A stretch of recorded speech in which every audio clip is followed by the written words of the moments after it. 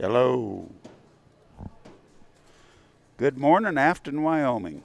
Here we are back again, and we're in the second round of the futurity class. These are young dogs.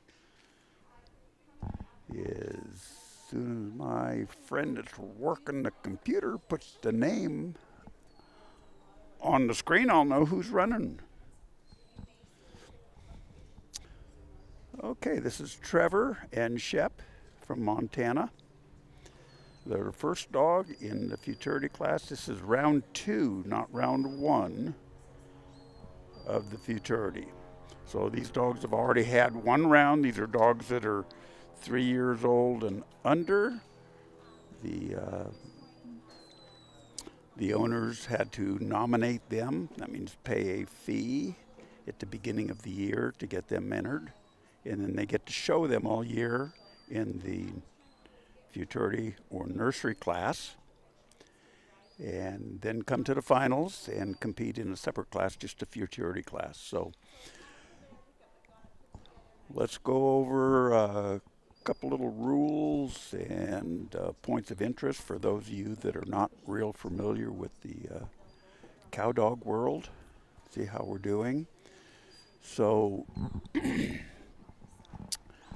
couple commands that are used. The handler will either communicate with the dog either by voice or by whistle. And if you draw yourself a big circle on a piece of paper and put a dot in the middle, the dot represents the cattle.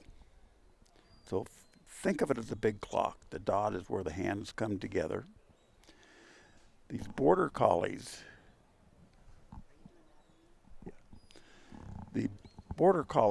genetically want to bring the cattle to you. They want to fetch them. That's the term that we use. Fetch them to you, bring them to you, and control them.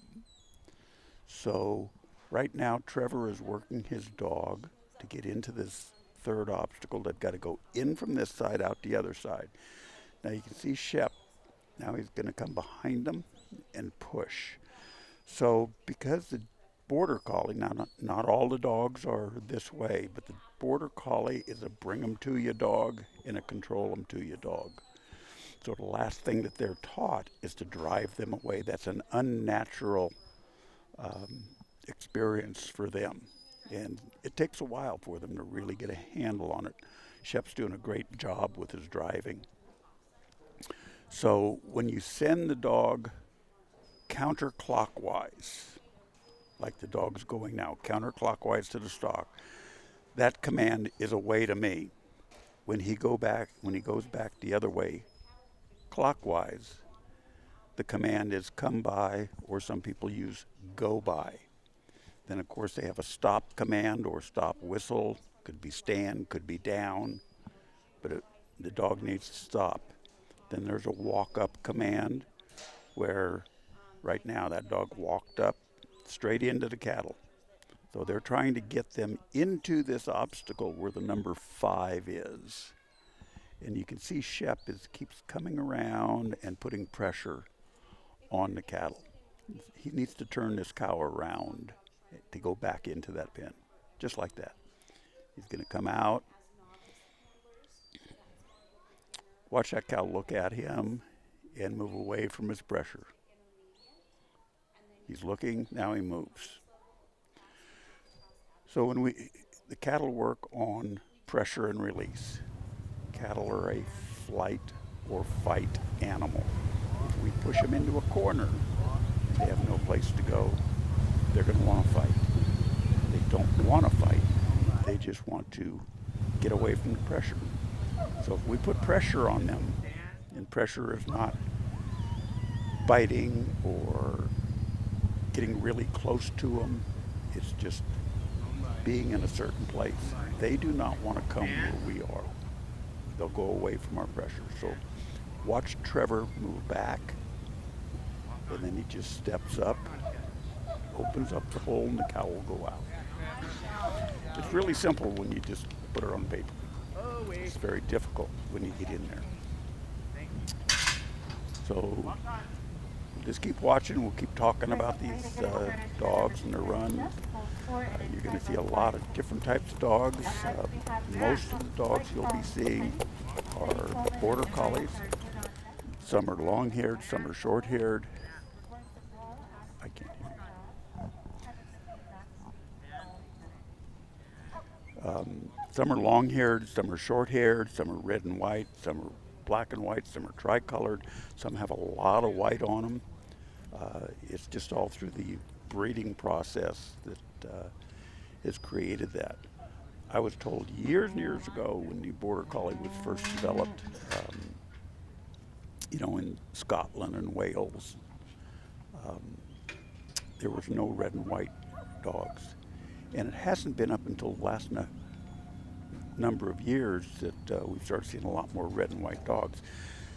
The dog people back then, and I might be going back into the, 1700, 1800s, I'm not sure when the dogs started, but I was told that the people thought the red and white dogs were the devil.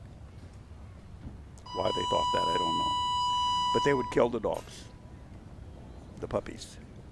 So we never had red and white dogs. Well, now we've all evolved and we've got red and white dogs. Okay, so I think coming up here is Mike Collins and Penny, yes, in round 2 of the futurity class. Mike is from Galt, California, and he has got Penny set up to go on his away side. That would be counterclockwise of the cattle. He raised his hand, which signals the set out crew to open the gate, set his cattle out. You can barely see him up against that black tarp. But Penny's up there. Now she's got to move. Obstacle number 1 is the fetch. So she has to get those cattle through there. Every obstacle, he gets 15 points per head that goes through there. And he can move on if he wants, if he only gets 1 head. But he's not going to win. So you probably won't see anybody, if they miss a cow going through an obstacle, move on. They'll just turn them around and daylight them, and we'll talk about that. So like in obstacle number 1, the opening that they have to come through, Penny's doing a really good job. She's got to bring those 2 cattle back together. And now she's going to go on the away command and get them turned back towards the center. Got to get them moving. So the idea here is to direct the front cow and push the back cow. She's got to go over there and redirect that front cow. There she goes. Going out. Put a little more pressure so the cow doesn't miss the obstacle. She's got to go inside that panel. Good job, Penny. Now she's got to come back and pick up that last cow and get him moving. These cows are getting a little bit sticky. You'll see differences in the cattle. This group of cattle is not a set that wants to trot on. This isn't going to be a set that you're going to win around with. This is going to be a set you just got to get by. You've got to get a full score, and you've just got to keep going. So that's part of the philosophy of what the handler has to deal with. What am I going to do? You know, he cannot create movement that may get him in a fight. Right now, at least he's got them all together. They're not running off. He doesn't have one in each corner. Penny will run back here on the away command, pick up that other one, move him to the opening. Want to come by and pick up that other one. Now they're through. So all three of them are through. He's got 45 points, and he's moving on to obstacle number 2. So as you look at these cattle, you watch the last one, next one, you'll see differences in them. These cattle, they're sticking together. They're not wanting to run off. They're not too bad. But again, they're just kind of moseying around. It puts a lot of work on the dog, a lot of work on the handler. It'd be a lot better if that last cow was up with the other ones. It'd be easier to maneuver this obstacle. He's got to get them in where it says number 2, and they have to come out this far side. So he's got to pick up that other cow and not let her come around. And he's also got to guard this other opening between the orange panel and the dark panel.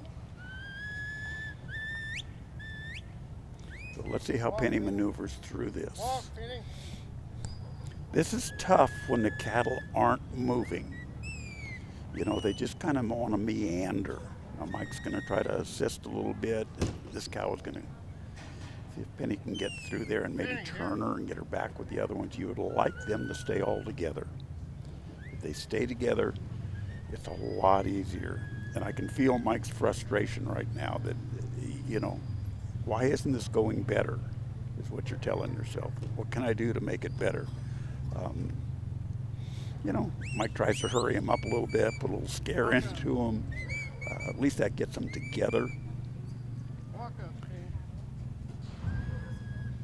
And they're just, you know, they're really not taking the direction like they should. So great job. That was a good job. Mike gave her an away command. Penny came over to guard this side so they couldn't walk out this hole.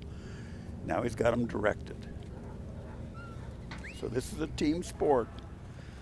Mike and Penny are working together as a team. Mike's got to be the quarterback to the team.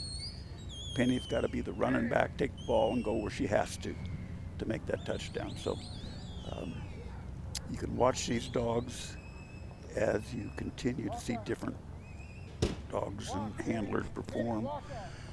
You'll see some dogs working in close. You'll see some dogs working farther away. In most cases, it's better for a dog to be off those cattle so she doesn't pick a fight and they can keep moving. So this is a point and time competition. Again, every time you get your 3 head through here, like he's gonna do here as soon as he goes out, now he's through the point line, so he got his 45 points, he's moving on. If he can keep moving them straight towards the following obstacle, the shortest distance between 2 points is always a straight line. So we'll talk about an overflank, and it just happened here, and that's why the cattle went over here to the left. She just did it again, and she changed the direction of those cattle to where they're not marching towards the obstacle that they need to go to. So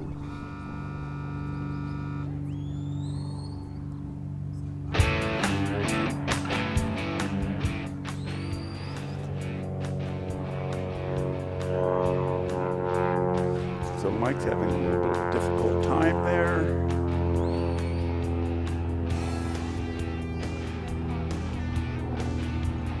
And I think he may have timed out. The course is 6 minutes. After 6 minutes, the buzzer will go off.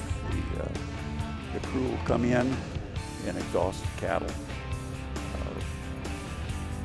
You know, we've been in Afton. Well, I've been in Afton here since Friday afternoon. We spent Saturday and Sunday putting up all this beautiful black tarp around 3 arenas, and part of a field which took us 2 days with a lot of help.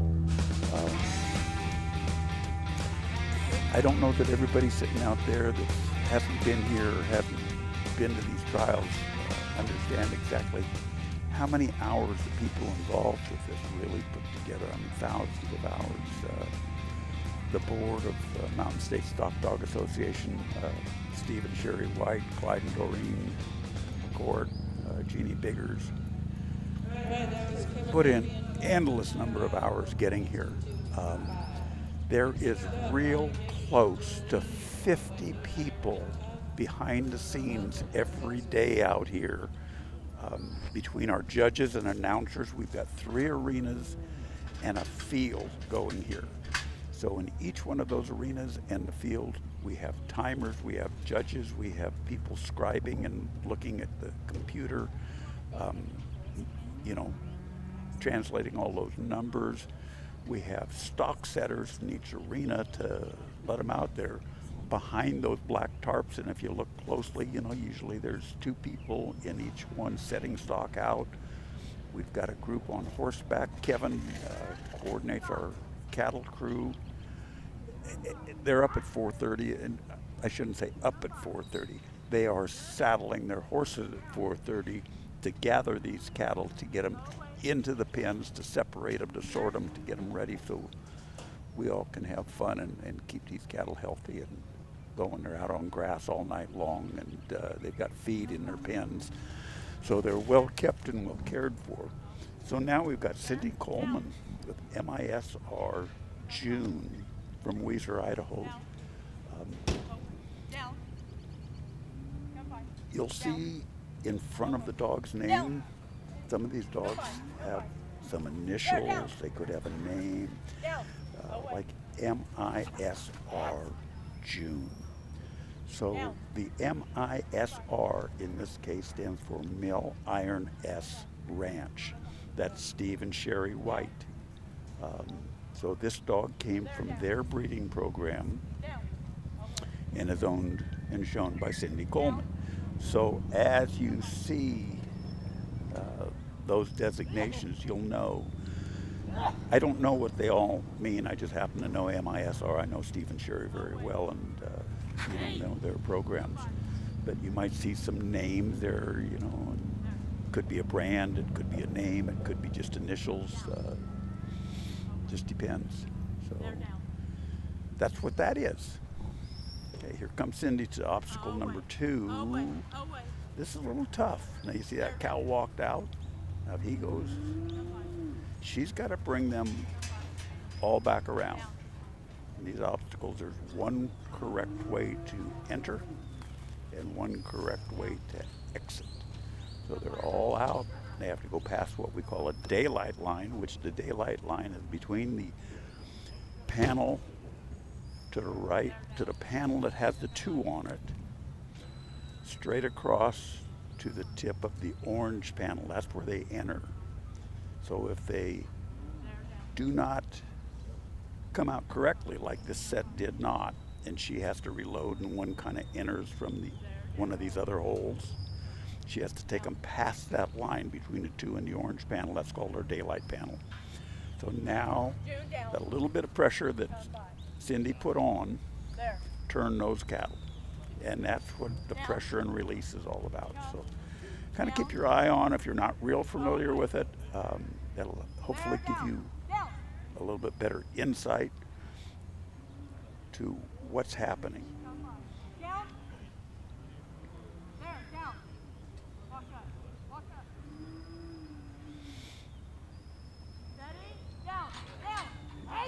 Okay, now June's doing a really nice job. Now this set of cattle compared to the last set of cattle, you can see how much more they want to move.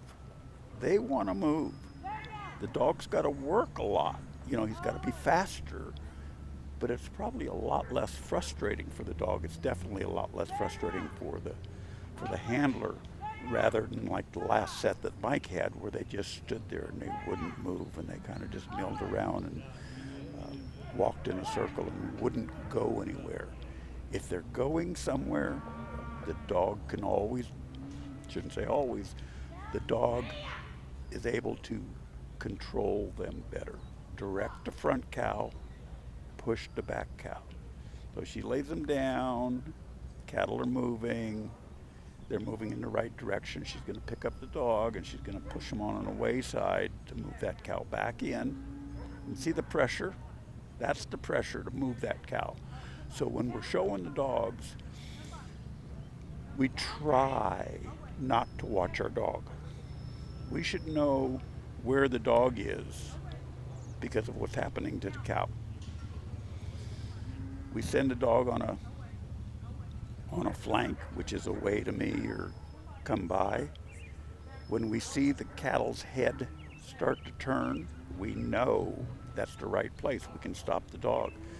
Wherever the head is pointing, the body's going to follow. So Cindy has to get kind of in the right position to create the movement. She needs those cattle to go forward into the pen. Okay. So now she's in the pen. So she's got her pen points. Now she's got to make a sort. And you see there's a hole right in front of her. And she's got to make one go out straight first. So she's going to watch her dog, watch her cattle, but she can't let them all go out. She only can let one go out. So she got in there, she makes the cut. Now she's got to have one come out. Let's see what she does. It looks like she might be standing kind of a little close to him, blocking where those cattle want to go, but it's hard for me to tell because I'm just looking at a monitor and I don't have a really good. Okay, she made that cut. They came out perfectly, and there they are. So June did a really good job. Cindy did a really good job. And what they will do is, in the futurity class, it's a two-go combined score. So they will take the total of points she got in the first run with June and the time, and add that to the points and time that she got here. And when it's all over, the dog with the most points in the least amount of time gonna be your winner. So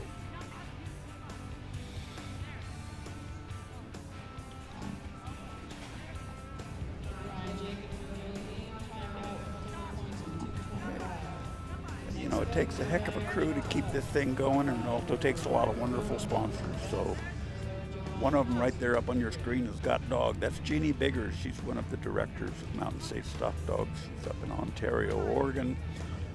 She puts on some clinics, both sheep and cattle. She does some lessons and training. Does a really good job. So if you're anywhere around the Ontario, Oregon area, or just want to take a drive up there, or give her a call, or talk to her online, however you choose to do it. If you have questions, she'd be a good asset. Really a nice lady, nice to be around.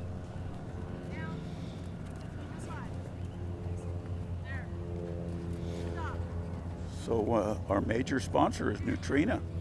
They're providing all of this live feed. We've got live feed in 3 arenas and a field.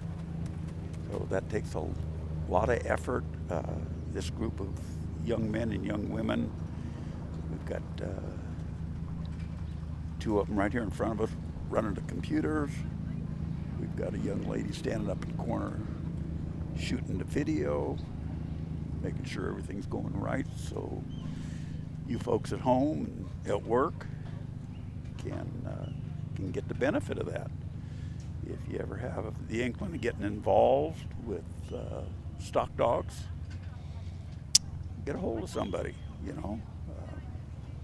But if you're anywhere close, we've got people from 19 states. Right now we've got Leonard Morrow and Gus all the way from Las Cruces, New Mexico.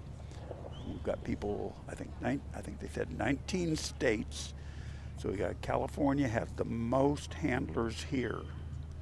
Um, Second is, I think, Idaho and Utah. They're pretty close. But we've got handlers from California, Oregon, Washington, Utah, Idaho, Montana, Wyoming, Nebraska, Texas, Oklahoma, Alabama. I talked to Stuart Mitchell the other day from Alabama. I said, how long did it take you to get out here? I thought I drove a long way from California. We're about 900 miles here. He said it was about 1,850 miles. We did 2 days at 12 hours. The third day we just coasted in after 5. He says, I'm tired of eating gas station food. I need to go get something to really to eat. So that's how far people travel just to get here and play with their dogs. I mean, great group of people. So we've got Leonard and Gus. They look like they got a nice set of cattle. Come through the first obstacle and they're moving on to the second one. So actually, I met Leonard earlier this year, or last year, at a trial in California. He came all the way to California from New Mexico just to trial Gus. So he's really having a good time doing it, and has really been putting a lot of effort into it. So we don't want that one cow to get out, Leonard, but he did. So a lot of times we just don't see things fast enough. We see it happening and we can't respond to it. And, these handlers, like Leonard, I believe, is in the intermediate class. I'm not sure. I think he's in the intermediate class. So we've got 4 classes that we run these dogs in, plus the futurity. The futurity is kind of a special deal.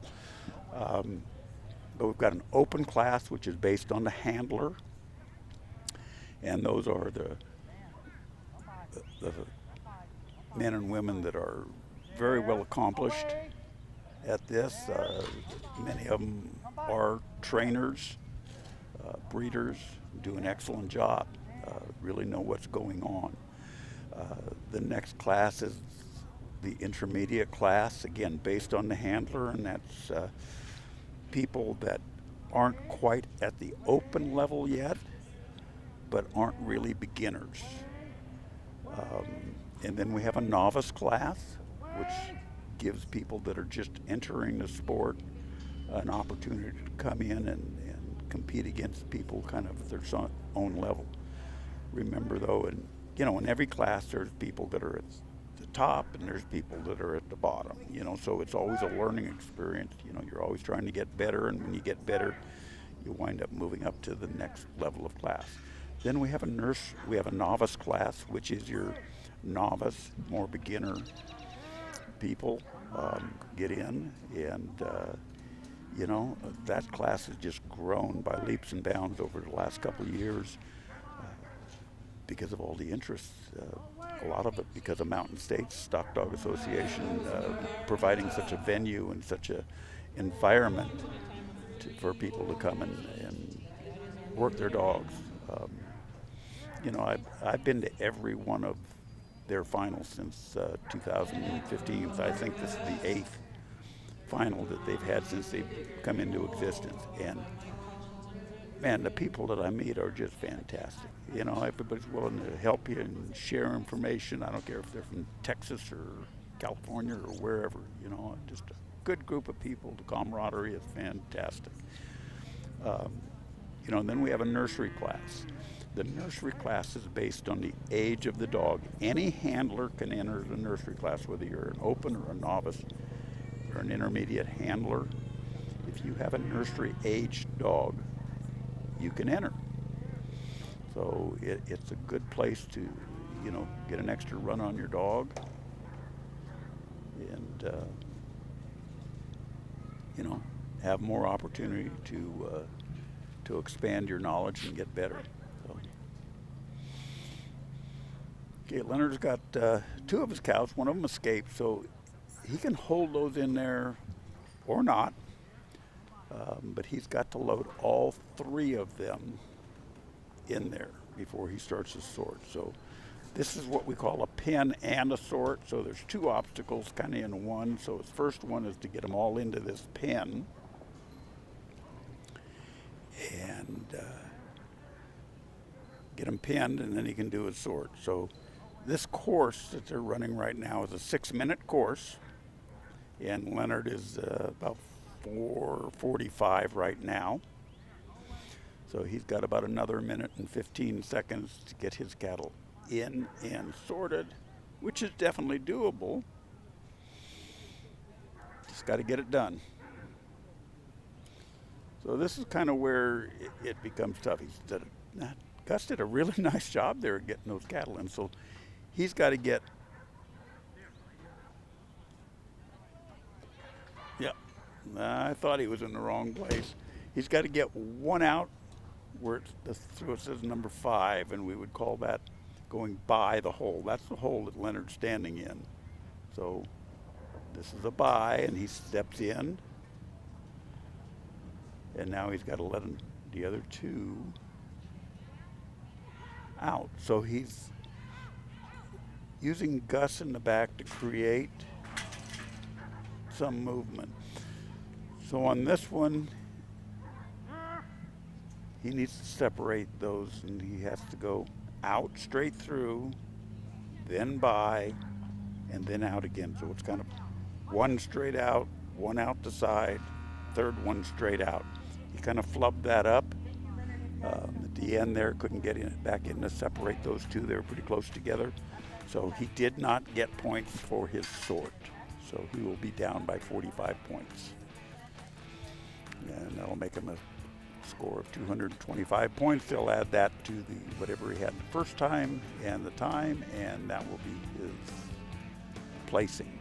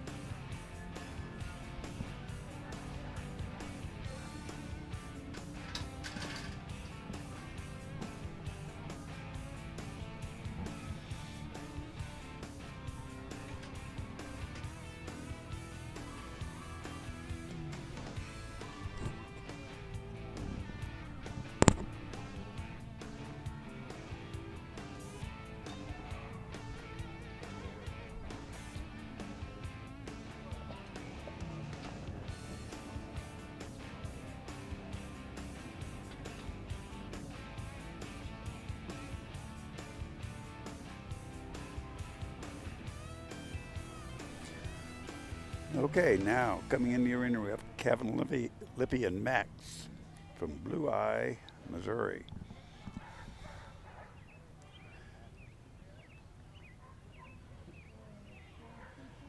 Now, like I mentioned, most of the dogs here are border collies, and I think this might be the first time I've actually seen Kevin showing a border collie. He is, in my opinion, has the best Kelpies. I've always known him as the Kelpie guy.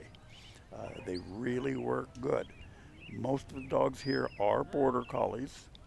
I think I saw some stats that said there is about 5 Kelpies, 1 McNab, 1 border collie cross, 2, 3, 4 Australian Shepherds. The remainder are border collies. So that's what you're looking at. And you'll see longer haired border collies like Mac is, black and white, very traditional looking. You'll see some that are tricolored where they have a little brown on them. You'll see the red and white. You'll see a few out here that are almost all white with a few specks of black or a few specks of red on them. But the one thing that designates the border collie that you can always see is the white tip on their tail.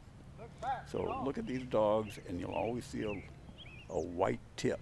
Some of them a little bit bigger than others, but most of them pretty prominent. So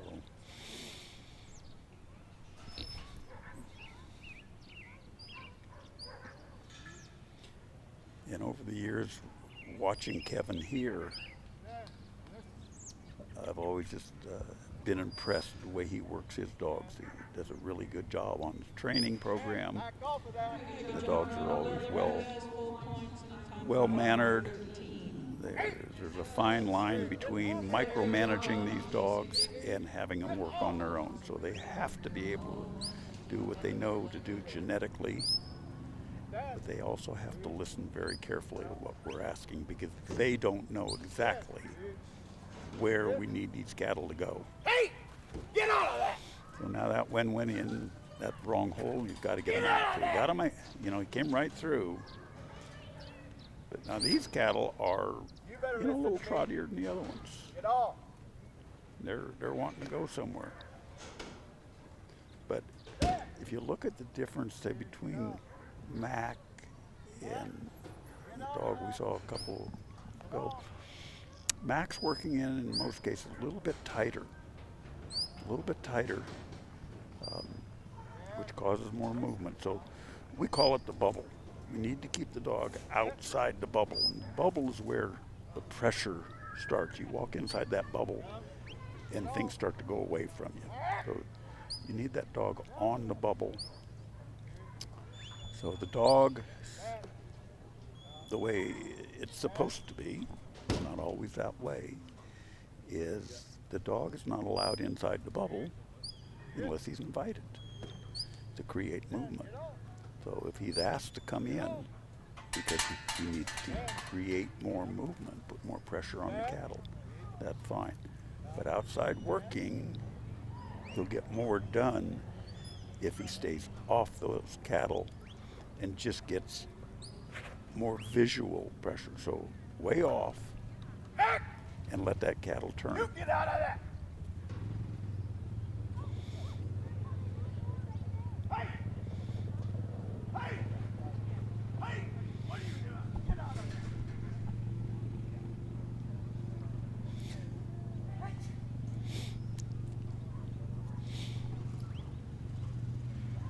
So I'm pretty sure right now Kevin's feeling a little bit of frustration and pressure because he's got this one that just doesn't want to settle down and group up. And, that could be because the dog's working in a little bit closer than what that cow is comfortable with.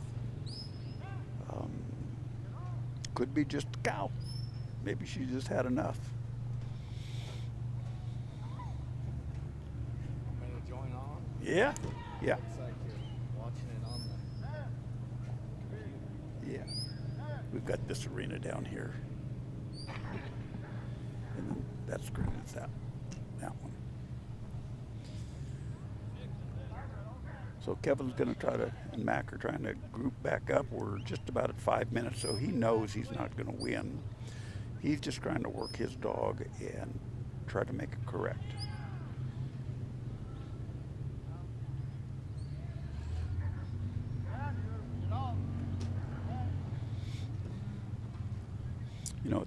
At this point, the handler is thinking, I know I'm not going to win. I just want to get something good done so we have a good outcome. It doesn't necessarily mean going through the obstacle. It's having Mac do what Kevin's asked him to do. And really, this dog is working good. Looks like he's taking every command that Kevin's giving him. He's just got a set of cattle that are not real cooperative today.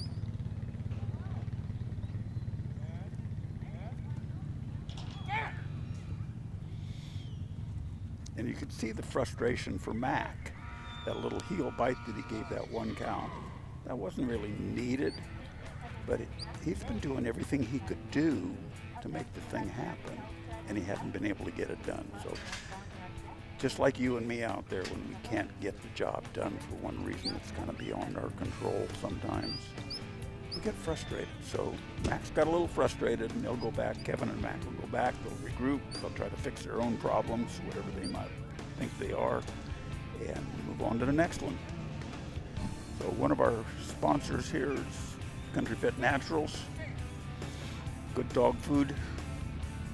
You guys got questions about any of these sponsors, give them a call, look them up. They've all got kind of an online presence that if you have questions about what's going on with your dog, feed-wise, maybe they can be of assistance to you. They give you some good information. Let me see. I don't know what number you are. Let me see.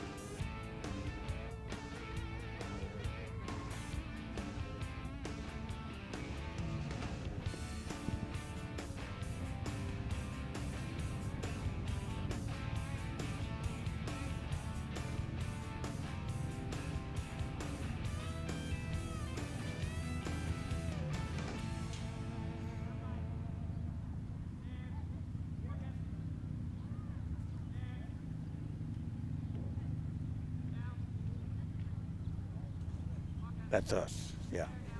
Okay. You're right there. Okay, we've got Shanda and Beth from Oregon. Second round cattle.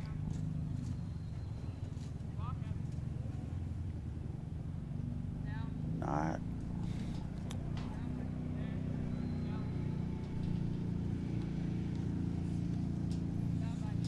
This is the futurity, not the nursery. Hmm? There, down. Away. There, down.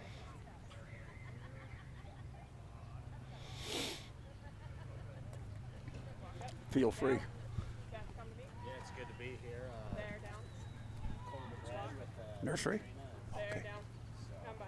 just sitting in, Down. Sorry. do a little bit of Walk. commentary Down. on the side. We'll, Away. There, down. when there's gaps and talk through this together. Away. Have a little bit There, of down. conversation. Away. There, down. Here, come by. There, down. Away. There, down. Go ahead and introduce yourself.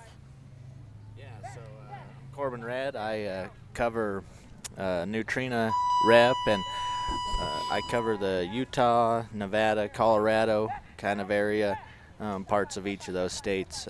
So here at the dog trials, excited to be here, talk through some of these runs with Elliot, and have a little bit of fun as we go. So. All right. Well, we got one of the big Neutrina signs right out there in front of us. So tell us a little bit about Neutrina while we're watching Shanda. Yeah, so we're awful excited to be here, with the Mountain State Stock Dog Association as a sponsor. As you can see in each of the rings, we got banners all around the ring. It looks like the ring we're working on is the Neutrina True Arena, which is awful exciting because that's our new product that we launched just this year. It's a merger of a few brands, and it's specifically made for these working dogs, for ranch dogs, the larger dog types. So a lot of cool things integrated in that true dog food. Because these are large working dogs, each of the products has added glucosamine and chondroitin to try and keep those joints healthy and strong, because we know these larger working dogs, that can be sometimes a worry that we think about. Yeah, absolutely. Good point. Well, I've got a couple questions for you. Everybody talks about, and on the bags of dog food, they have these numbers on there, 25, 40, What do those numbers represent? Yeah, so, if we talk about those numbers, most of the time you're going to see 20, for, let's say, true professional, that's a 30-20, you can say. That first number is going to represent the protein content. So that true professional is a 30%. And that protein we need for the energy and stamina of that dog. Especially these working dogs. You want to kind of push them up in protein and a little bit more fat, of course. Yeah. That next number, the 20, would represent the fat content. So our working dogs are going to need a dog food that has maybe a higher number of protein and fat than, say, our old retired dog that's laying around the house, right? Yeah, absolutely. Yeah, absolutely. And some of that varies upon season also. If you're in the middle of say a run on these trials, you're going to want to go up a little on the protein and fat versus, if they're laying around in the winter, you might want to go down just a little so they don't get a little over-conditioned or burn out on that protein. Yeah, good point. So when we look at our dogs, and let's just say we don't have a working dog. Let's say we don't need that necessarily high protein, high fat, high energy. What are we looking at the dog? What can the dog tell us that we might know to change, that the food might not be right, that we might not be feeding the right product? Yeah, I think, to start with, you really want to see how much they're eating. If they just get after that dog food and always seem like they're hungry, maybe we're not giving them enough. And from there, if they're eating too much, they might get a little over-conditioned on us. They might, be too fat for our liking. And if you get a little too fat, they might become lazy or not have as much stamina. So, the dog can tell you a lot. So we as dog owners, we just need to pay attention to what's going on with that dog. Absolutely. And, a lot of times, there's dog foods labeled maintenance. That oftentimes is a lower protein, lower fat. But by no means, you can have a dog that is in a maintenance stage, but still needs more than maintenance. They still might need, a higher protein, higher fat, active dog food, just because of them, the dog itself. They might, even if they're not working, they still might be, burning those calories. The metabolism on these dogs is, and the weather. Weather's a big factor, of course. Yep. I know, like me, I eat a little bit more during the winter and get fat. Yeah, I'm trying to work off some calories myself. Okay. All right, let's go back to the arena. We've got Jeannie Biggers, whose dog Beth got Beth. So if you remember the ad that you just saw here a little bit ago, Got Dog, that's Jeannie Biggers. That's what she calls her outfit. Got Dog LLC, so I think she's starting with the program of all her bred dogs there that come out of her stock are going to have a Got name. So this is Got Beth. So let's see what's going to happen with Beth and Jeannie.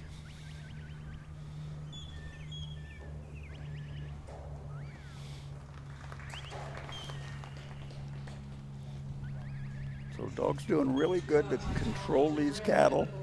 Again, remember the Border Collie, their genetic makeup is to bring those cattle to us and control them. So right now, Beth is doing what we call a fetch, and that's fetch them to me. And that's what she's doing, but she's got to control them. She's got to run way over here and drop this one back, or she's going to get away. So she's going to get them into the middle. The others are kind of cooperating. Now she's got to come around and push these back. She's got to turn that cow around and get her into that little pen. There she goes, almost. Yep. Now she'll go back. And remember our directions. Clockwise is come by. Counterclockwise, the way she's going now, or the way she was going, is away to me. So that's what the handler is telling the dog to do. The dog, again, does not know which obstacles to go. She can't read those numbers on the pins, 1, 2, 3, 4, 5, 6.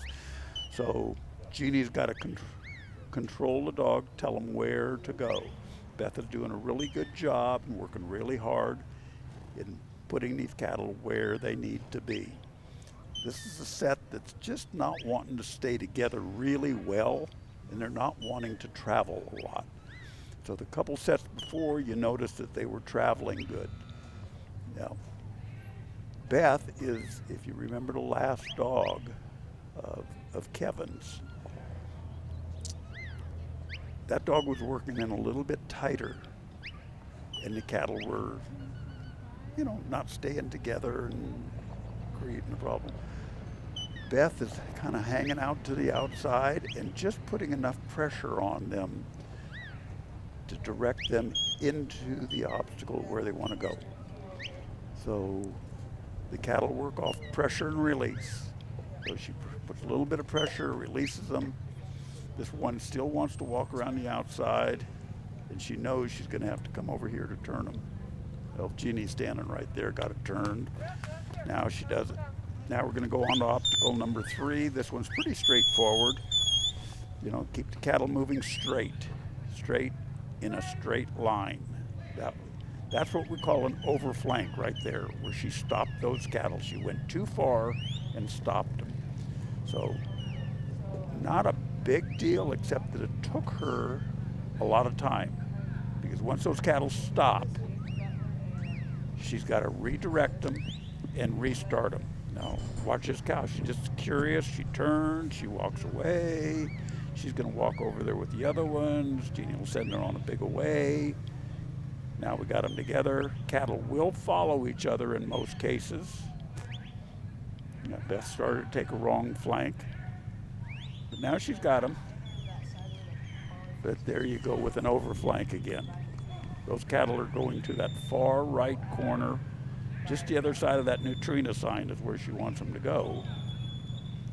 We're just over 5 minutes. What's the time limit We've got here a on this course? 6-minute course. Okay, we got 6-minute course, so we're just over. We're about 5 minutes and 20 seconds. So what's your dog? What do you do with the dogs? You got dogs somewhere.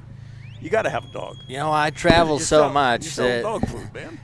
right now I don't have a dog that is a working dog. You know, I hate to admit, but I was talked into, you know, trading some cattle actually for a little Cocker Spaniel. So I got a purebred Cocker Spaniel female. You know, she's only about a year old now, but eventually we'll plan on breeding her and try and get some purebred Cocker. I tease my family all the time that I'm going to take her out and work sheep or cattle. I believe she would chase them, but I don't know exactly if we got any come by or away in that dog yet. So yeah. So what's your education? How'd you get with Neutrina?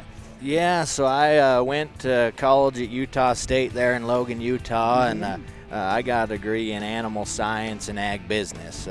My goal through college was to go to graduate school for nutrition, but I guess senioritis got to me a little too much, and I decided I didn't want to go to any more school. So after college, I spent a year doing a little freelance consulting on the show beef and show swine kind of things, and then I was able to land this job with Cargill as the field rep in the territory I cover. So it's definitely been a transition.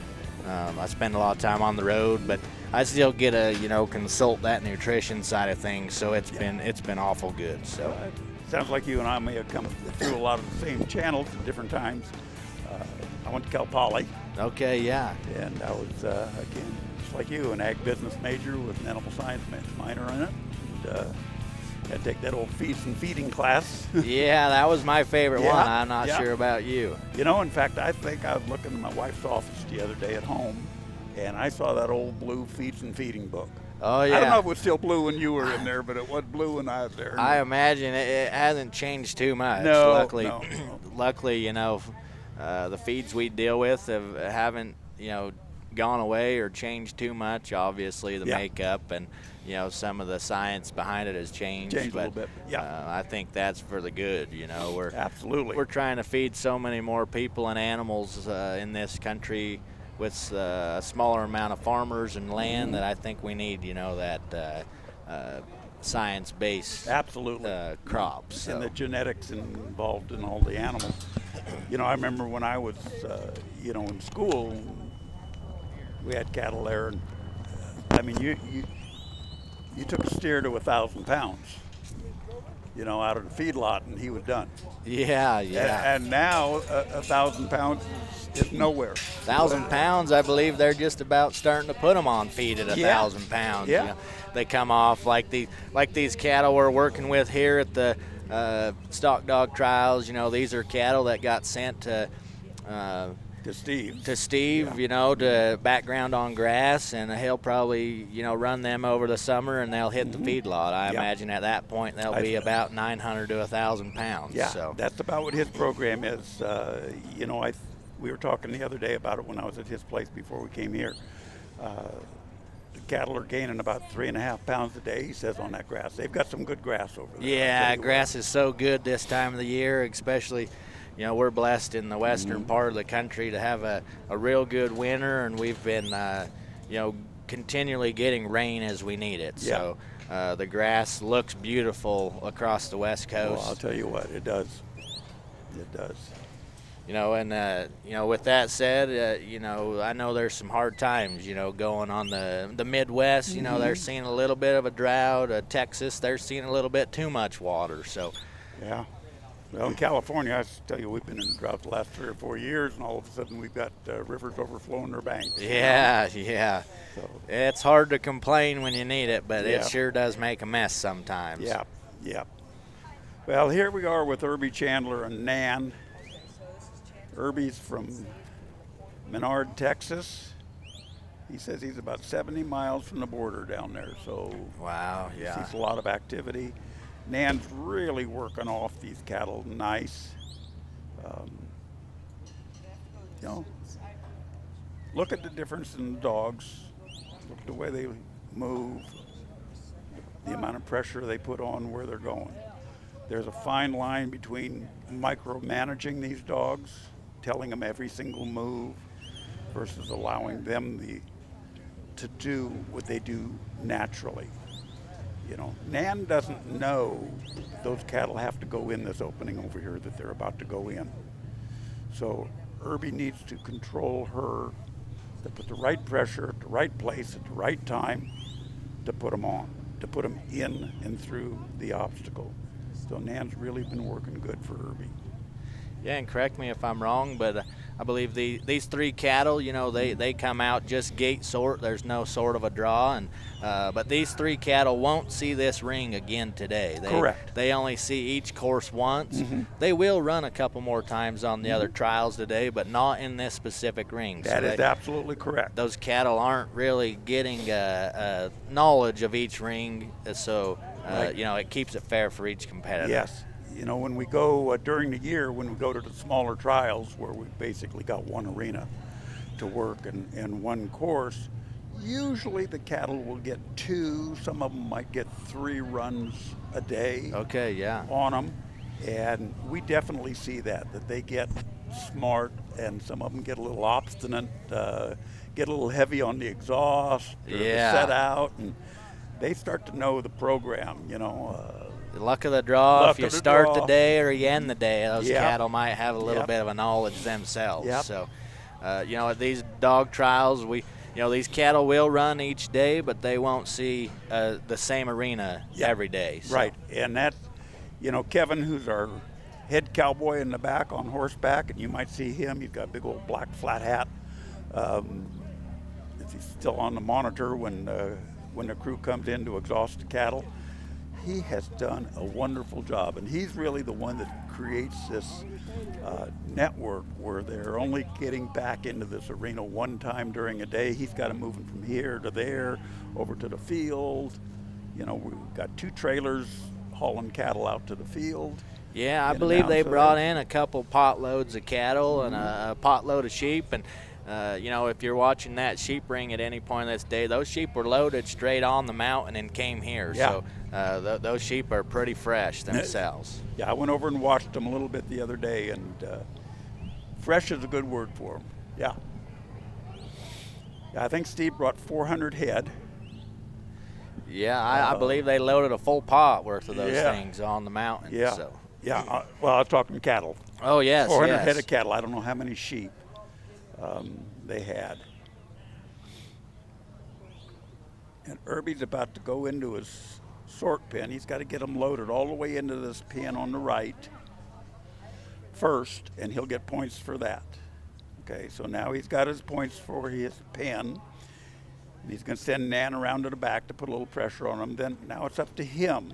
He's got to let one by. That's all the way straight out. We'll see how that works. And then he'll step in. Got about 30 seconds to work with. So, He's got time to do it if everything works good. and in this obstacle, you're allowed to step in on that He gate. can step in Okay. to there. He can't walk into the pen. Yeah. So He wants that dog to bring them up slowly and go out one the side. because he's got to split them. Okay. Yeah, it's got to go 1-1-1. So this is a real That's kind real of tough. touchy deal there. Especially you get to that last one. He did a good job on the sword. He just ran out of time. Yeah. On this course we're looking at, does 6 finish the quarter course, or are we asking this dog to send him out the exhaust gate on this? No, they're sending in the Cowboy Crew. Okay. So once you split them 1-1-1, then your that's time's the end over. of your time.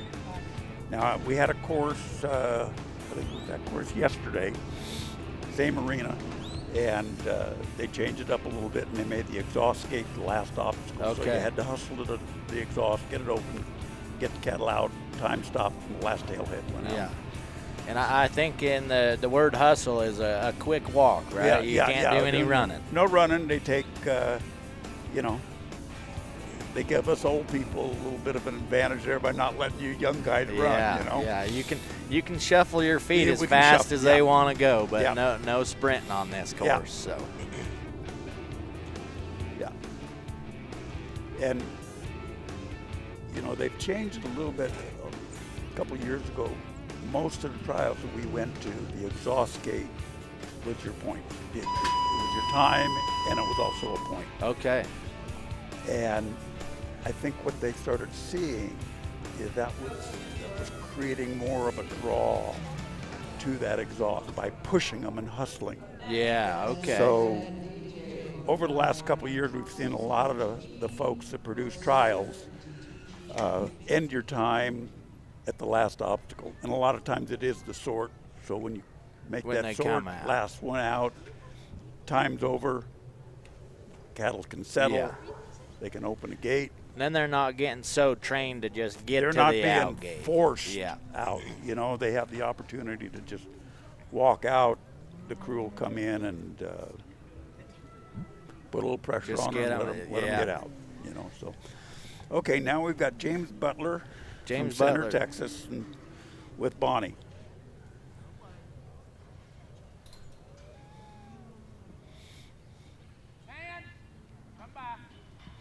So Bonnie goes around and picks them up, comes back now. Got to come all the way around the away side and push them into the center. Great control of the dog. Do we know if James uses a whistle on this course, or No. is he voice command only? From what I've seen, he's all voice, and he's very, very vocal. Yeah, okay. He- These dogs are all his dogs that I've seen are real quick. And I watched them a little bit on the sheep yesterday. And of course the sheep are so flighty. Yeah. And I don't know how James gets it all out, but he's, I don't know where he takes a breath. Yeah, You know? I think I watched him there on the field trial, and that you got to really use your voice. And, yeah, he keeps those dogs working. Then he's got his command going. He'd probably make a good auctioneer if he could do that. He might be. Yeah. Looks like these cattle, he's just trying to gather them up. They don't want to really Yeah. stay as a trio. I believe that I might have watched that baldy-faced steer this morning. In the field trial, he wants to be a little bit of a loner, so he's trying to keep these things gathered up. Yeah. His dogs are always really responsive. They're well trained. They work for him very well. So he's got 2 of them through. He's got to get back and allow this other one to come through. And nope. Once that other cow walked through that opening through the back, we call dirtied up the pen. So then it's a reset, and He's got there's no penalty on that No besides penalty. losing a little time. Just time. So he has all the time in the world, up to 6 minutes, to regather these cattle and put them back in that correct hole. They've got to go in from the top, right there where they're standing. And we're And looking for max points, which each head of cattle is 15 points 15 points per per obstacle. head. So we've got a maximum of 270 points. So we've had a lot of full scores. We've had some really good times. You know, at this level of competition, I know when we come, I want my dog to just work good. I want to do the best I can and make as few mistakes as I can. Usually it's me that's making the mistakes, you know. Yeah, so it's an ongoing training process, right? Yes, ongoing. At this point, I believe, James, he could skip this obstacle if he wanted to lose all the points, but he doesn't want the dog to really just learn to quit on the obstacle. Right. Now he has to have in here in the rules, he's got to have one animal go through. Okay. So he can't just say, no, I don't want to play with this one anymore, go to the next one. That disqualifies him altogether. So he needs at least one. He needs to have one to go through. If he can't get the other two, then he can move on.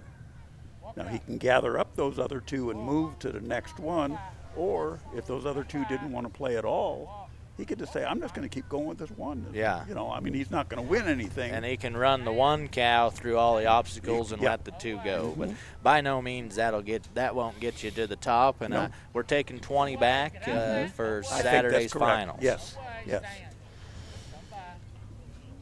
He's at about 4 minutes, and at this point, I believe James just really wants to teach this dog to stick with it, gather sir. the cattle, and try and Yeah. do a little teaching as we go. You know, most of the competitors, and I'm pretty sure James is this way, there's not much quit in him.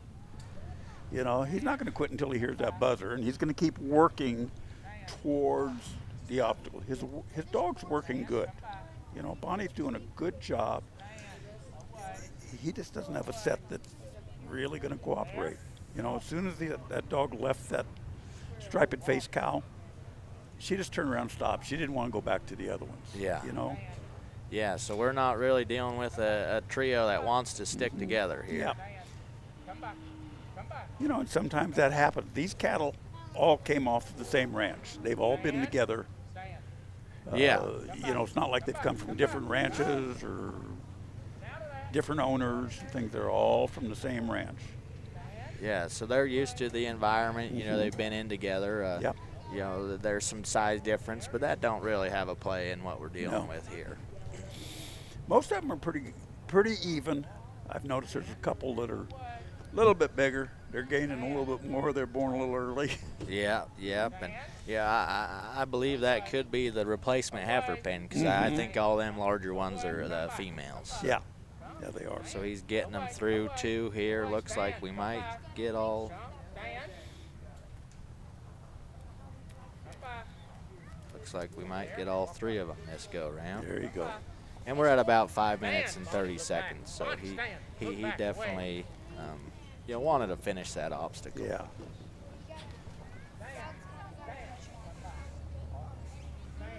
You know, the thing you don't want to do in here is, he's got one cow that got a little sticky on the exhaust gate there and is getting a problem, giving you a little bit of problem. Bonnie, you can see, is getting frustrated. The dogs are just like us when things aren't happening correctly. They feel the frustration, so they want to get in there and create movement, get them back.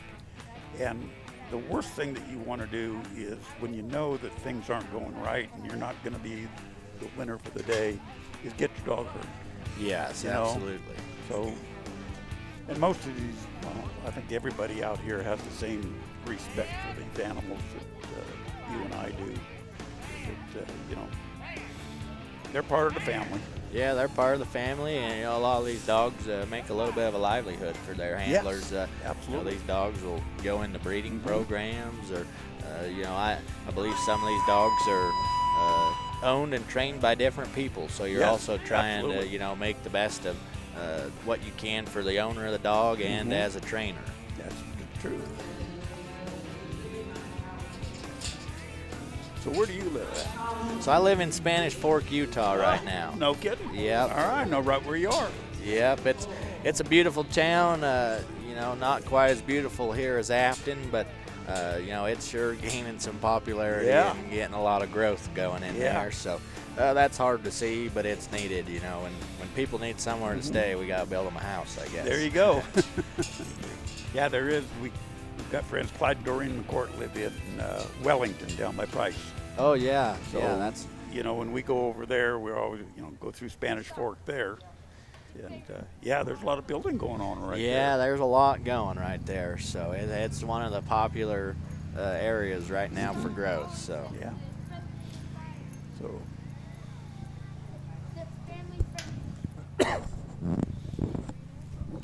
how many runs are we looking at this morning for the I think there's about nursery? 40 or 40 or no, there's 50 runs. 54. 54 Yeah. runs, and that would be 54 individual dogs. Each dog Yes. can only be trialed once by In the that same class, person. yeah. So here we are with Brian Jacobs and Abby. I got to pay close attention here. Brian is a good friend of ours, good trainer in California. Just put him moved up to Aden, California, in the middle of Nowheresville.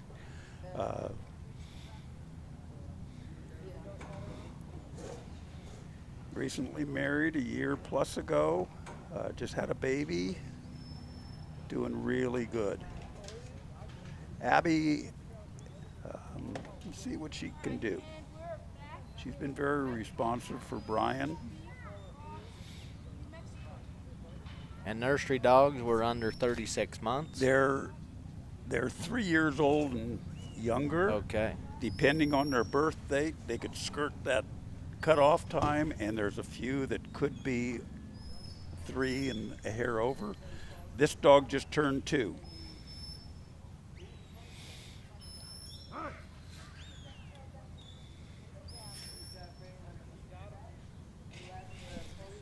So this dog has got a lot of speed. It's just a matter of controlling it, and Brian does a wonderful job. One of the things we like to see on these dogs is when that dog picks up and Brian gives him a flank, he squares up. Instead of making forward movement, he needs to make a lateral movement. Now, he really didn't do it there, Out. Lie down. but he did there, and he's going to turn that cow around. Got in a little bit tight. Want to be just a little bit calmer Yeah. on this obstacle. I think Brian just told that dog that. Yeah, Go- he just go kinda away gave- just a little bit. Lie down. Yeah. Get off. Lie down. Come by. Come by. Lie down. The dog is so fast that it, Come by. it kind of excites the cattle a little bit. They see this little black dart going in there. Yeah, it looks like we got 3 Yeah, of them. now we've probably got him. We're about 2 minutes on that through number 2, so he's making good time of this. Keeps the cattle together. Got one that kind of walks off, gonna want to walk around, bring her back. But now he's got to come back and get these others in. Looks like we're going in the square pen. Yep, that one's gonna skirt it.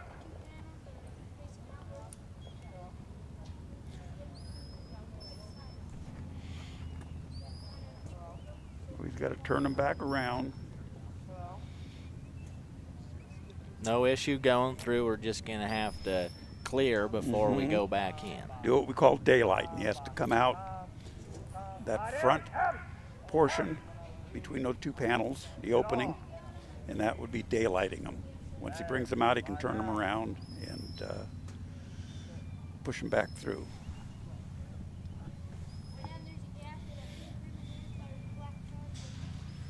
So for a young dog, like I say, just 2, Brian is showing this dog in the nursery cattle, nursery sheep, in the futurity. I think that's it. So she's shown quite a bit every day. She's getting a few runs on her. Yeah, she's definitely earning her keep, making the trip here from California. Yeah. Okay, so we're 3.5 minutes, and we got a lead cow that wants to move. We got to gather up those back ones, direct the front one, push the back ones. So they're in the right place. Brian is, in my opinion, is an expert at reading his cattle and seeing what's happening, seeing it before it happens. So let's see what he does here. They've got to come out in this opening from us.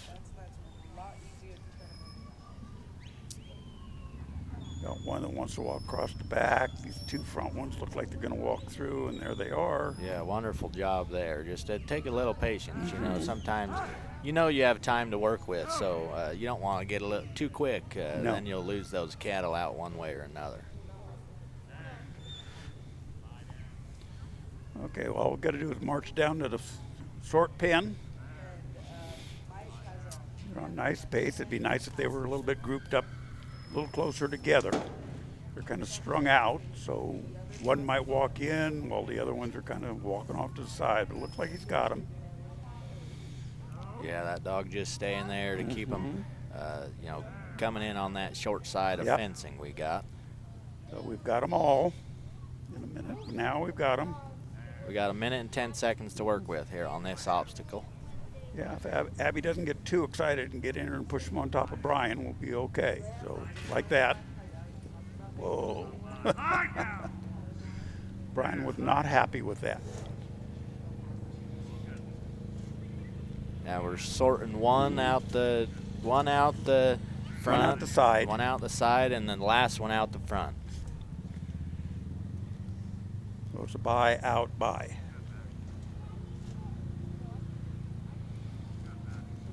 He's So got now about it's 30 seconds. kind of patience.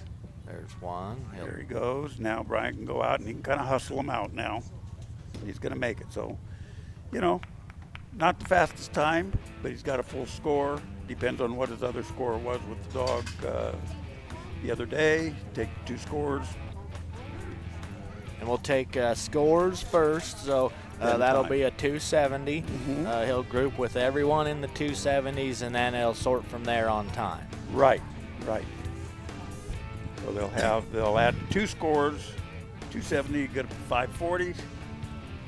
Guy with 540 and the fastest time. fastest is going to be time. the guy on top going in. And I think in the short go, they'll go from slow to fast. Okay. They'll do it in reverse order. Oh, good.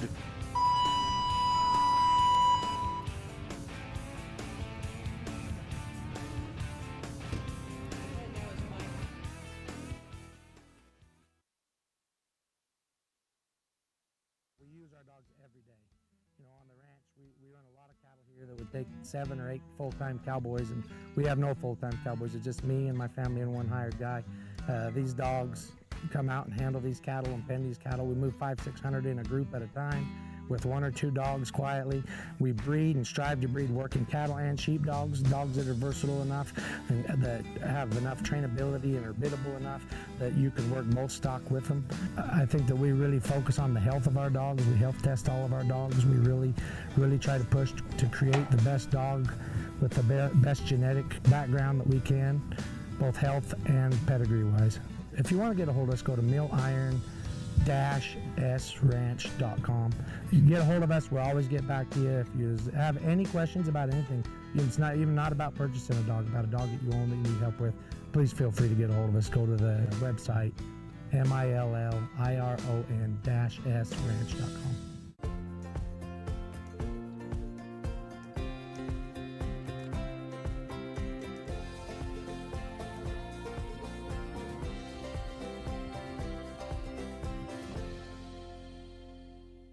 Hey everybody, it's Steve White with the Mountain State Stock Dog Association. Probably the number one question we get asked is why did we choose Afton, Wyoming as a spot to host our national finals? You know, we can be able to come here, it's cool days and cool nights. It's absolutely beautiful. The handlers love to come here. There's so many good places to eat. The women love to go shopping. They love everything about it. They can come walk up and down Main Street right from the fairgrounds. They don't have to get in their car. The recreation around here is great. They can go fishing, they get four-wheelers, they go riding up in the hills. Really what it comes down to, everybody, is we put on a great national finals here because this is a destination that everybody wants to come to. They save all their year worth of vacation just to be able to come here and spend 10 days worth of their life in Afton, Wyoming. We absolutely love it here and we look forward to coming back here every single year.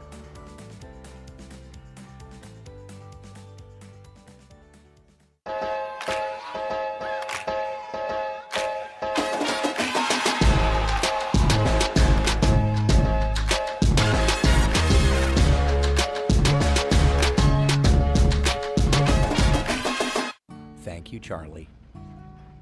Thanks, Rocky. Thanks, Cooper. You too, Toby and Jody and Daisy and Sadie and Gracie. Your loyalty means everything to us, which is why we perfected the recipes behind our food and included special support for mobility and immunity. Find premium nutrition near you at nutrinaworld.com/loyallife. Nutrina, what's inside counts.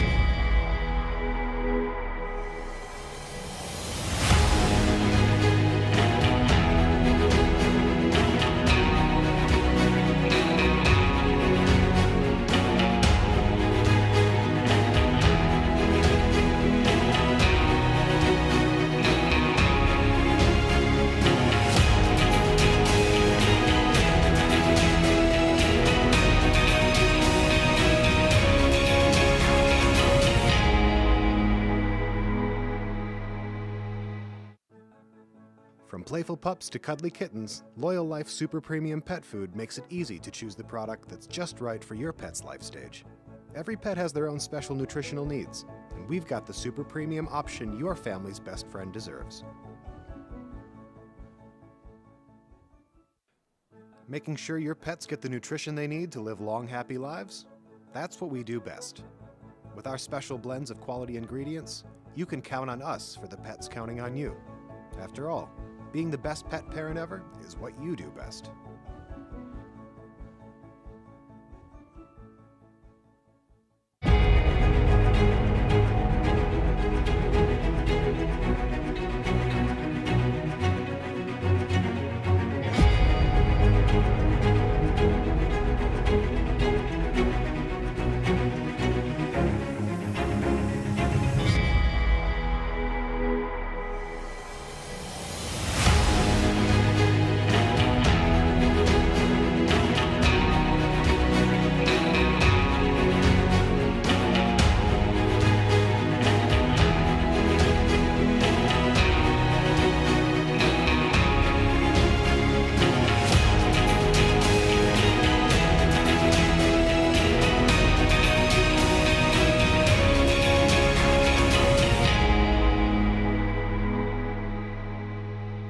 We use our dogs every day.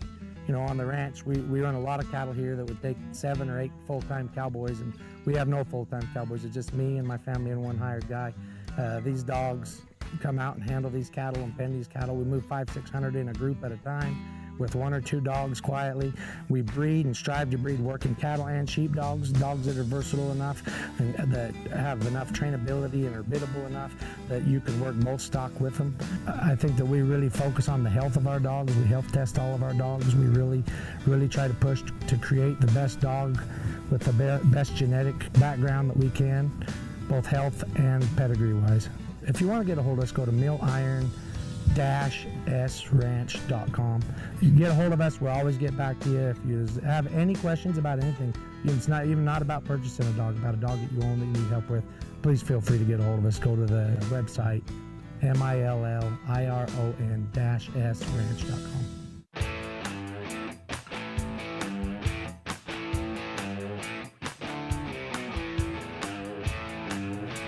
Live from Afton, Wyoming, it's the 2023 Mountain States Stock Dog Association National Finals, presented by Nursery.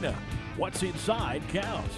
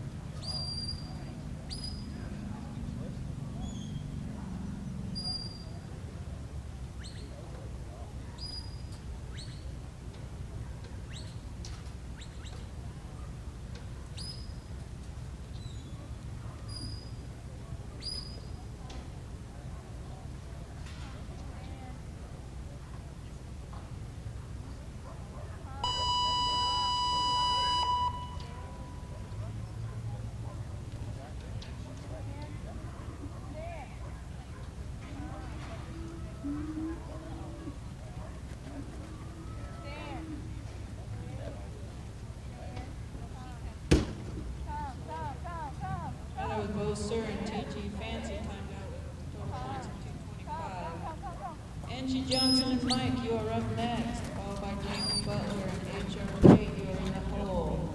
Okay, we're back here again. They've moved some cattle. That was our little break. Had to move some cattle from one arena to the other. Like we were mentioning earlier,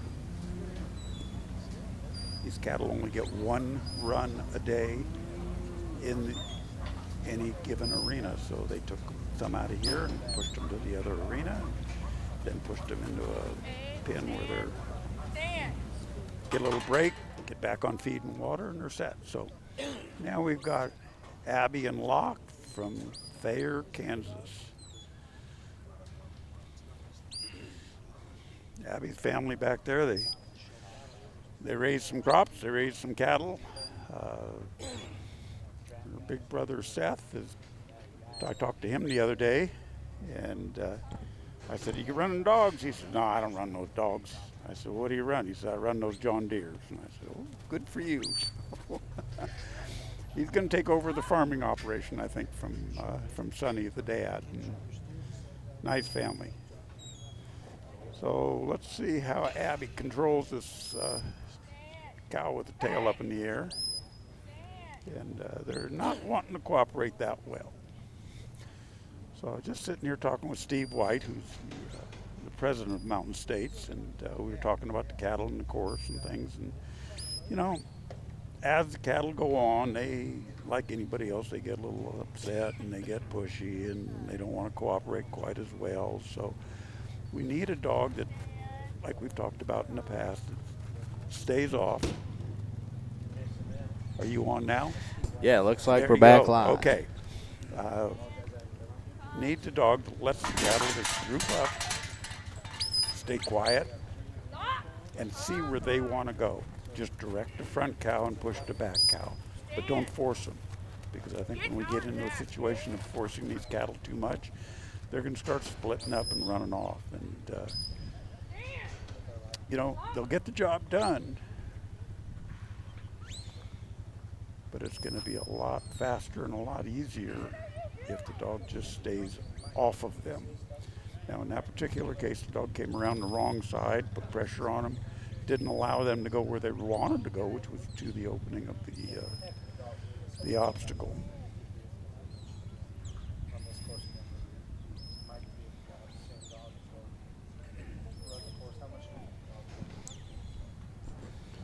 Yeah, now we got to kind of Now, do a total reset and Yeah. try and, you know, let those cows, you know, do what they wanted to do originally, but the dog didn't let them. yeah. And you know, we talked earlier, you know, these cattle are a fight or flight animal. Push them in the corner, they're going to want to fight. Put a little pressure on them, and they're going to want to walk away from you. So, you know, the dog's in there a little bit tight, and the cattle are getting frustrated. I know the dog's getting frustrated. We can get it done, but it's a lot nicer when we don't have to fight.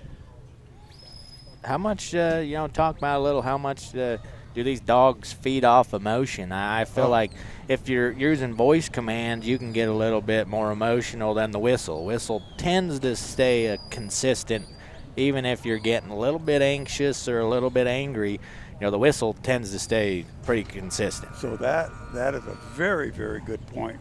When I got started, and I'm a pretty emotional, competitive, up on top guy, and a friend of mine was helping me in California, a gentleman by the name of Lauren Holmes.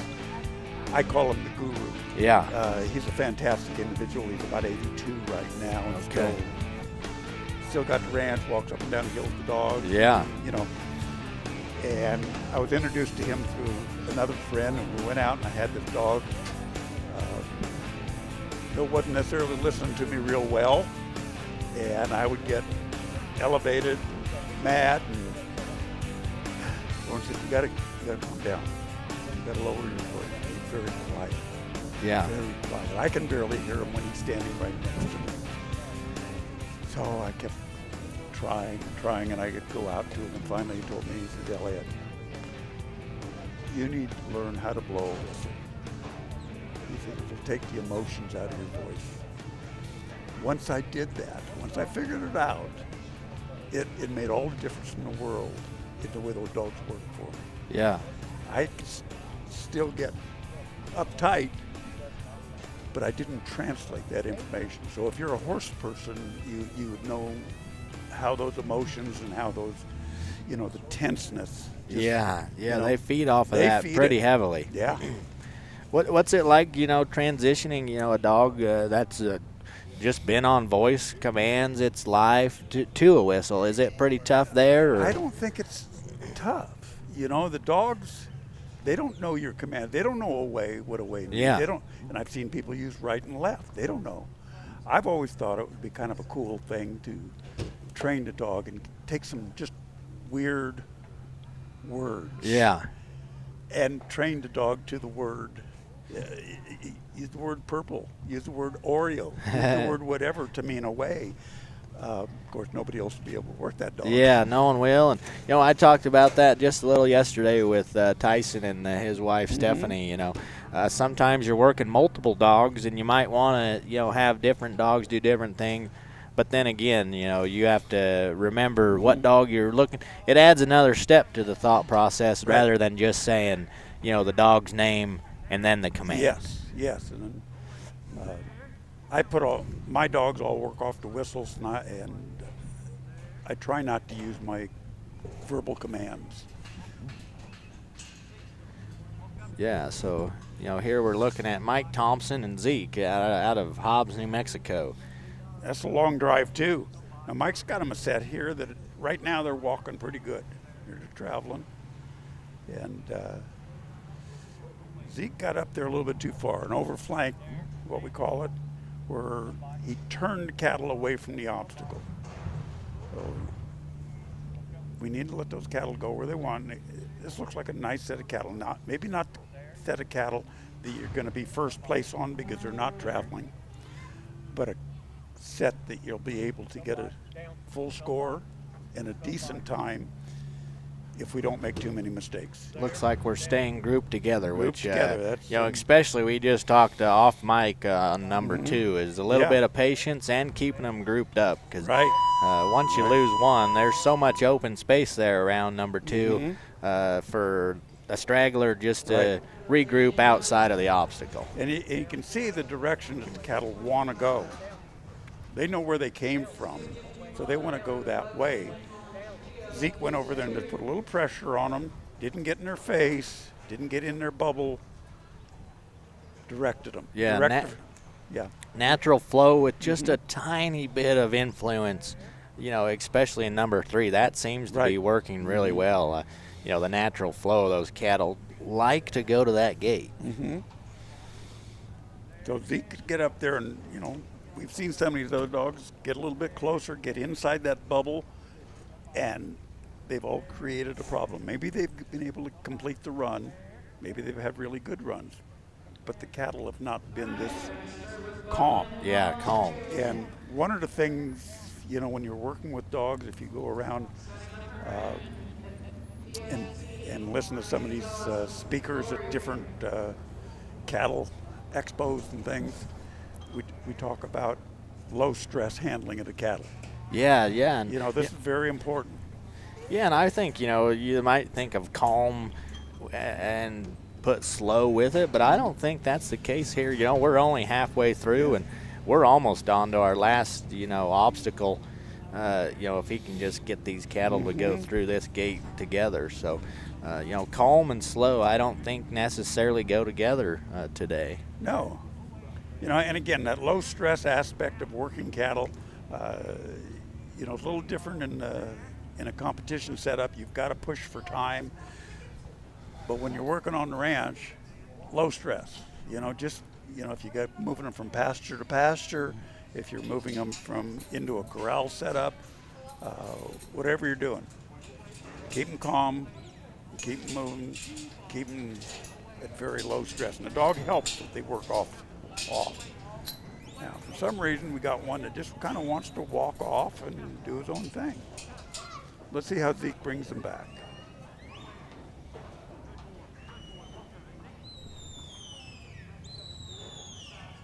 Just a little pressure trying to turn them around.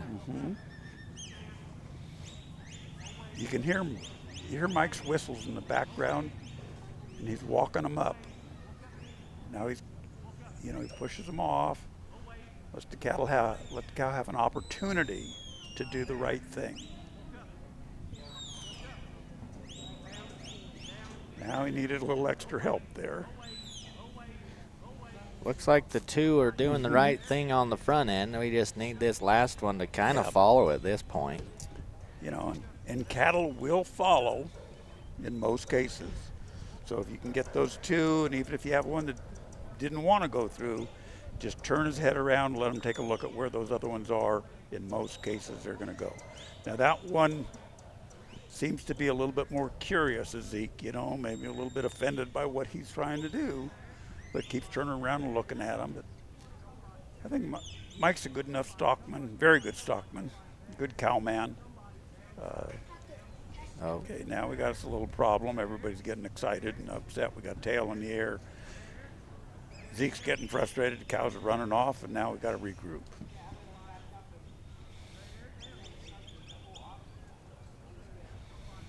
About 5 minutes and 20 seconds, so trying to work through this obstacle. Number 5 is getting them in the pen. You're right. And then Get them 6 all the way is to the getting 'em back out. side.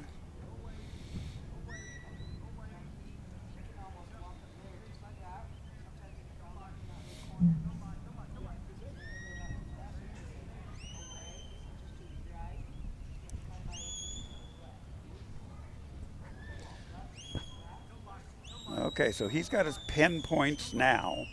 He can try and sneak some points off a 6 here. He might be able to get, say, 15. Yeah.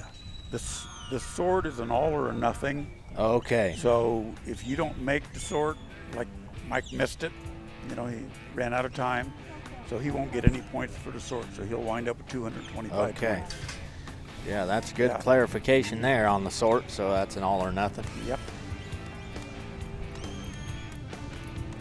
Okay, Mike Thompson, who you just saw, or that was Michael Bartlett, wasn't it? We just saw. This is Mike Thompson from Hobbs, New Mexico. Oh, who did we just see? I think it was Mike Thompson there Yeah. out of New Mexico. Yeah. So, Okay. yeah. Yeah, good. Another sponsor, you know, with his stock dogs, Windmill Stock Dogs, out of Hobbs, New Mexico. So you see phone numbers and names and stuff. You know, if you folks are around those areas and you have questions, if you need help, these people are a just wonderful network of people to ask questions, bounce things off, you know, bounce questions off of them. They're all so knowledgeable of what they're doing and always willing to help. And, you know, they just love this stock dog world. And so if you're close, give Mike a call and talk to him. You might even like him. He's a pretty nice guy.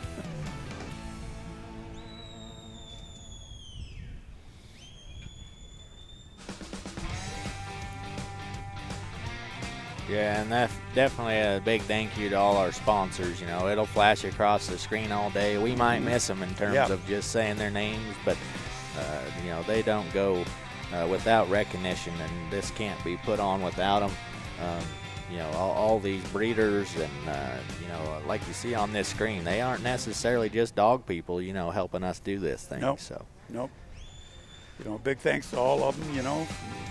You know, our major sponsor, Purina, who has put up all this. Nutrina. Yeah, there's a difference. In the head. Now I'll get crap when I get home on that one. Boy. Good thing this is recorded, right? Then we can remember. Good thing you're here to slap me. I'd have gotten away with that one. Yeah, I apologize. No, that's all right. And you know, we're here in the Nutrina True Arena, which you know is named after you know, our dog food brand that just got launched. It became a brand due to a merger of a few other dog foods we own with there at Cargill, and you know, definitely made, formulated, designed for, you know, the working type dog. You know, the energy content, the added benefits are all tailored towards, you know, this type of working large breed dog to maintain the best health and appearance and workability. So let's talk a minute about feeding dogs while we're watching Ray and his dog work. Is there a preference of feeding dogs once a day, twice a day, or is that just a personal choice?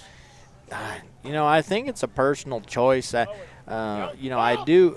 If it's anywhere related to the, you know, horse world, you know, those guys like to give them a little bit once they get done with a run, to get a little bit of quick recuperation of energy.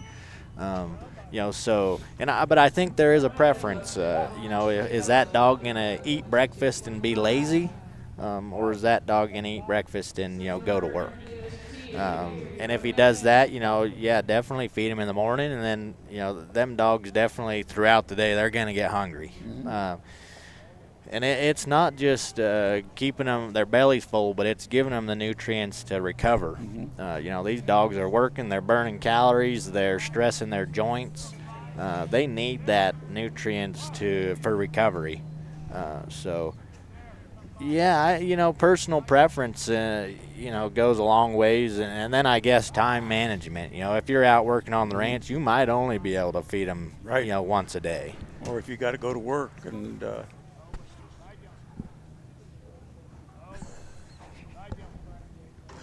about to lose his Oreo. Yeah. We got all the kids around here in Afton getting their calories off deep-fried Oreos. Yeah, so boy. We don't want to make everyone online too jealous, but if you're craving one of those, they're definitely here in Afton, Wyoming. Yeah, or a hot dog on a stick with the honey. Yeah. Yeah. Well, I know we feed our dogs twice a day, and I'll go in the morning and both the morning and night. I'll feed them. I'll give them, depending on my schedule, maybe 15 minutes, 20, 30 minutes, maybe at max. Go out and pick the dishes up. Yeah. And my theory is, as long as the dog is looking good, got a good hair coat, not being lethargic, is being normal, whether they eat or not, isn't. I figure they'll eat when they're hungry. Yeah. They'll. And that, I think that goes back to what we talked about, an hour or so ago, is really knowing that dog. You might give him a cup and a half of feed, and he might only eat half of it. That's all he really needs. He's telling you that I'm not that hungry. Right. I know when we travel with the dogs. Now our dogs are going to be away from home for about 2 weeks. They don't eat on the road like they eat at home. Whether it's the environment, the weather, the travel. They probably have a lot more just laying around time here and whatnot. So, would you say any excitement goes into them not eating, or they just want to go do their job and they don't think about eating? Our dogs, and I think a lot of these dogs that we're watching out here, I mean, they're professionals. They're athletes. So, related to a basketball player, or a hockey player, or anything else, that's what they crave. I go back to the trailer today or whenever, and ours are pegged out to the trailer. Yep. And I walk up there, and if I unleash one of those dogs, they're knowing, or they're thinking, we're going to work. We're going to work. Yeah. Now, I might just take them out back and let them run for a little bit and go to the bathroom and, have 15 minutes to just run free time. Yeah. But they're happy dogs. Yeah, they know they're going to go do something. So. There's definitely a purpose behind this, and there's so much. You could say a little bit, across any animal sport world. If we want to call it, there's some backlash that we're making these dogs or animals do something they don't want to. By no means that's the case. This dog here, Wild Man, if he didn't want to be chasing cows, he probably would be, running across the fence trying to find a tennis ball. Right. He wants to be here. What's interesting is over this last couple of years now, we're seeing California is an influx, a real influx of people getting into this sport. And our novice class has just blown up.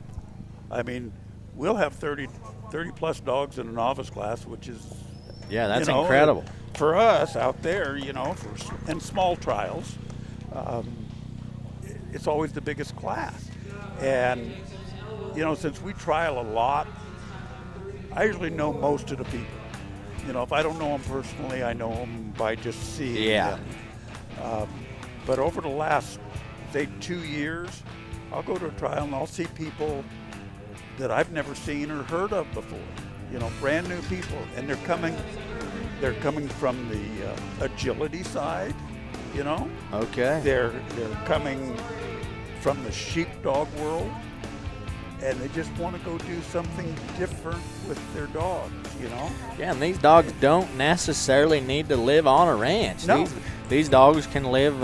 If right we're talking town. Sacramento, California, they can live right there in town and in the high rise and come here and do dog trials. If that's what their job is, that's perfectly appropriate, for anyone out there, looking for a new hobby or, something to spend time in retirement, or, younger folk looking for, something to do with their life. This is definitely open, welcome, and Yeah. awesome opportunity to join in on these Yeah. dog trials. And it's just, again, great group of people. I mean, it's just fantastic. So one of our sponsors here, Apex Ranch Legends, they have online auctions. They've got one going on right now between June 22nd and June 24th. Even if you're not interested in buying and selling a dog, take a look at it. You'll see some really good dogs in there. It's an online auction. You can kind of see the value of some of these dogs, and it's pretty amazing. It's pretty amazing. Along with the dogs on the auction, there's always information on the owners and breeders of the dogs. So again, if you have questions, if you want to get involved, that would be a good source to get some names and contact information and go on. Just like Nutrina here, if you've got feeding questions, questions about it, get online. They've got a help section, I believe, where you can chat with somebody. Yeah, chat or submit an online inquiry, and Yep. we answer all of those online inquiries specifically to territory. So Nice. you will hear from someone personally, if not by phone, by email.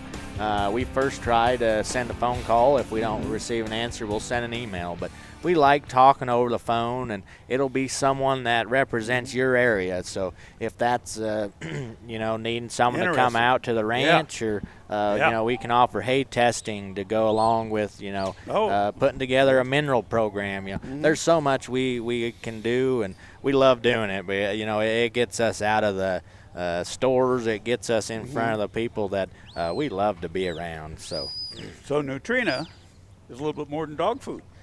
yeah, it's a lot more than dog food, I guess. We have dog food. We have something to cater for every species, except for some of those zoo animals. Okay. We don't have the zoo animal space covered, but every other animal, we can tailor your needs to however we need to. A lot of these dogs, they're working on a ranch, or they might have a partner, in the equine space. We love to, put together programs to feed all the animals, keep the nutrition very similar, and be able to work with the variety you have. Then, it's a one-stop shop. Yeah. So. And most Nutrina feeds are probably carried at your local feed store. Yeah, local feed store. For example, here in Afton, Wyoming, they're carried at the Baumgars, the Tractor Supply. We cover across the territory here in the west. Murdoch's, Cal Ranch. Any of your local, your large feed stores, they'll have something of ours, and there are a lot of the smaller feed stores that do carry our products. They can carry whatever they really want. Yes, So yes. If they don't have something you want that you find online, just go in and meet with them, and they can get that in for you. Very good, very good. Now, you mentioned Tractor Supply, for instance. We've got Tractor Supply in California. Yep. Tractor Supply, all their stores carry Nutrina feeds.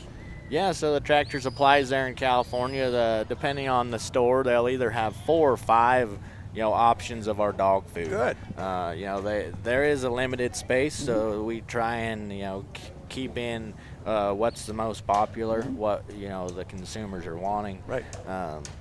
That's kind of how that works, Yeah. and every retailer is different. Yeah, right? and they have needs depending on their Yeah. clientele. We know and area. here in Afton, we got the Hepworth family, Tyson and Stephanie. They run themselves a little feed store. Yep. Been there. So, the options there are going to be different than everywhere else, but, they still have availability for everything we carry. It's just a matter of getting it in. So, Good information. we're looking here at Nathan, which, on the clock shows 3 minutes and 15 seconds. He's done Doing a a heck of pretty a quick run. job. Nathan is a horse trainer as well as a dog trainer. So he's a pretty good hand, both sides. His wife Tiffany was sitting over here earlier this morning on the other monitor. And Very apparently good they run. just had a little baby. So that's a great run, 3 minutes Yeah. and 30 seconds. Very good run. Yeah. You know, we might have been talking more than we were watching, but hopefully he got all his 270 points. It sure looked like it. It sure looked like it. And you know, now it'll depend on what he got on that first run with that dog. I know he's got Yeah. multiple dogs. So he's done as much as he possibly can to get into the final round. Yeah, that's a great run. We don't have a sheet in front of us, but No. you know, just guessing off of what we've been watching, that's pretty quick. And I haven't seen one that'll really put you. that's been that good. Yeah. When our live stream crew, you know, they'll get updates from the office, where the standings are, and then they'll post them up on the screen so we can see them, get them off to you.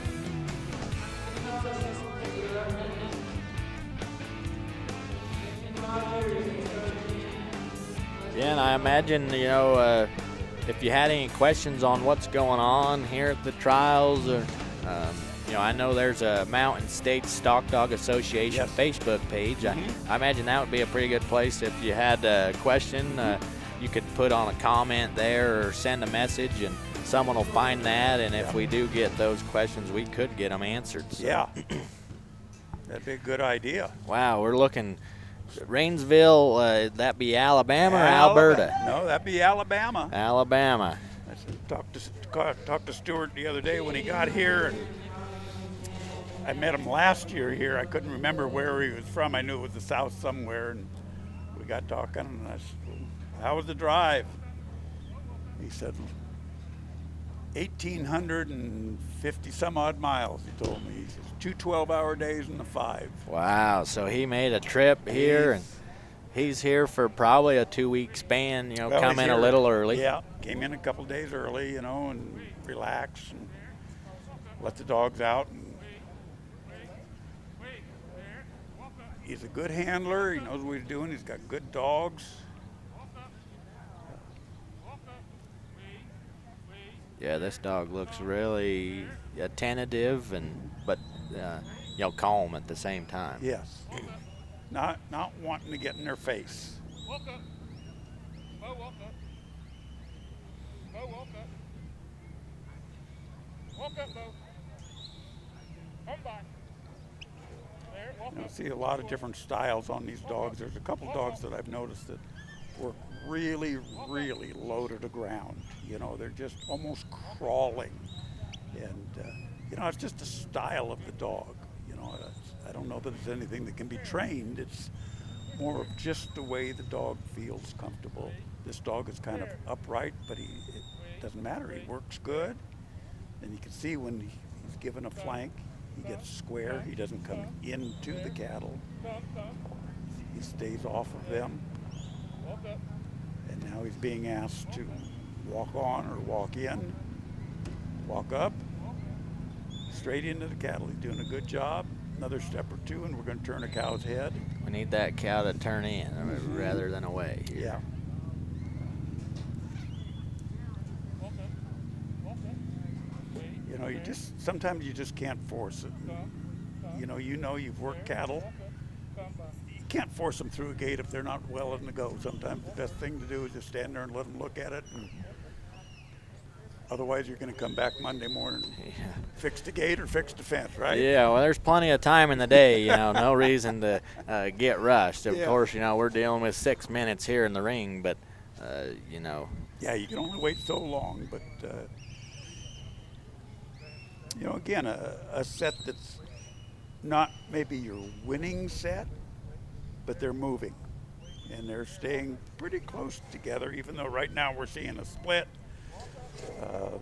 Bo needs to go around that away side and get that one cow turned around like he does. Now he's going to come back, probably come back on the away side all the way. That cow's going to skirt around it, turn him. Just a little curious set of cattle that don't really want to move away as quickly as Yes. Stuart and Bo would probably wish. Yeah.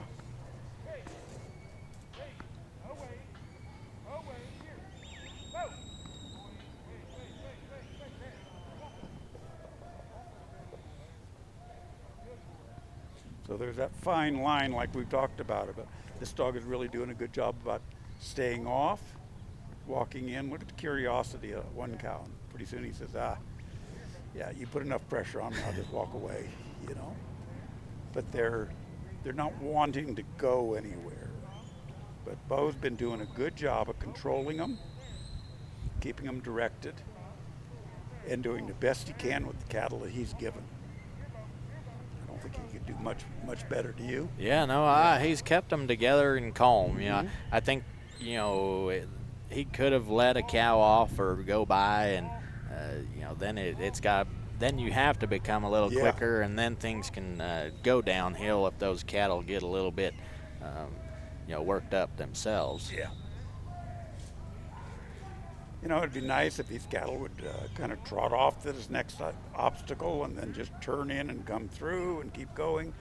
When we see that, you know, every once in a while we'll see a set of cattle that look like they just trotted through the obstacles. Well, in most cases, it was the positioning of the dog and the positioning of the handler that allowed them to continue to go straight and go through the obstacle correctly. And sometimes we don't give the dog and the handler enough credit when that happens because we think it's just the cattle that were so good that they just walk through the course.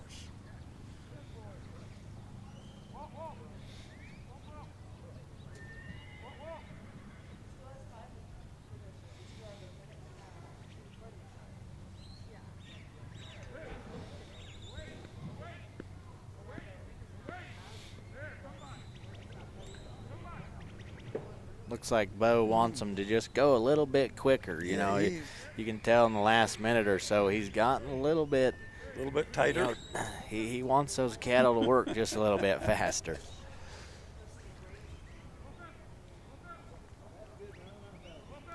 Yeah, I think he's got the ability to make them go faster. Maybe that might not be in the correct direction. Yeah, you know, young dogs still. Stuart probably doesn't want to, you know, teach this dog that he can just get after them and get them going quick. Because, you know, if he thinks cattle will always go quick, he'll probably want them to always be going quick, which it can't be the case. Sometimes slow is faster.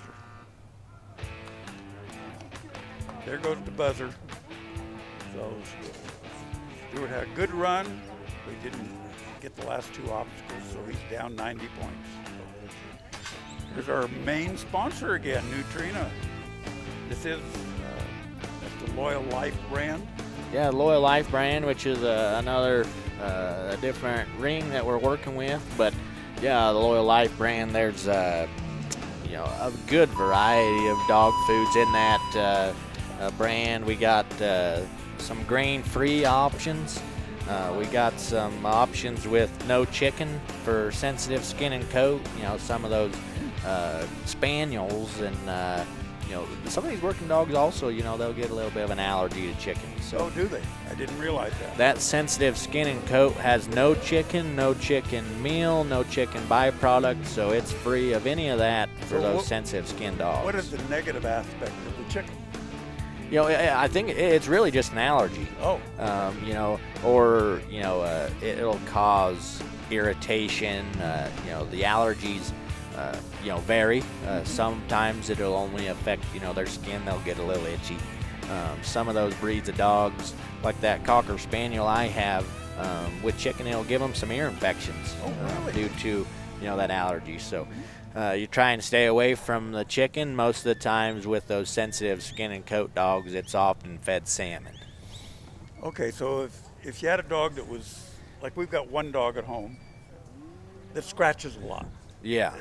No visible irritation, no hair loss, nothing like that, but, you know, she'll scratch. Could that be an allergy? It could be, yeah, and you know, like any allergies out there, they vary in extremity. Because I do think we are feeding a chicken-based Yeah, and you know, if you look across the market, a majority of the feeds out there would be chicken-based. Yes, that's what I see.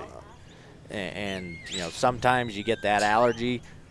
You know, maybe can cause upset stomach. You know, there's various you know, conditions it can cause. So, you know, that's one of the products in that Loyal Life brand. There's feeds for all life stages.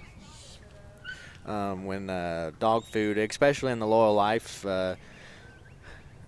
brand, all life stages mean you can feed it puppy to, you know, however old your dog gets, and it has added DHA. Okay. DHA, you know, is very vital for puppies for their brain development.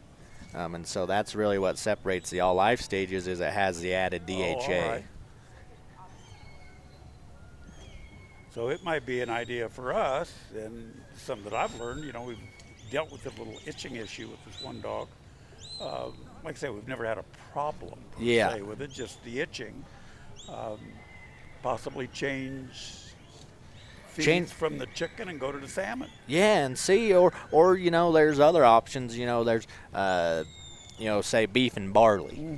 That takes away chicken as the number one ingredient.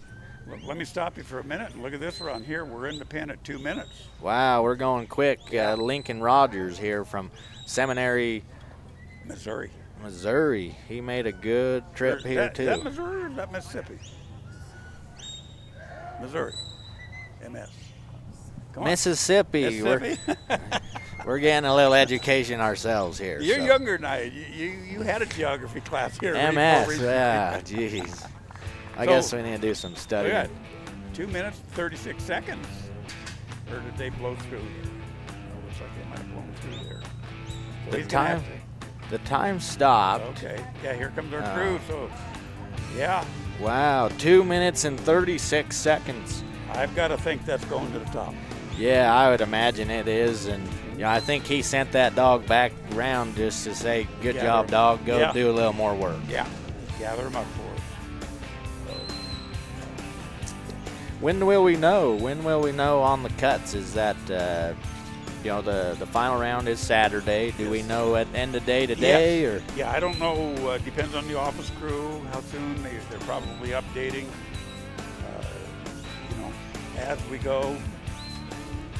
What do you think about those bucks? Wow, I'm you know, with some big bucks. I know I sat down next to Steve White there at a bull auction here this spring, and he said he does some auctioneering down in Texas on these whitetail bucks. He said they can bring over $1 million. These are, this is James Butler here, part of his program. That's a 2-year-old buck on the left-hand side. That's unbelievable.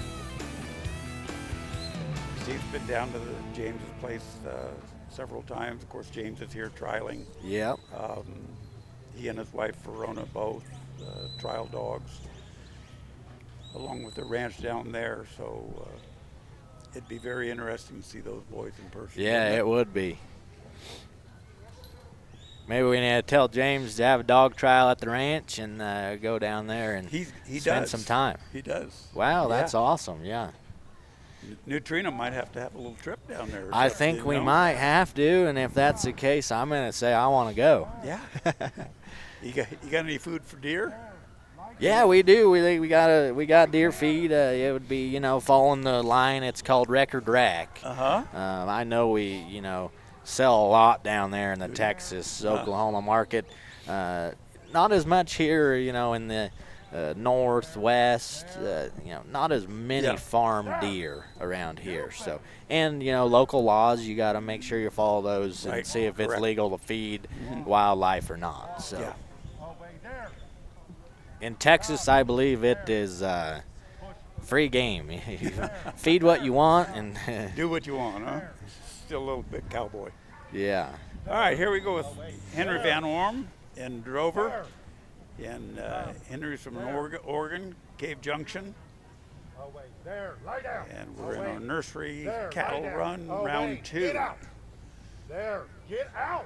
I think with Oregon and Mississippi, we got, you know, got two 2/3 of the country covered between it. So I think there's 19 states that are that's incredible. here. There. There. There. You know, California has the most handlers here, Okay. which has always been surprising to me. We've done that the last several years, but you know, people think of California as being in L.A. or San Francisco. Yeah. You know, there's a lot of really nice country out there. There's a lot of open country. There is. There is. North of L.A. Yeah. There's a lot of open country. Yeah. You know, and they say it's the salad bowl of the United States. I mean, we've got the Salinas Valley, you know, the San Joaquin Valley grow a tremendous amount of crops, everything from rice and lettuce to nut crops, and Yeah. also cattle and sheep, you know. Well, I once was talking to a guy, and he said, you know, he referred to California as land of the fruits and the nuts.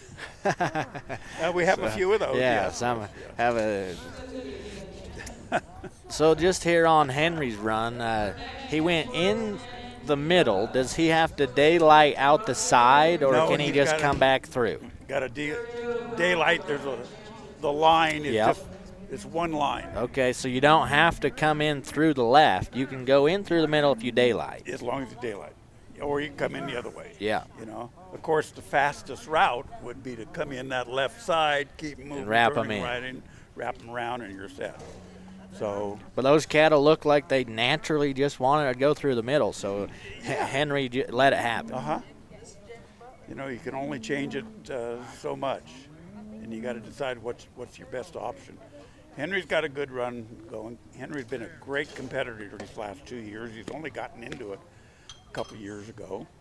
Yeah, he's at about 3.5 minutes trying to separate these cattle to go one. He reads cattle good. Henry's a good hand. He gets pretty animated out there, as you see, you know. And he's a big boy. When he's done, I'm going to tell you a little story on him at a trial we were at New Year's this year. So he's got one out the front, needs one out the side. You see a lot of dogs staying outside of the pen there. When they go in the pen, do they get just a little bit more aggressive? Well, you know as well as I do, the closer that dog gets, and you know, Henry starts flopping his wings there, and that dog's going to get real aggressive. Yep. And you can see what's happening to the cow. Now, Henry's a big enough guy, he'd fight that cow off. But Yeah, he did it. He did a little bulldogging if Yeah. that came out the wrong way. So let me tell you a bulldogging story about this gentleman. We're trial in Wilton, California. Come down to New Year's. It was raining like a son of a gun. Big old storm. And we were in an inside barn of the big cutting facility that we were at. Beautiful. And Henry had a little problem with this one cow. Yeah. And wasn't cooperating, almost run him over. And he puts an arm around it, got up close to him, pushed him up against the panel bulldog, that sucker right there in the arena. Yeah. And Calf about this size. I don't think there's not a penalty for that, is there? Just a little bit, There's a lot of laughter. a little extra entertainment for us. Yeah. But, he's a pretty good sized boy, and he's not ashamed to have a little bit of fun. Yeah, yeah. Which we like having fun here, boy, as there's you can nothing wrong tell, with having right? some fun, so. We had a little bit of a dinner last night and an auction. I believe we're going to have a sheep Calcutta tonight. Is that Sheep right? Calcutta and a little dessert. Okay. They're gonna have a little ice cream and. My coworker had to drag me out of dinner last night because I kept eating them peanut butter bars. She told me I had enough. And she knew you weren't going to be running around burning no calories. Yeah, I wasn't burning any calories Yeah. last Well, you night. get a little ice cream tonight. They're going to have the Calcutta for the sheep, and then they have some awards to give out in the association here. When a dog gets 10,000 points, then they have a nice award for you. Wow. You know, it's pretty nice. I mean, you got to really hold that dog a lot to get to 10,000 points. You can't be sitting at home. And you've got to be able to do something with the dog when you get there. Yeah, absolutely. You know? So it's kind of prestigious. How do you, with the the point system, How do we qualify for this Mountain State Stock Dog Final? Okay, so their rules say that you have to have points. Okay. They don't tell you how many, just points. So you could have 10 points Okay. income. Okay, so the way you get points is you go to a trial, and points are given out depending on the number of dogs in the class. So let's say there's 11 dogs in the class, just to make it easy. Yeah. Each dog gets 30, is worth 30 points. Okay. So there's 30 times 11, 330 points available in that class. Yep. First place dog is going to get 330 points. Okay. Then you start subtracting 100. Second place dog gets 230. Third place dog gets 130. Fourth place dog is going to get 30 points. So that fourth place dog now is He's qualified. qualified. So he could be here. We could have a dog that only had 30 points. Okay. So if we, like in this class we're watching here, we got 54 dogs. If that was a trial before now, you know, we're looking, you can place lower down in that deal and qualify. Right. So, you know, we've been to trials where each class, you know, this is big to have 50 dogs in a class. This is the biggest stock dog trial in the world, I was told. This weekend is the biggest Yes. in the world. Yeah. They'll probably run about 1,000 runs. Yeah, that's incredible. You know, over the week. So, you know, that's a lot. We're looking at another California handler here, Dennis Biznett. Biznett. Yes, out of Wilton, California. Right. That bulldogging episode with Henry that I was just telling you about. Dennis and his brother Reb, who also shows, and his sister-in-law Stacy, who also shows dogs here. Okay. They put that trial on. Okay, in awesome. California. Yeah. So Dennis, and I was talking to him yesterday, he's a good friend. He is probably, and we had talked earlier about the influx of new people into this sport. Yeah. The last couple of years, Dennis has kind of gone out. You know, he's retired, got a nice little place there at home, and, you know, it started taking in some dogs. And somehow, he gives a lot of lessons, does a lot of training, but a lot of it has been with new people, novice handlers. Yeah, that's who wanna get incredible. started. And I was telling him, I said, you know, our novice population has really grown in California, and I really believe that you are the reason for it. You know? Yeah. And I believe that because he has just attracted such a group of people, many of them here. Yeah, that's You know, incredible. first time people have come this year, you know, maybe they've been a year before. It's pretty cool. The more the merrier, you The more know. the merrier, Not only the friendships, the people we have in this industry, but you know, you go back to the points. You know, the more the merrier on that deal too. Oh yeah. You know, at night we're, you know, everybody's getting together. You know, we did some tri-tip the other night. Yeah, you know, wonderful. and stuff, and everybody's got a little group of friends and stuff. They'll potluck. So. Yeah, looks that's like amazing. around camp here, a lot of people are camping here at the fairgrounds, you know, spending time with, you know, their friends after the trials by the camp trailer. So I believe here on Dennis, he lost a calf, so he had to bring him back in. Is that what we're looking at? Yeah, I believe so. Okay. He was doing real well, and one snuck out to the right. So he's going to go down here, and DJ's going to get around and group up again. It sounds like we're working with a whistle on this one. Mm-hmm. Yeah, he's going to sneak out the side. Yeah.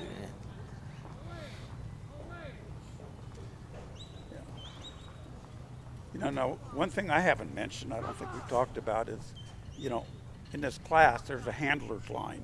Okay. And it's way back here. So, you know, if you folks at home that aren't quite knowledgeable about what's going on, you have questions, you might be thinking to yourself, why that guy didn't just walk up there and help his dog? Well, there's a handler's line. and it's I don't know where it is in this class, but about where Dennis was standing. Yeah. Now, after that number 4 obstacle, He can help. then he can move Okay. when he's coming to the number 5 obstacle. But before that, for the first 4 obstacles, he has to stand behind the line and direct his dog. And we've seen some on that number 2 obstacle doing it a little different. That would probably mean that number 2 obstacle is behind the line, which gives the Yes. handler a little ability to move around that obstacle. The 2 is, yes. Yeah. The number 2 is so he can move and block that hole that's on the back side of it. Just no going in the obstacles. Cannot walk in the obstacle. So now he's got him kind of lined out.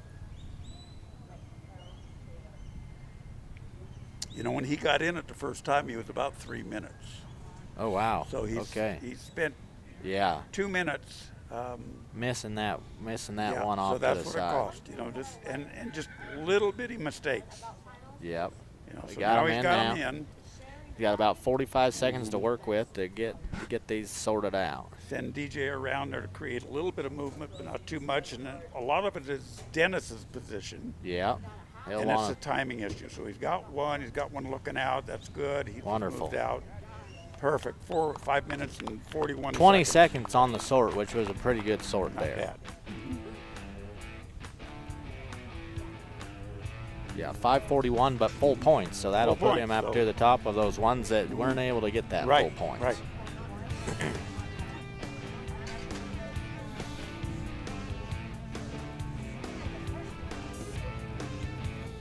Sun's shining here in Afton, which is incredible.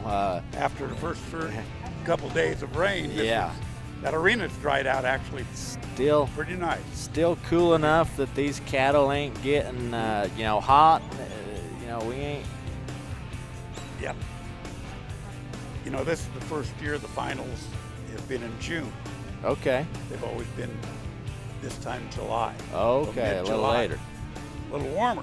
Yep. Yep. So they, the board took the advantage. The fairgrounds were open. They moved it up a month. So number one, we don't have the heat. Yeah. We had a little bit of rain, so everybody's saying, let's move back to July. I'd rather have a little bit of rain than heat. But in talking to Steve White, one of the major reasons, well, 2 of the major reasons, was the heat. He said when he gets the cattle home, you know what I'm going to say, he's fighting a Heat stress. little pneumonia, Yeah. heat stress, the hot to cold, the working, the running around. Still gets cool at night here, even though Yeah. it might be warm during the day, it's still getting cold, so that's not good on the cattle. So, again, in the effort to be good stockman, he moves it to June. June. Yep. And hopefully this year when he gets home, he won't have that sickness problem. Yeah, absolutely. Cattle will go home and go right back to the grass. Yep. Right on him. So if you ever want to go on a hunt, here, look at this little guy. Does this little guy look like this little guy sitting right over here? Do they look about the same? Yeah, a little bit. They He's look aged about the just same. a little bit. Yeah. That's Stockton White on your left.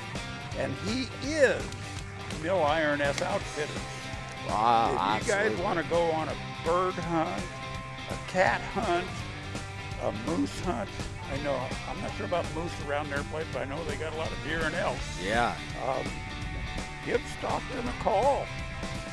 Yeah, that's incredible. It looks like across the screen we got a variety of hunting that we Isn't got to that do. something? So, And there, a third picture, that's James Butler with that cat. okay, so James came up into the Came cold up, country and did a cat- little hunt. did a cat country. Yeah. And I know Steve and the boys have gone down Yeah, to Texas to do a little whitetail hunting. absolutely. That sounds like it. So, Sounds like a good time. So, yeah.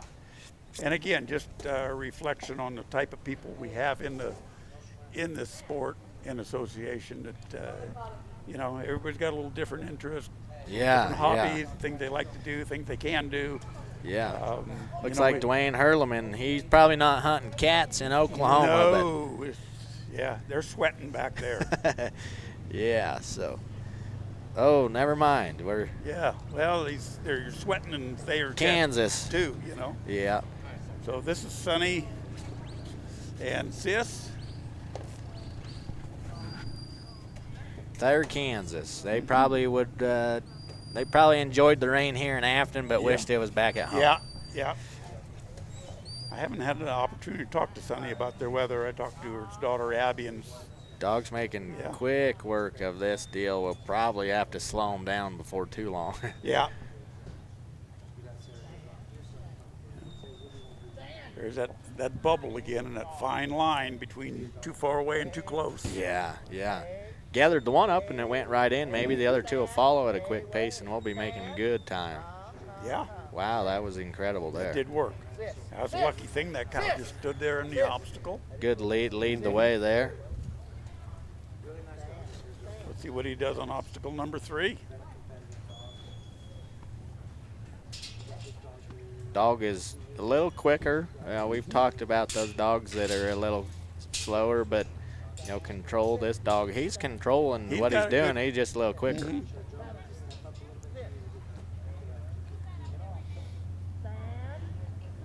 You see there on Sis might have taken the wrong flank there and come back, but he turned around and looked at him. Yeah, look back at what do you mean? Look back at Sonny here and might have got his directions a little bit wrong. So he's doing a good job, and I like this dog because he stands. Yeah. And it's interesting, that dog, he's looking back at Sonny almost like, he's checking to see if he's doing the right job. Yeah. Good attention to, what the handler has going for him here. I've seen out over the last number of years, a lot of guys have been teaching to stand rather than the down. Okay. Number one, the dog has much more presence standing when the cattle turn around to look at him. Okay. And the dog's not up and down. Yeah. So it's got to be easier on the dog's joints. Yeah, absolutely. What do you think, And, if we got out in the grass and we got laying down, the presence of the dog goes away for those cattle. Yeah. But we leave them standing, the dog presence is still there. So I've been watching Sis, and I haven't seen her go down. So she's got a good stand, but she stops. Yeah, making good time of this also. Yeah, if they just keep walking, and we got a leader, so direct the front cow, push the back cow. Yeah. Oh, this is. Yeah. We're doing a good pace here. We're just have a good run. Just under 3 minutes. Sonny will send Sis around. She'll turn those cattle around facing out. Yeah, now it's up to Sonny. Now we'll to get the. Hopefully that lead cow will take the lead and go out. There we go, one at a time. Well, that was nice. Yeah. So he's going to move the dog back and forth. So turn the cattle's head so they're looking out. We're probably going to move them around just a little bit to the away side to get a cow moving, but not too much, because this is about the time Sonny will get run over. Yeah, Sonny will have to do a little bulldogging. Yeah. He's a big farm boy, but I don't know that he's that big to stop one of these gals. Yeah, we're probably looking at 700-pound calves, 600-pound calves probably here. Probably good 5-6 weeks anyway. Good time, the 341, the full points. Yeah. I said 5-6 weights, and then I looked up. I said, a big black baldy standing out there. Well over that. Maybe we're again a heifer, right? It'd be interesting to see what Steve had to say about these larger ones. If they are, kind of more the replacement heifers. They are coming from. They have the J5 brand on all these cattle. I believe that would be Roach Ranches there in Ogden, Fremont, northern Utah area. So, which you definitely appreciate them letting us use their cattle like this, because it probably ain't the easiest thing to find 500 head of good 6-7 weight calves to use for these dogs. Right. So.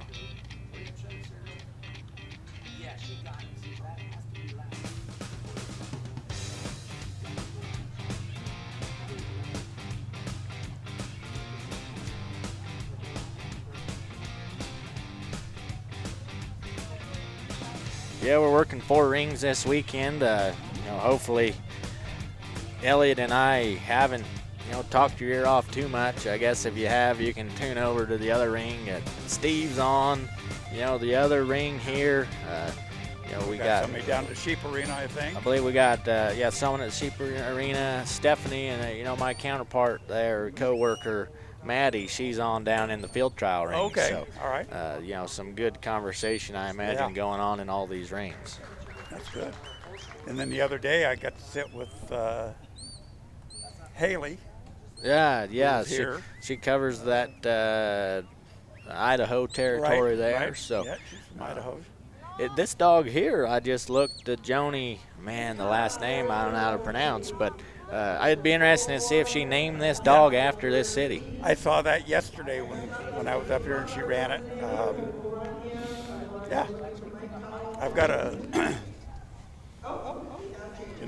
good friend of ours, Cotton Rosser, who just passed away. Yes. The rodeo guy. Yeah. My wife Kathy used to work for Cotton when we lived near there, and this is way back in the 70s. And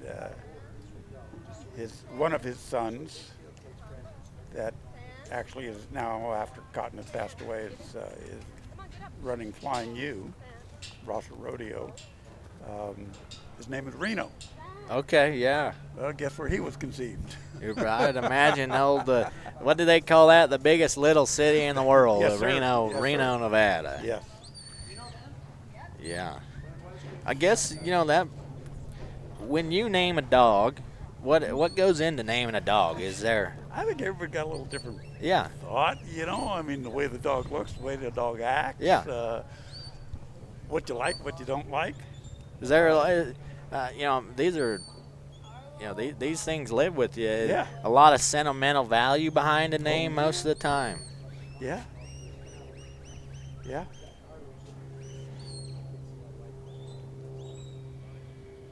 So Joni's got a really nice run here. Afton's done a good job of Doing real well. controlling these. A little quicker pace, which definitely goes a long ways if they stay together. Yeah, but still, good stop and staying off. Gets there in a hurry. So Cattle run at 2:30. We Yeah. could almost, depending on the sort, we could press for second, I believe. Yeah.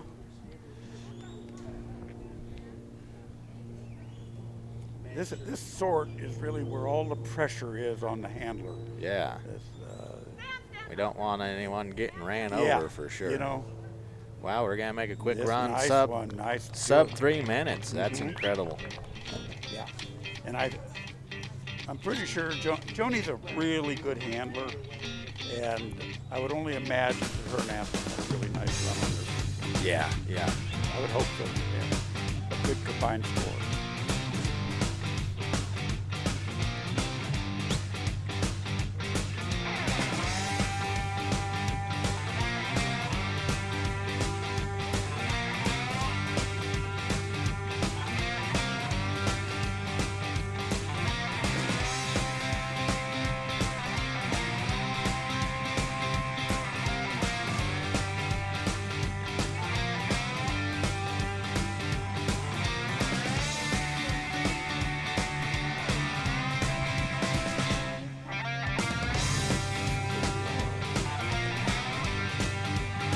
We're running 54 runs in this particular arena today, so we'll be here for a while. I believe there's some rings that are running a few more runs than that, but now it looks like we're going Dwayne Hurleman from Oklahoma.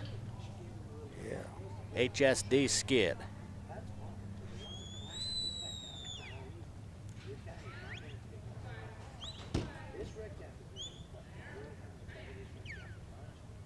And the time begins upon cattle entering the arena or upon the dog When you making release your its dog, move. Yeah. In these smaller, more arena trials, usually they let the cattle enter the ring before they send their dog. Right. Some of the problems that you could have if you send your dog a little bit too quick, you can turn those cattle around, push them right back on top of your handlers. Okay. So, me personally, I like to wait until those cattle get out and they're already starting to put that I don't want my cow running back. You can see what that cow's going to do movement-wise, right? That cow, those three could come out and head straight. You know, you just need to go around and push from behind. If they're going to turn left or right, you know you're going to have to flank. I would rather lose those couple seconds that I burn up there. These dogs are pretty quick in this ring. I imagine from when the cows are loose to when the dog makes it there, we're only about 10, 15 seconds maximum on that dog getting down there. So dog's working a little bit closer on this deal. Cattle are just a little bit standing, you know, versus that last group that wanted to move at a quicker pace. But they're all staying together, you know, and that's the big thing. Out. Out.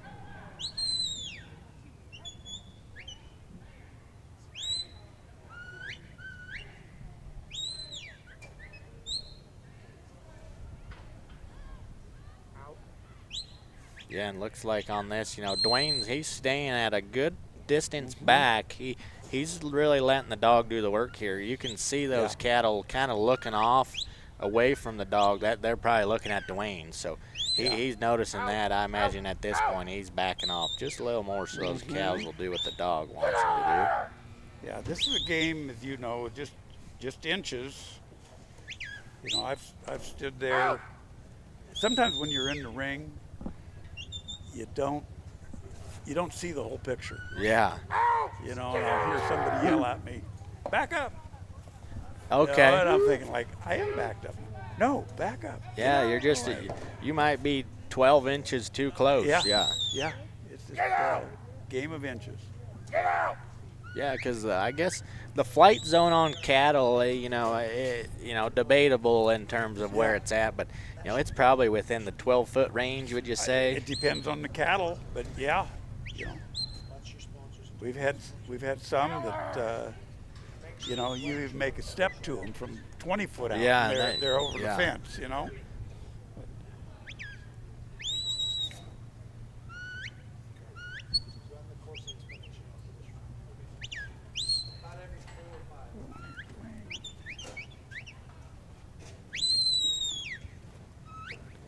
Yeah, we got them through 2. We'll head off to the left into 3.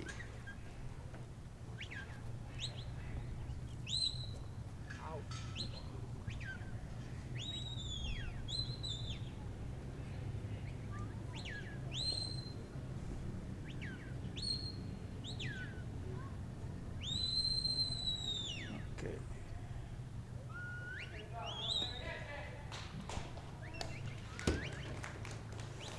So we're probably right about a third of the way through our entire fleet right here. Okay, yeah. Maybe So we're a little bit more than a third. We're probably at about 20 dogs through. Yeah, if that's that's right about where we we're are. counting. Dwayne Hurleman, he come through the 3rd, headed to the 4th.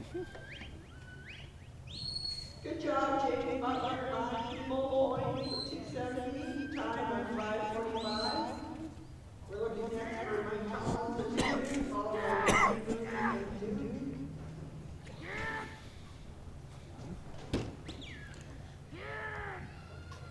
Hey, you!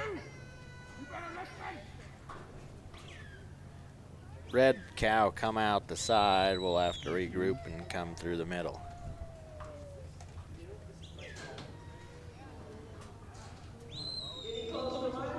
Gina who? He goes out again. Yeah, the red cow don't want to, you know. We could probably say something about that red one, but, you know, we'll just say the red one don't want to go in. That's all you can say. The red one don't want to go right now. So here we go. We're going to see what our timing does. So about 5 minutes, so trying to just gather up these points we can. those cattle look like they're hanging on the fence quite a bit. Yeah, they don't want to come into the. There's not enough room there. You go turn them a little bit. If you can get back, now you can turn them. Right there. Now go back again one more time. They just don't want to go through that hole, do they? No, you know. We got one on the outside now. Maybe now they'll go, but then we'll need to gather that one. Old Skid said, I'm going to solve a problem here. Yeah. he'll get those points, correct? If we time out, he'll get those. He'll get those, he'll get those 30 points. Yeah. So Dwayne's kind of vacated his run by coming across his line, and now he's just going to go work his dog. So at that point, he's timed out. he gathers his points, and the run ends. Yes. Timed out. No disqualification for him going out there. No. When he does that, he stops his time. Well, the time automatically then it goes We'll go to 6 minutes. And he's just going to go put a little bit of training on old Skid and those cattle. Yeah. And walk them out. Yeah. I'm sure he wasn't real happy with the way Skid came in. Yeah, I got a little bit. Yeah. At the end, and kind of jacked thing up. That wasn't needed. Could have been needed earlier in a different situation, but Dwayne probably didn't ask for that. Said, not going to do it that way. Yeah, and we're looking here at, Loyal Life again. Like we've talked about so many times, if you have questions, just reach out to us, send in an inquiry. I know, we can get those things answered for you. We cover all species, all types of dogs. So what do you feed a dog like this? I mean, yeah, and I don't know if you follow any of the AKC, the Kennel Club. No. Officially this year, the French Bulldog overtook the I saw that #1 spot. Yeah. That is absolutely crazy. I've got 2 friends who breed those dogs. Yeah, and they're a tough dog to breed. It takes a lot of work to have them pups. It's surgery every time. Surgery, and they're all AI'd. Yeah, them dogs. Yeah, it's. And the price on them things, for a little pet there, it can get a little steep. Yeah. We don't see any French Bulldogs here at the trial. A friend of ours that I get cattle from to work the dogs on, he started raising them several years ago. Yeah. So I always have a conversation with he and his wife, and it is bizarre. A lot of management that goes into a lot of work, that whole deal. A lot of work. And the babies, they'll be small litters, but they're all surgeries. Yeah, I know. I got a friend that just had a litter, and they only had one in the litter. So. Yeah, that probably wasn't a moneymaker for that. I hope he was the right color if that's the case. Looks like Dennis is back in. Yeah. He has a few dogs then here. Yes. Now a lot of the trainers here, like Dennis, like Brian Jacobs, they'll run dogs that they don't own. Okay. So dogs of clients of theirs. Brian's running one of our dogs just because he's been training on him a little bit. And, he can handle it a lot better than I can. And Dennis is the same way. Some of these dogs may belong to somebody else, which is okay. Dennis, do you know if Dennis breeds any of his own dogs, or is he taking in, outside dogs? I probably shouldn't say because I don't know. Okay, yeah. I know, it's a variety. Some of these dogs are all home raised. Some of these dogs are, brought in, so. Yeah. Wrap them around. These cattle seem to want to just go around the outside. It would be nice if we could understand the mentality of that cow. Yeah. Of why. Then we could correct those things. No, that one just split. Did the dog get too high? Did he overflank just a little bit? It didn't look like it was an overflank, but apparently it was, because there was 2 of them. Two definitely went the other way. So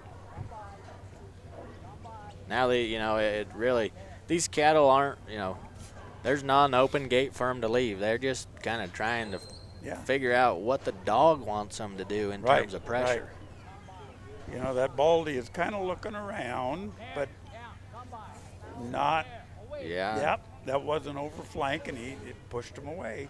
Yeah. So he's got to stop the dog. When we talk about an overflank, that's when he sends the dog on a flank, either the away or the come by side. If the dog goes too far, he'll turn the cattle's head in the direction that you don't want to go. Now, we're wanting to go straight into the pen. So yeah. So at this right rate, now, maybe just leave the dog.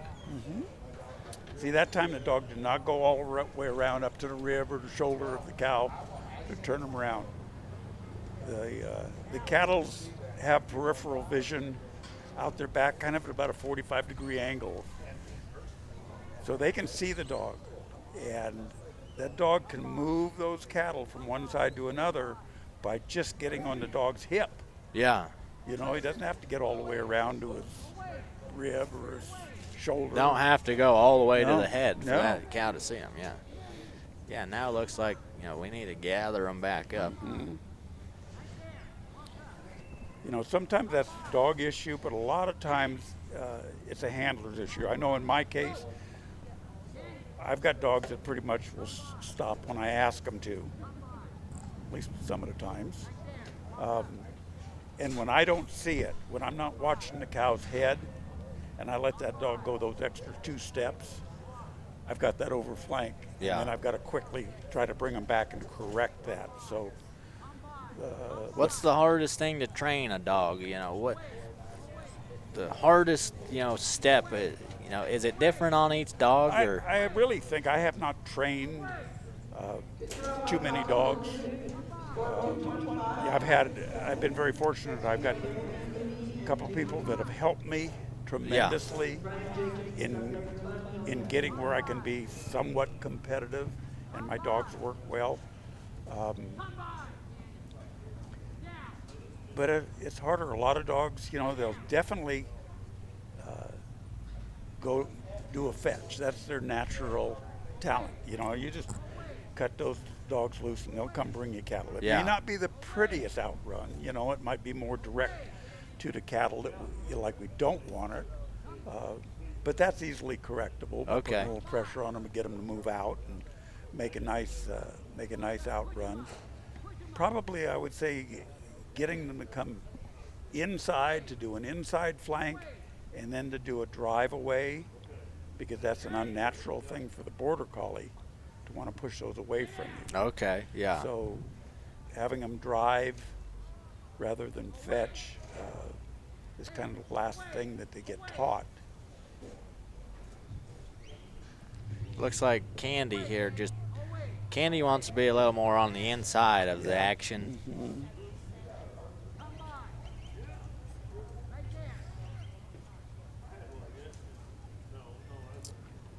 Got them through. So there's a lot of patience, and when the clock's ticking, you got that clock in your head. Yeah. You can hear it going. It's hard to be patient. It's hard to stand there and wait because it's ticking. Yeah, the timed out just then, right? So, at least he got those points. Yeah. See, and now left alone, those cattle were running around in here. So here's our standings. This is pretty interesting. This is for This today, yeah. So we've got Nathan Myers up front with 3 minutes and 30 seconds. That fetch time, that would be the tiebreaker if we had 2 dogs with the exact same points and the exact same time. then we go to the fetch. Then we go to fetch. Okay. So if, for instance, Nathan and Shanda each had 270 and they were both at 330, Nathan would be in first because his fetch time was 29 seconds. Okay, yeah. So down here with Cindy Coleman down there about 5-6 places, she had a fetch time of 23 seconds, but her total time is pushing her down there. So what they'll do is they will take and combine this run and their first run, put those together, and then we see kind of a similar situation. The guy with 540 points, and if Nathan had another 3-4 minute run, so he'd be 7 minutes, he'd be at the top. Yeah, and that's an incredible time, the 3:30. That's pretty darn good. So here's my little dog, Abby, with Brian Jacobs. Yeah. Who, there's still a lot of dogs to run. They're in 4th place right now, but they're at 5 minutes and 35 seconds. Yeah. There's going to be more runs up in the 4 minutes. In the 4s. Yeah, or even in the lower 3s. But we could look an average. I mean, to combine, if he did a 5 the other day, we're sitting pretty decent. Okay there. Yeah, you don't know. know, you got to stay in the hunt. You can't kick yourself in the foot. Yeah, and right now we have, looks like 5 270s. We're about, you know, we're claiming we're just over a third of the way done with this specific ring trial. You know, so if you look at that, you know, if we went off of what we're doing, we're going to have 15, hopefully 270s. Yeah. And not all of those 270s are going to have a 270 yesterday. The first day, yeah. So, yeah. Lincoln Rogers back in. He's been taking his golf cart all over this place. He's been working every ring back and forth today.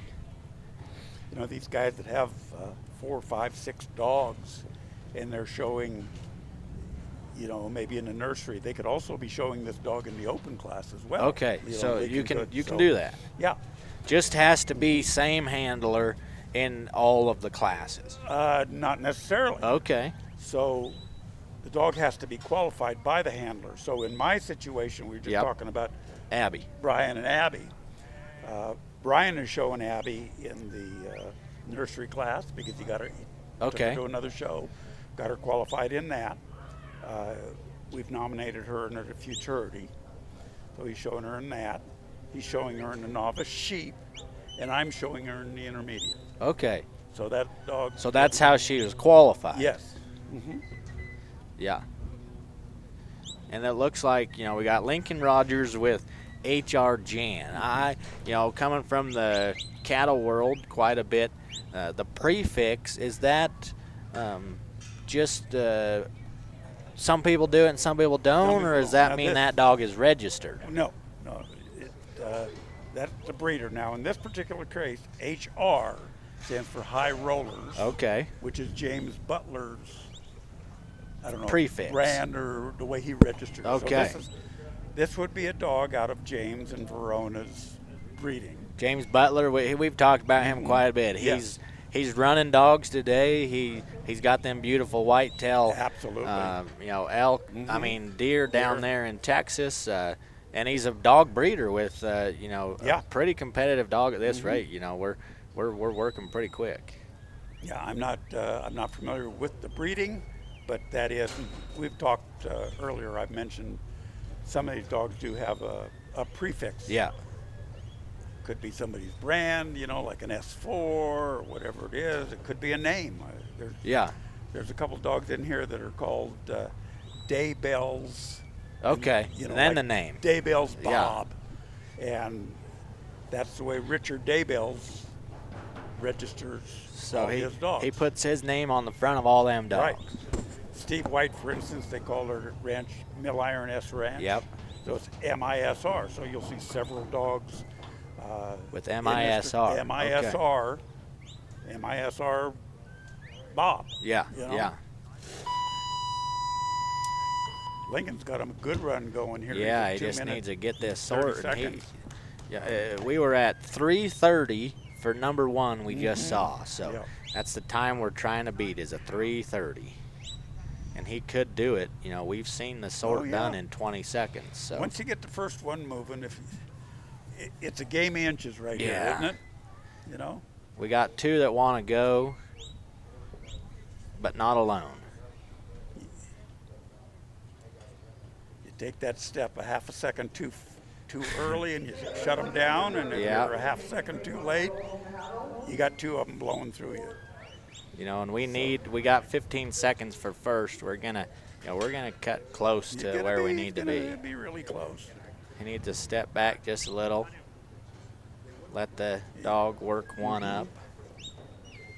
See, Lincoln's moving that dog around to try to get a head pointed in the right direction. Yeah. There he goes. Now he's gonna let the cow out. There he goes. So we're gonna sneak in at he's a still 342. Good. 342. That's an exceptionally good run. Yeah. Full points on 342. He moves us into, I believe, second off of what we just saw. Yep. And that was just today. We don't have in front of us what was done the previous days. We're gonna move cattle. We're gonna move some cattle to take just a little bit of a break. Thanks for tuning in.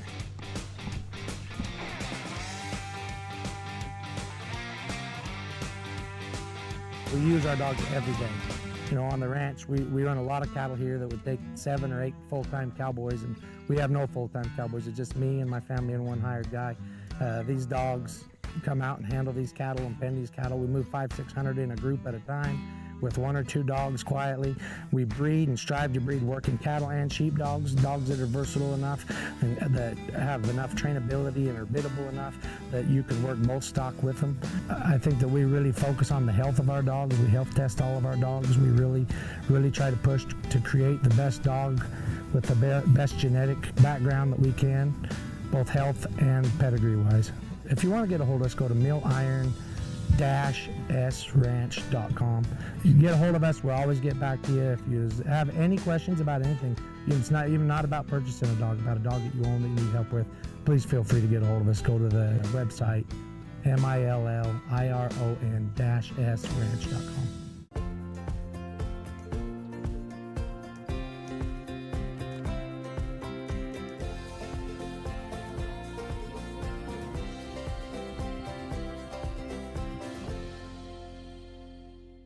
Hey everybody, it's Steve White with the Mountain State Stock Dog Association.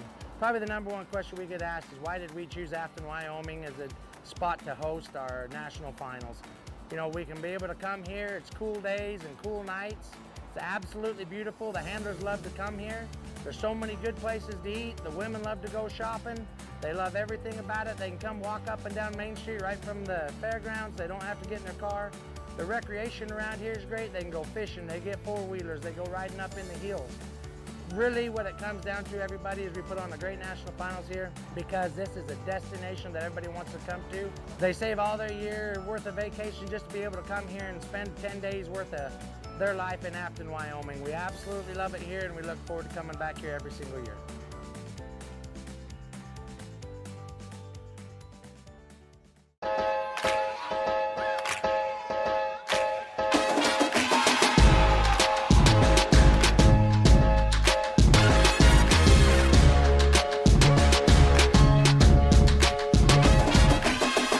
Thank you, Charlie. Thanks, Rocky. Thanks, Cooper. You too, Toby and Jody and Daisy and Sadie and Gracie. Your loyalty means everything to us, which is why we perfected the recipes behind our food and included special support for mobility and immunity.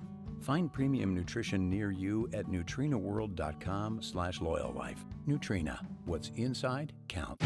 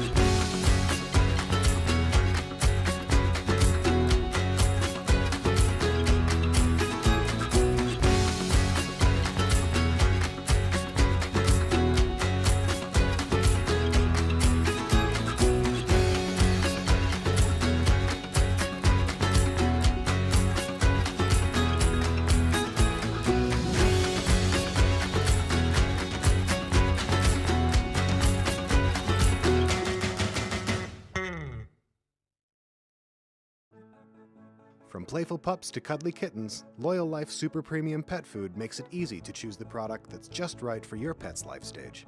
Every pet has their own special nutritional needs, and we've got the super premium option your family's best friend deserves.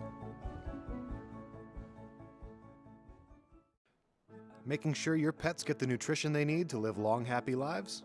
That's what we do best. With our special blends of quality ingredients, you can count on us for the pets counting on you.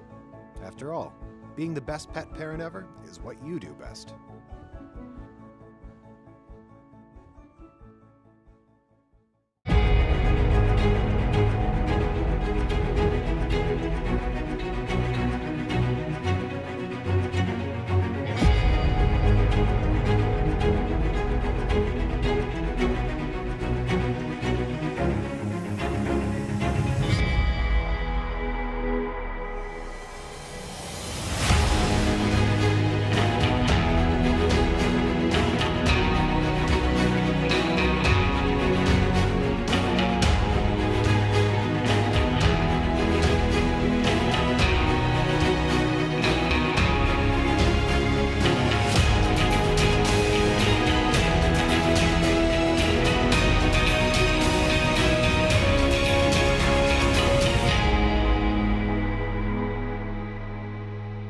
We use our dogs every day.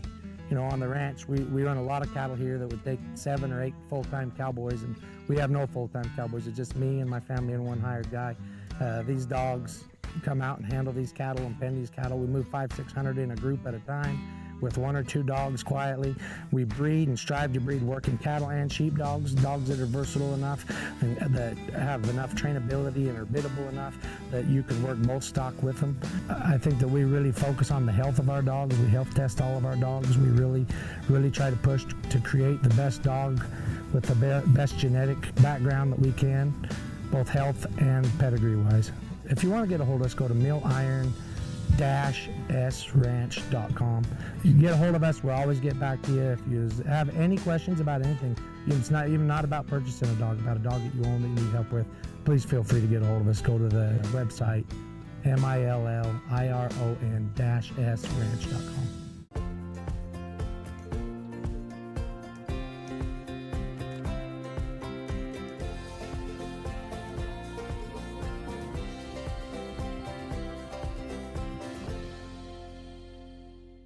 Hey everybody, it's Steve White with the Mountain State Stock Dog Association. Probably the number one question we get asked is why did we choose Afton, Wyoming as a spot to host our national finals? You know, we can be able to come here, it's cool days and cool nights.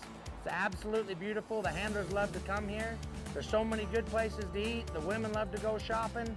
They love everything about it. They can come walk up and down Main Street right from the fairgrounds. They don't have to get in their car. The recreation around here is great. They can go fishing, they get four-wheelers, they go riding up in the hills. Really what it comes down to, everybody, is we put on a great national finals here because this is a destination that everybody wants to come to. They save all their year worth of vacation just to be able to come here and spend 10 days worth of their life in Afton, Wyoming. We absolutely love it here and we look forward to coming back here every single year.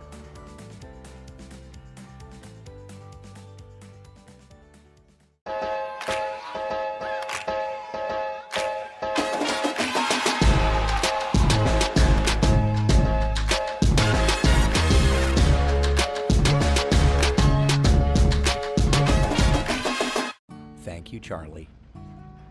Thanks, Rocky. Thanks, Cooper. You too, Toby and Jody and Daisy and Sadie and Gracie. Your loyalty means everything to us, which is why we perfected the recipes behind our food and included special support for mobility and immunity. Find premium nutrition near you at nutrinaworld.com/loyallife. Nutrina, what's inside counts.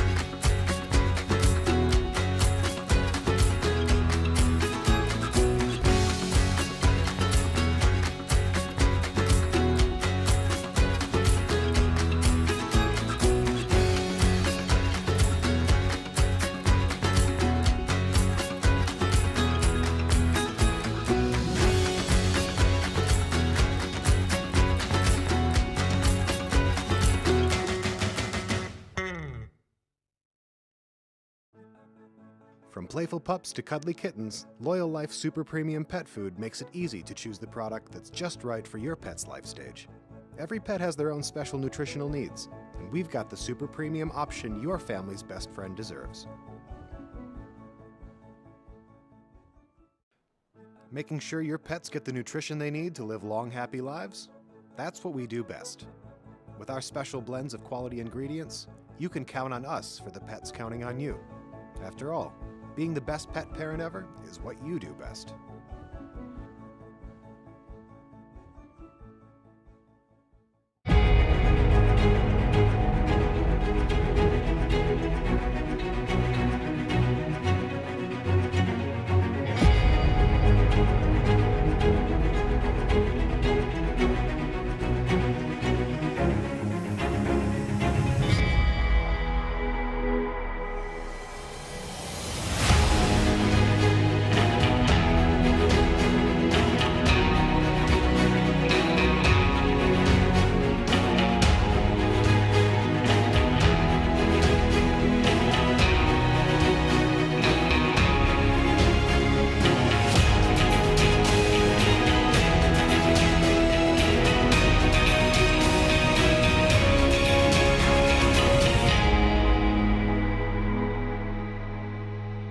We use our dogs every day.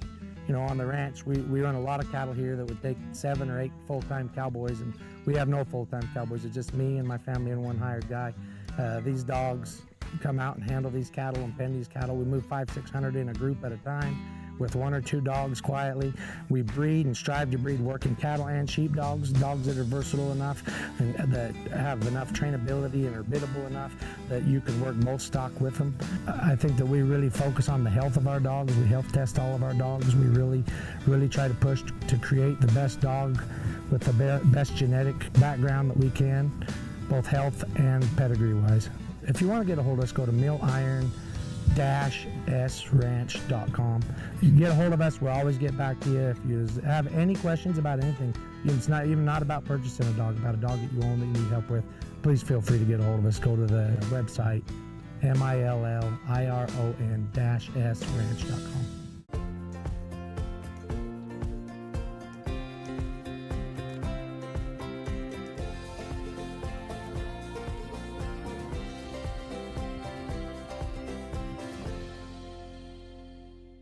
Hey everybody, it's Steve White with the Mountain State Stock Dog Association. Probably the number one question we get asked is why did we choose Afton, Wyoming as a spot to host our national finals? You know, we can be able to come here, it's cool days and cool nights. It's absolutely beautiful. The handlers love to come here. There's so many good places to eat. The women love to go shopping. They love everything about it. They can come walk up and down Main Street right from the fairgrounds. They don't have to get in their car. The recreation around here is great. They can go fishing, they get four-wheelers, they go riding up in the hills.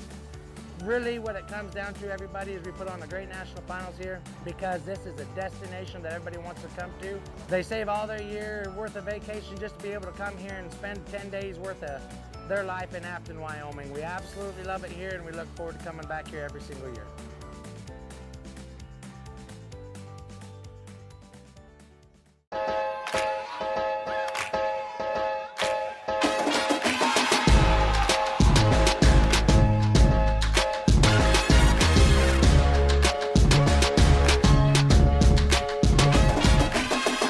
Thank you, Charlie. Thanks, Rocky. Thanks, Cooper. You too, Toby and Jody and Daisy and Sadie and Gracie. Your loyalty means everything to us, which is why we perfected the recipes behind our food and included special support for mobility and immunity. Find premium nutrition near you at nutrinaworld.com/loyallife. Nutrina, what's inside counts.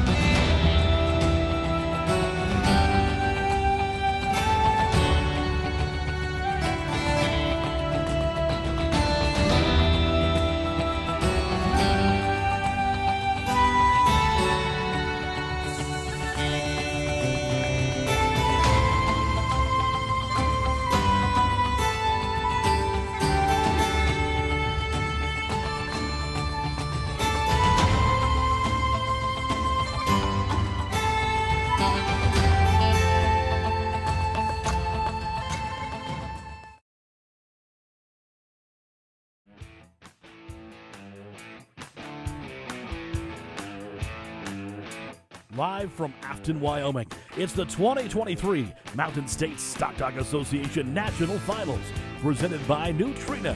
What's inside counts.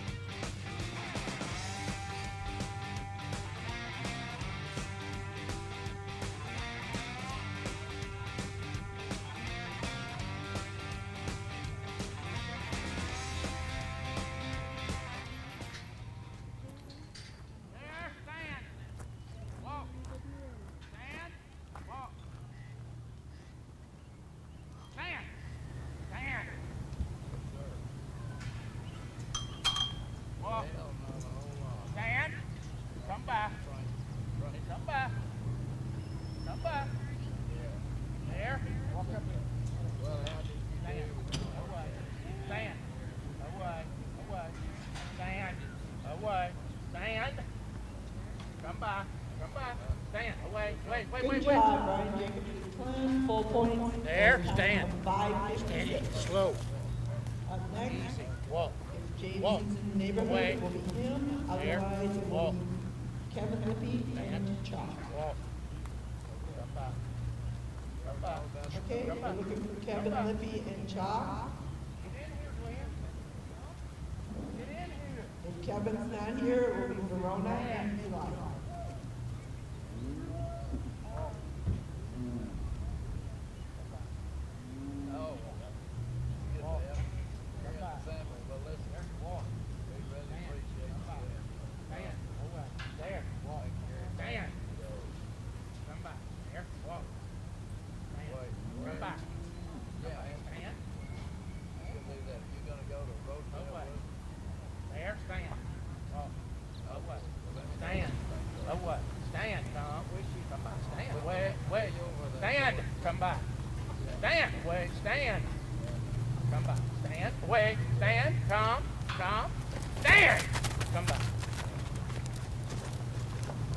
Frankie Acosta. Stand. Stand. Anybody. Walk. Anybody? Oh, there's Stuart waving. Away. There. Walk up. Away. Away. There. Stand. Away. Away. Away. Away. Stand. Away. Away. There. Walk. Away. There. Walk. Away. There. Come. Come. Stand. Okay, I Away. guess we're Stand. going to move to Nathan Myers and Rich. Away. There. Walk. Away.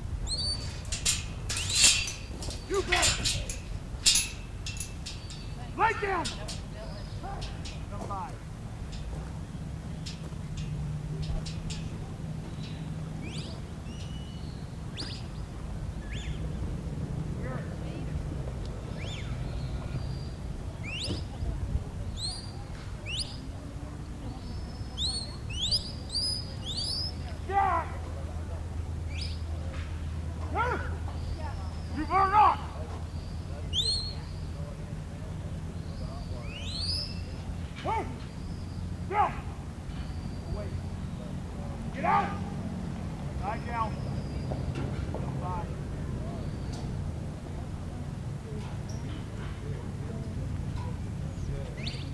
Lie down. Lie down. Hey, Gator! You! Get out of that! Come here! Gator, come here! Come here! 5. Lie down.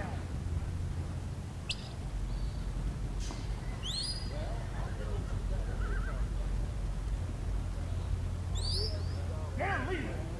Come by. Lie down.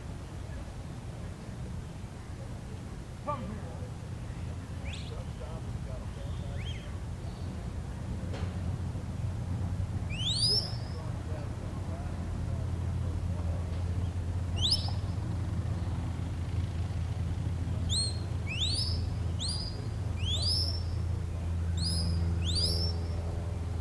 Hey! Get away!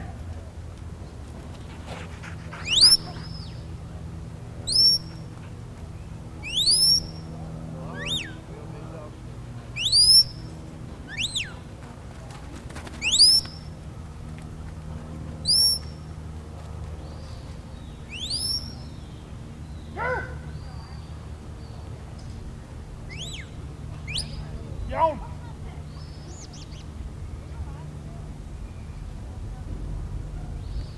Down!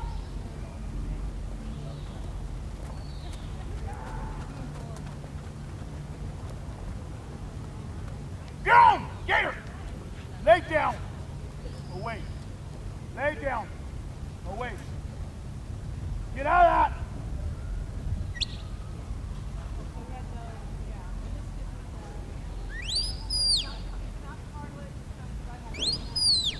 Gator, come here, away! Lie down. Come by. Thank you, Nathan. Rich. That was a score of 225 and 96 minutes. Here. Huh?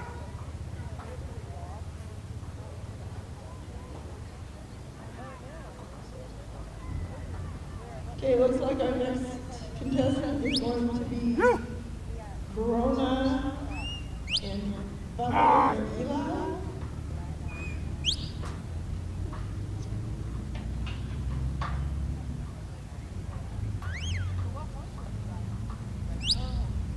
Alright. Here. Okay, we're back.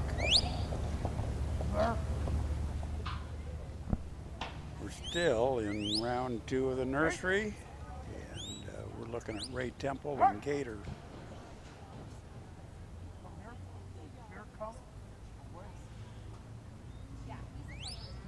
I wish I knew how many of you were looking in. You know, they do have stats on this. I think I was told that last year they had about well over 1,000 views per day, and that does not include anybody that's looking in on their cell phone. Apparently they can't count that, so that's you have to be looking in on a computer or another type of device, but cell phones don't count. So there's a lot of people out there. I wish you guys had a way of communicating with us and letting us know if you know, you'd like to hear or see something different, or how we're doing, what you're getting out of this. I hope we're somewhat informative to helping you and explaining what we're doing. I know there's a lot of you out there watching that are friends and fellow competitors, and that kind of know what's going on, but there's a lot of people out there that they're just tuning in because maybe they got friends that do this and they want to see what they're doing. So I wish I had a way of knowing what you don't understand about what you're watching, or what you'd like to hear or clarify or anything like that. So if you think of a way like that, let me know. Otherwise, we're going to keep doing what we're doing, and we're watching Ray Temple from Oregon and his dog Gator. All right, we're all done with them. We're going to a commercial. Our major sponsor is Nutrina, who is bringing all this live stream to you. We have live stream in 3 arenas, 2 cattle arenas and 1 sheep arena, and also in the big field. So it's a big project. You know, we've got each one of us that are talking to you about the arena and what's happening. We've got a gentleman or a young lady that's sitting in front of us is running this whole operation. These guys really know what they're doing. I don't have a clue. I think he's laughing at me because he can hear what I'm saying. I think they just sit there and take a nap. I don't know if they're doing anything. You know, they push a button every once in a while. You know, I'm doing all the work and I don't even know what I'm doing, you know? So, but we couldn't do it without them because they're making the thing happen. And they don't even like dogs, I don't think. Do you guys like it? Do you have dogs? I got one shaking a head yes, one going no. Get a dog, at least if you're gonna come. No. Okay, got a girlfriend? Oh yeah, you're a real guy, huh? Don't get a girlfriend, get a dog. You're gonna be much better off. Okay. I don't know if that was wise advice or not. So some of our sponsors here, if you guys want to see some cool pictures, XP Ranch Photography. I've got several that she's taken of our dog, Lori, and Ken Herbal. Ken is over in the sheep arena judging. He's been there every day as a judge down there. So look it up, xpranchphotography.com, and you will see some pictures that are just amazing, the way Lori shoots these pictures and what she gets out of them. I don't know if she's really got that much talent or she's just that lucky, but they're fantastic. I think she's got the talent.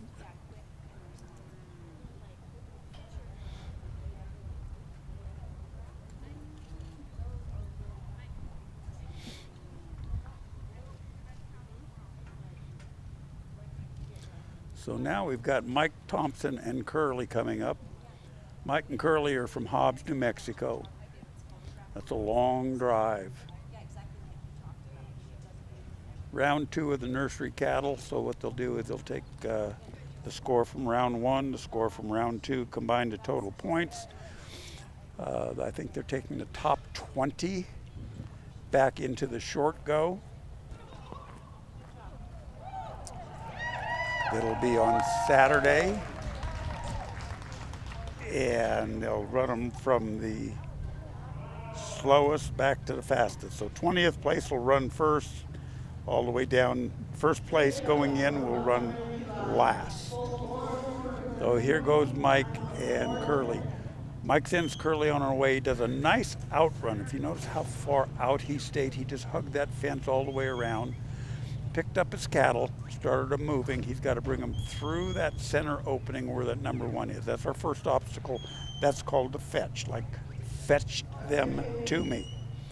And Curly's doing a good job staying off, catching their eye, making them move. Pressure and release is what we're looking for. 35-second fetch, that's pretty darn good. Okay. Thanks, Kelly. I don't know what that means. Okay, I'll read it and I'll try to translate it. That was one of my friends. Did you have a grandbaby, Kelly? She and her husband could not come this year. They've been there every year. They're from California. Put on some trials down there. A little town called Squaw Valley. They live by Ridley. Really nice people, and I guess she was listening to me and she answered my question about give me comments. So I'll see if I can figure it out and pass it on.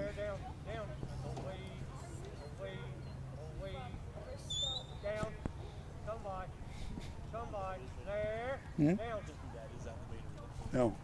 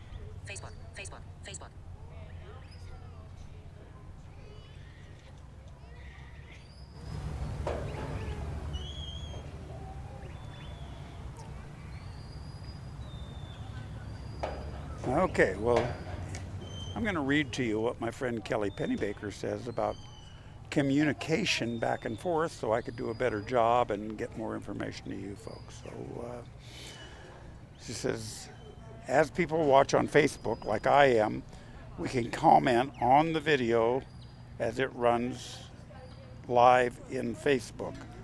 If you are logged in, you can see the comments and you should be able to respond.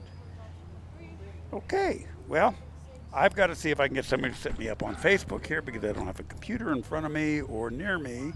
So that's the answer. So if you folks that are logged in on Facebook, if you want to comment, question, things like that, I'll see if I can get somebody that's maybe about 10 years old to set me up on Facebook and answer these questions and get it going. You're laughing at me again, aren't you? Okay. I'm working with a younger crew. But, okay. Do you know what year the War of 1812 was fought? Ah, he answered it right. Okay. Okay, so keep looking, keep commenting, and we'll see if we can solve this problem. Thanks, Kelly. Bye-bye. Okay. Mike and Curly just finished up there, and the riders are going to take them out. So I'm going to try to get back to business and see if we can do anything good.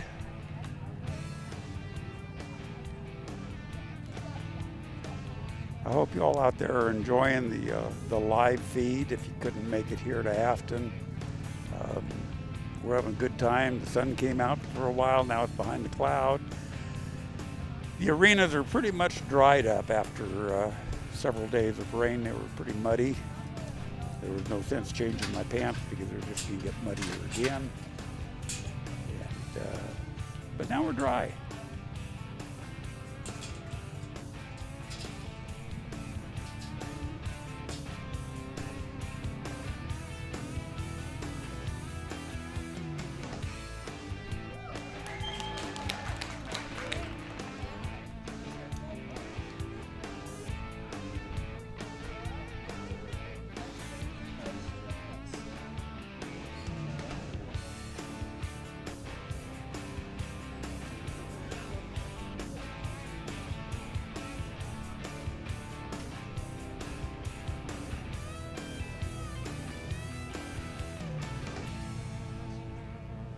Okay, good job. Full points of 270 and time of 3:32.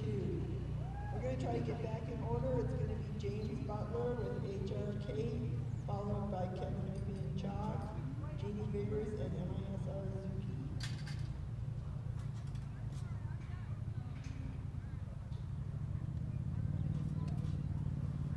So it looks like Kevin might not be up here, so if that's the case, Jeannie will follow James.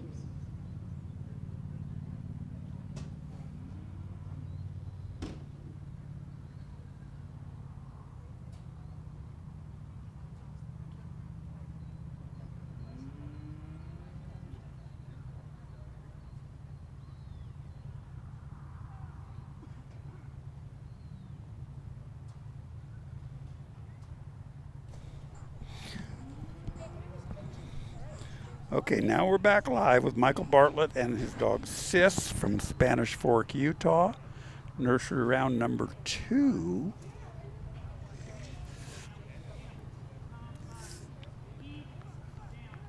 Mike and Sis have been doing really good. I think they had a good first run. Let's see what they do in the second run. You know, the whole idea here is in this cattle handling is direct that front cow and push the back cow. It's got a good group of cattle. They're staying together pretty good, and they're wanting to travel. They're moving off the pressure of the dog. Watch how the dog goes around and changes the direction. Dog didn't have to come all the way around to that right side, just a little bit. So this is a game of inches sometimes, of position. Position of the dog, position of the handler. Sis does a really great job of getting him in there and out and through that obstacle. Mike's done a really nice job of directing Sis. So we've got a team sport. You know, Mike's kind of the quarterback. He's going to hand the ball off to Sis, and she's going to have to do what she's asked to, make a touchdown. So let's see how they move into obstacle number 3. They're directed perfectly in there. See how far they can go. They all want to drift off to one side, not too far, or she'll push them past the obstacle on the left. She's really good. Sis is showing a lot of patience and a lot of respect for the cattle and a lot of respect for Mike and the way she works. So again, there's got to be a mutual respect between dog and handler. Pretty much every move that dog makes, like laying down, moving off to her left, going out farther, she's given a direction by Mike, whether it's a voice command or whether it's a whistle command. Some of the guys and gals use voice, others use whistles. Doesn't make any difference. It's just as easy for the dog to understand whistles as it is the voice. They really don't understand our words when we're talking. They just relate the word or the whistle to a certain function that they're asked to do. So they've got a fantastic run coming. They're 2.5 minutes and they're already coming into the sort pen. Sis has kept these cattle going really calmly, just directing them. It's kind of touchy because the cattle can get by on both sides. You see how one wanted to go by. Now they're going to want to come out the other side. Okay. She's got them pretty well confined. Mike's got them into the sort pen. He's going to send Sis around. She's going to get their heads turned, and Mike's got to put one out they call by. Sis's genetics are working for her now, like a lot of them do. We can't let that one out. They're saying to themselves, come on, Dad. You know, they're getting away. I got to bring them back. So that little thing when a cow runs off and the dog chases it, that is not a command that the handler is given. That's something that they see, and genetically they want to bring those cattle back to you, and they'll continue to do it. You can see Sis is going out and going to bring that other cow back in, but Mike doesn't want that. So he's got to get her back in. He's got to watch what's happening, but now he's got to push one cow out the side. So Sis has to keep moving in a direction that's going to assist Mike. And Mike, it's a matter of inches, just a matter of inches. But if you move too soon, you're going to stop that cow from coming out. If you don't move soon enough, both of them are going to charge out at you. So Mike has to be a little bit careful. There you go, Mike. Now you got it. Get that other one out. Get the other one out before that one comes in. Nice job. Good run, 4 minutes and 26 seconds. We'll see what he did on the first run, put the two together, and see if he can make it back to the short go for Saturday. Okay, S4 Stock Dogs, one of our big sponsors, John Stottlemyre. He's showing here, he's showing his dogs, but he's also helping us put this thing all together. We had a benefit auction last night for a scholarship fund and to help the 4-H and the fairgrounds here for some of their needs. John was a major contributor there. I saw him buy several really nice items. Whether he needed them all or not, but he's there to help. And that's what a lot of us are trying to do, just help make this better. So.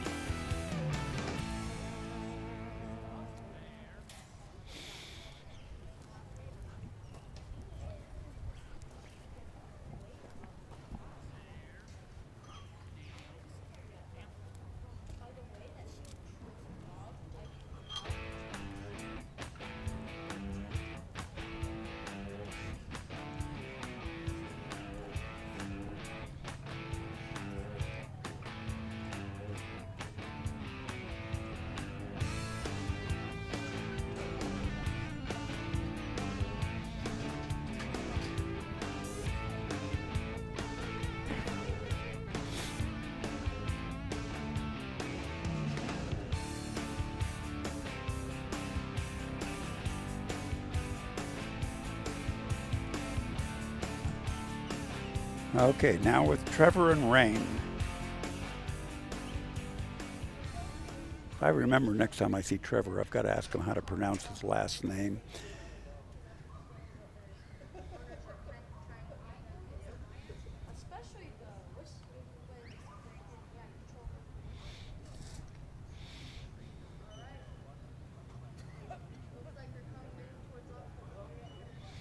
Okay, Trevor's getting his dog set up.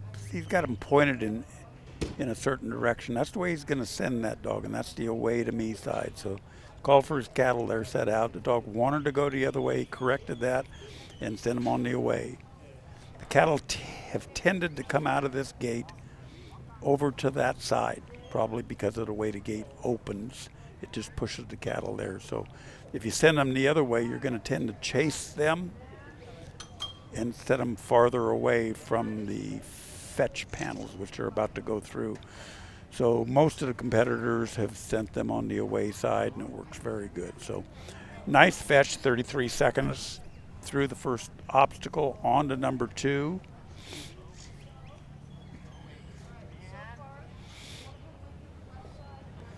So for those of you that are looking in and not knowing 100% of what we're talking about or going on, some of the things that we says are commands. We either use voice or whistle.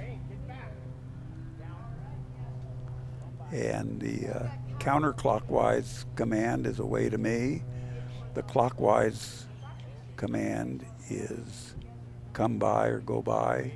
Then we'll have a walk-up command, which asks the dog to walk straight into the cattle like he's doing right this minute. And then a stand, stop, stay, lie down command, which of course is self-explanatory. And that cattle backed out. And he's going to be good if he can shove him back in that hole and get him through the obstacle. But if he misses it, he's going to have to reload all the other two. So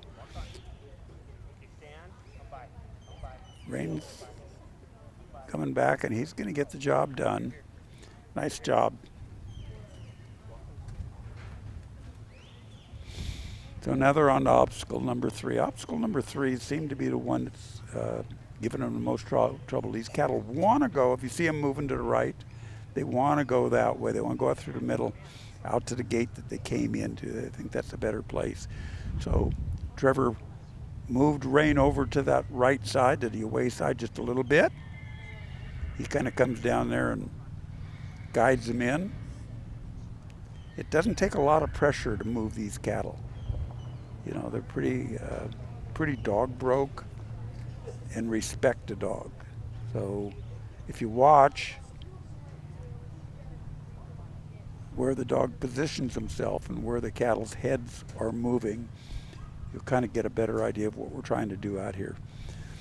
Again, if we were in a ranch situation, moving cattle from, say, pasture to pasture, from the pasture to the corrals, the dogs don't have to be quite so precise. But what we want to do is not, we don't want the dogs to pick a fight. We want it to be all low stress, because the idea behind this thing is move these cattle in a low stress environment where we're not getting them overly excited, we're not running a lot of gain off of them, we're keeping their minds in good condition, we're keeping their health in better condition. We don't need to overstress them by sweating them up, running them around. Just go where I ask you to go. It's a pretty simple request. So this is why the dog's so important to us on the ranches, that you know, they can help us out a lot and save us a lot of time. Trevor and Rain have one that kind of skirted around the outside of that obstacle and didn't come through. So he's going to turn him around. He has the option to continue, but I don't know that you're going to see somebody do that. They know they need all the points, no matter what their time is, to even have a possibility to get back into the finals on Saturday. So he turned him around, has him back in. Now he's got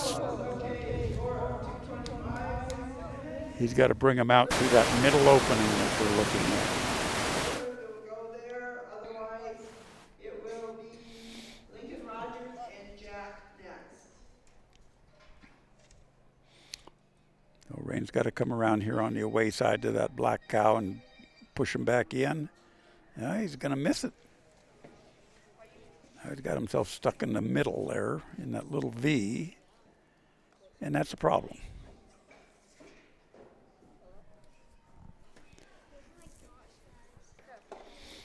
So Rain somehow, now those two are going to walk out, and he's going to point on those two if the other one walks out. But somehow he's got to get Rain to lock onto this cow that's in that little V where he's standing on his left. And let's see how he does it. Okay, it looks like we've got Mike Thompson and Gene.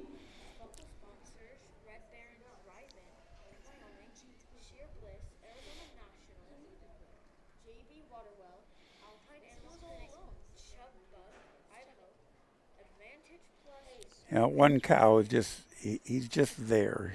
He feels like he's safe. He doesn't necessarily want to turn around, and Trevor is going to run himself out of time. Okay, so Rain's got that cow out. He did a good job, but all that took time. All that took time. So now he's timed out at 6 minutes, and they'll go back and regroup.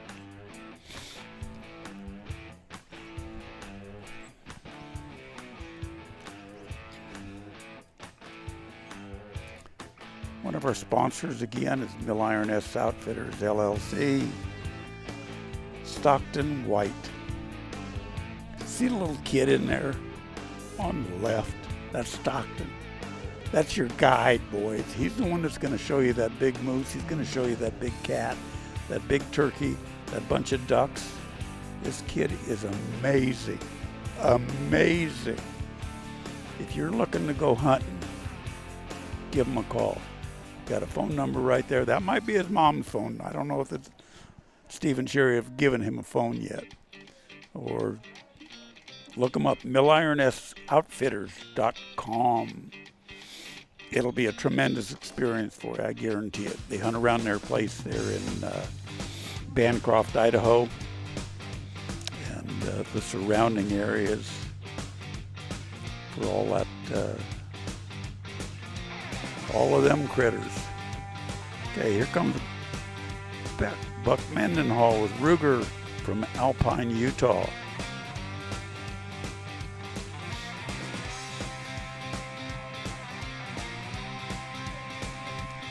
Let's see what Buck and Ruger can do.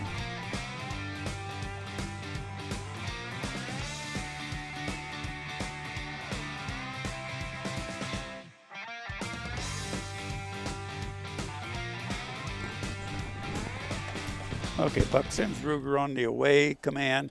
He's got to go all the way over. He's got to pick up that other cow and get him moving, but he's got to watch that brockle face on the left, on his left. Got them all moving. Now he's got to get over on the right and turn them just a little bit so they don't go too far and miss this obstacle.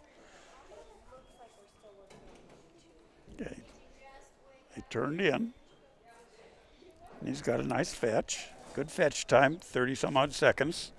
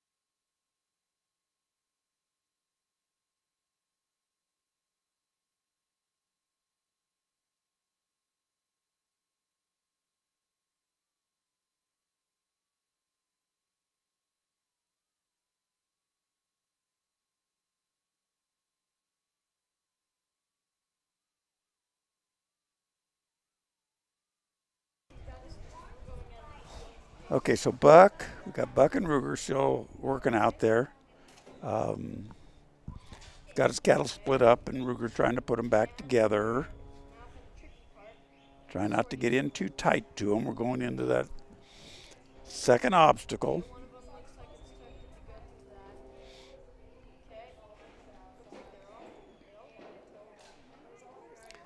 They've got to come in and they've got to make that right turn. They can't come straight out like the way the cow, that red cow is looking. Okay, good job, Buck. Okay, now they're going to move on to obstacle number 3.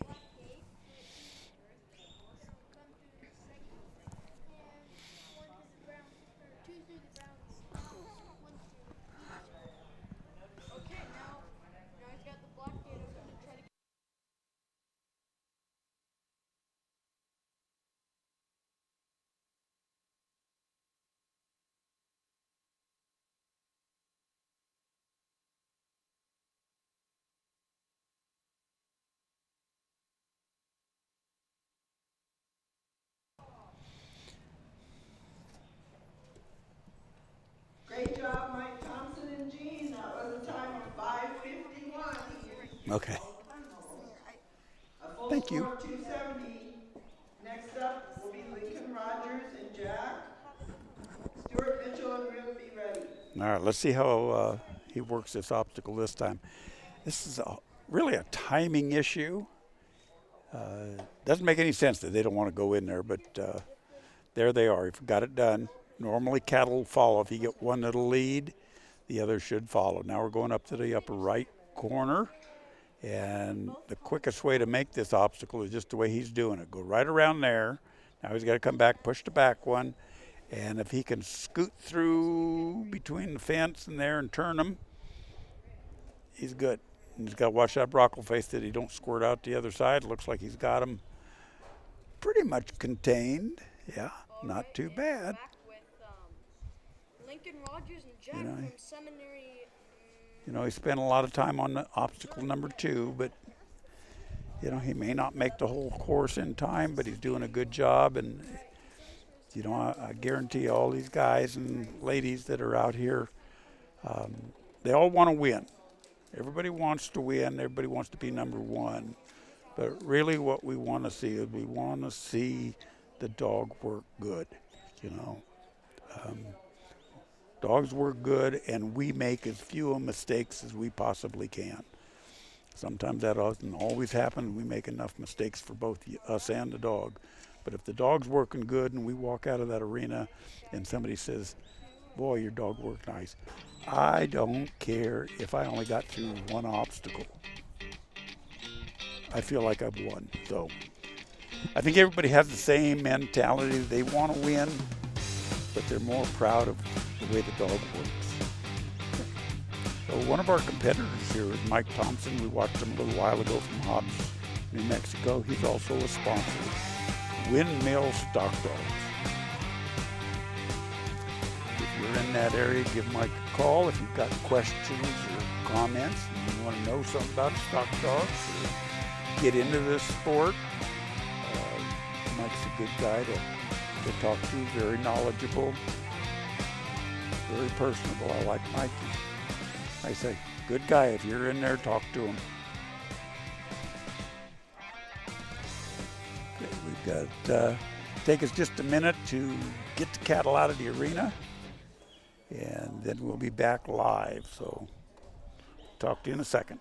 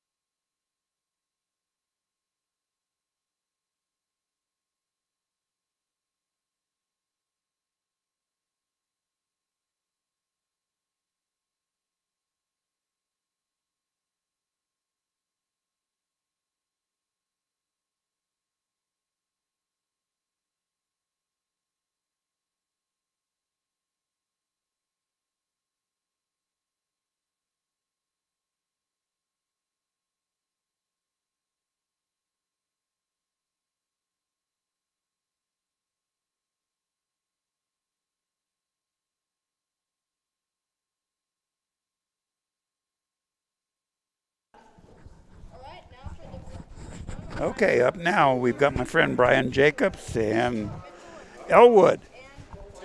Now, you know, earlier we talked about different colors of the dog and stuff. You might not be able to see this, but Elwood is, I don't know what you call it. Brian told me one time, but it's, I don't know if it's brindle or gray or blue, but it's not a traditional black and white dog like it looks like on the camera. Gorgeous dog. Nice dog, works well. So Brian's got these cattle, and this is a set of cattle. They're staying together like we like. Elwood's doing a great job, but they're moving. And some of this is the cattle, but a lot of this is the dog. Look at the way the dog works off, doesn't intrude in the bubble, isn't causing a problem. The cattle want to go somewhere, and Elwood's letting them go. He's going to kind of wrap around here and get those cattle through. You notice here, this is a good example of what we talked about. Keep the cattle moving in a straight line. Here we are at less than 2 minutes, and we are going to the sort pen. This is going to be a fast run if somebody doesn't just booger it up right here. Going in, Elwood's over on the other side blocking it. Brian's blocking the other side. They're into the pen at 2 minutes. Elwood comes around. Brian's a good hand at getting these cattle sorted. This could be a winning run right here. Come on, cow, just move. Just move. There you are. I don't know if that is the fastest, but it's got to be one of the fastest for the day. I don't know what Elwood did yesterday or the other day when she ran, but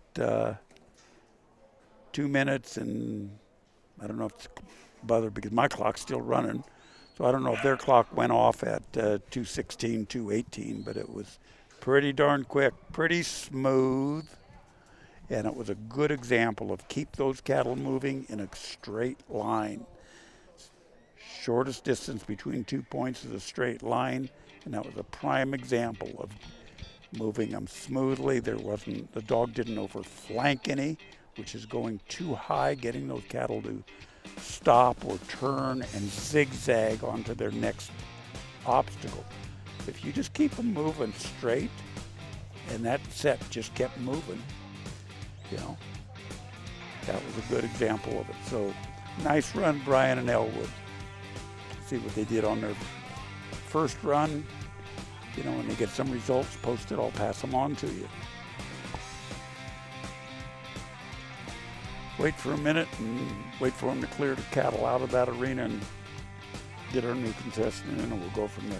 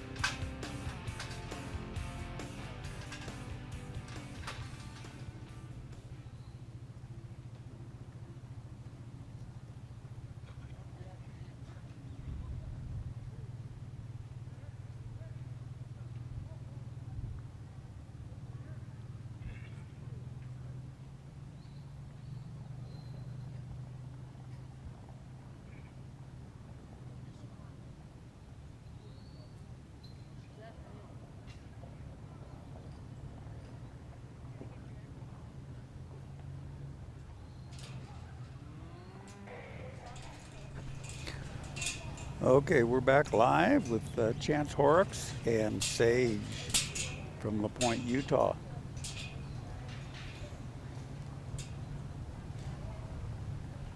Chance raises and breeds and raises a lot of dogs down there on his ranch. They put on a couple trials down that way in Utah. I've been to a couple of them. They're very nice. Real knowledgeable people. He's got a nice red dog in here, Sage. He uses these dogs all the time on the ranch, and you know, it's a little bit difficult sometimes here in the arena. We need to micromanage these dogs just a little bit, and they need to be very precise to get cattle through these obstacles in the quickest time possible. Versus getting out on the ranch, when they're outside, that kind of frees these dogs up. They work a lot more on their own. You know, we'll be with them, whether we take them out horseback, whether we go out there, you know, on the four-wheeler, side by side, and have to move cattle. You know, they're running in bigger areas. We don't have to be so precise. We're not going through a little obstacle with a 10-foot opening on it and trying to block something else. We're just moving cattle, and that really frees the dogs up. So it's a good opportunity a lot of times if we have that opportunity to get the dogs outside and work them out. It's like a breath of fresh air for them. You know, they just get to work a lot on their own. They're not under so much pressure. You know, you almost get the feel, well, you do get the feeling that they really seem to enjoy it. You know, they freshen up. It's not such a pressure situation for them. So, and it's got to be tough sometimes for the dogs to go from the ranch situation, big country, into a small arena, being a little bit more managed, and you know, their behavior has got to be different. You know, so they've got to adapt and adjust. So Sage, I think, is one of those dogs. I'm pretty sure this is one of the dogs that Chance uses outside as well as in the arena. And doing a good job.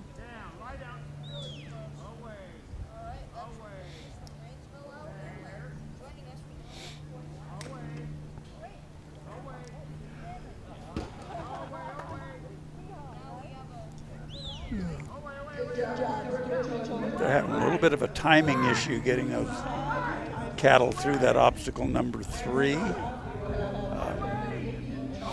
You know, there's really 3 openings to that obstacle where the cattle can escape once you get them back there, and that's hard for the dog to control, especially if the cattle don't stay together. If they kind of 2 against 1, one's over here, one's over there. You got to decide which one you want to move first. You know, you could move, and it's kind of difficult. So now he's got them all kind of stuffed back through there. So now, how are we going to get them through the middle? Okay, he's got them turned. Now he's got to come back, give them an away command. Okay. You notice there that Sage stuttered just a little bit on the command. Started to take the wrong command. Chance probably gave her a correction, and she went back the other way.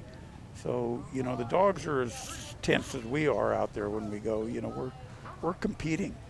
For those of you that have competed maybe in other sports, I don't care whether it's tennis or baseball or rodeo, or whether you're a roper or rough stock rider, whatever you are, you know, when you back into that box or climb on that bronc, your heart starts thumping, things start happening really quick. You get tense, you know, and that's what's happening to these dogs. They're athletes, you know, they're athletes. Chance has done a good job of grouping everybody up there into the sort pen at 4.5 minutes.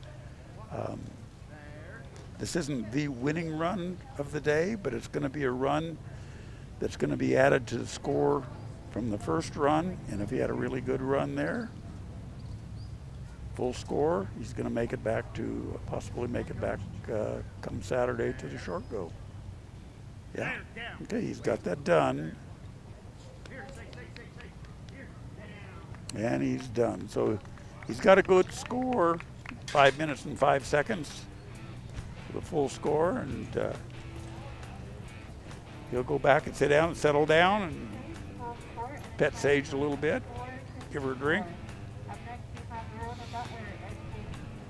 And we'll see what happens for the short go on Saturday. I think they're taking the top 20 back.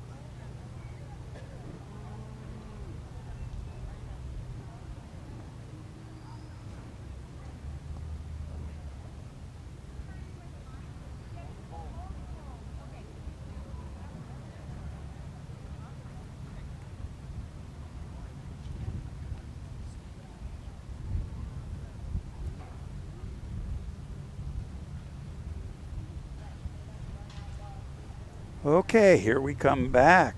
Verona Butler and Sticker. So we do have families here. So we've got Verona and her husband James Butler showing dogs. I bet they've got a dozen dogs between them that are here. They're from Texas. They're the ones that raise those great big mule deer that you've been seeing on the advertisements when we've been cutting in between our competitors. So they're down there, I think it's Center, Texas, or Vernon, Texas. Center, Texas, there it is, I should have looked.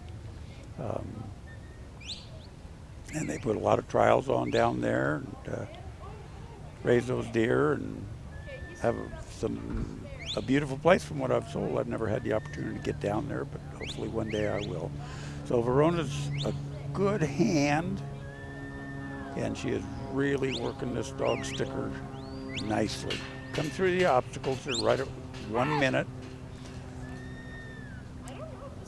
I like the intensity on this dog. You know, he's watching the cattle, and he's very responsive to Verona's commands. Again, we can either work these dogs' voice or whistle or a combination of both. Just depends on how we're feeling, you know, and how the dog works. Some dogs work a little bit better on the voice, and some dogs work a little better on the whistle. So the whistles seem to take the emotions out of our voices. I like the whistle myself because it does take the emotions out of my voice. I think most of us, and I know from experience that me especially, get tense when I walk in there. And, you know, the more things aren't going 100% correct, I get more tense.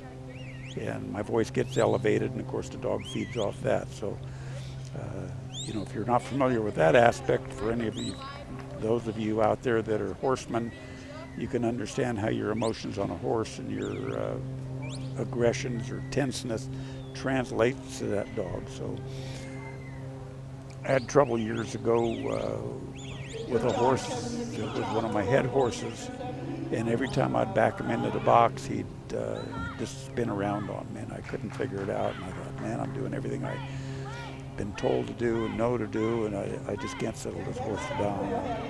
A friend of mine said to me, he says, you're tightening your butt. I said, I am not tightening my butt. He said, get off your horse. I get off my horse, and this individual is a very, very accomplished horseman. He gets on the horse, walks into the box, backs the horse up, stands there. The horse is like a rock, nods for his steer, goes out and ropes the steer.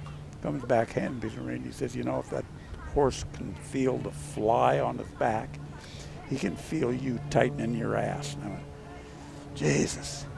Okay, so you learn something. So same thing, that's just a story with a little humor in it. But the dogs feed off our emotions. We get excited. They get excited. We want them to stay calm. We want to stay calm. Probably easier to keep the dogs calm than us. So Verona's got a good running going. She's at 3.5 minutes. She's going into the sort pen. She's got to get them all the way in there, past where they are now. Now they're in. So she gained her points, 45 points for getting them inside that pen. Now she has to sort them. One has to go straight out. She has to step in. One has to come out the side. Just one. Steps in. Now the one has to go straight out. Nice job, Verona Butler. 4 minutes and let's call it 5-6 seconds. Good job. We'll add that to her other score. See if she's got the points. She's got 2 full scores, see what the times are, and see if she makes it to the short go for Saturday.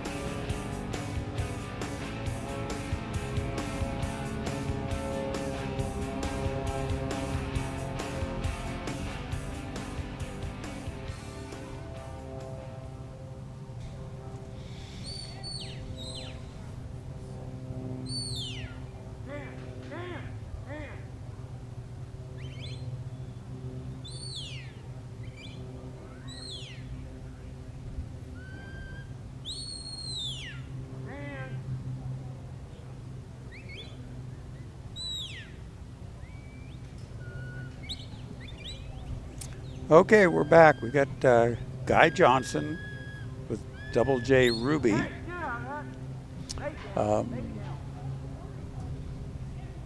Guy and his wife are, says John Day, Oregon, but they're currently in New Mexico, living down there. They moved.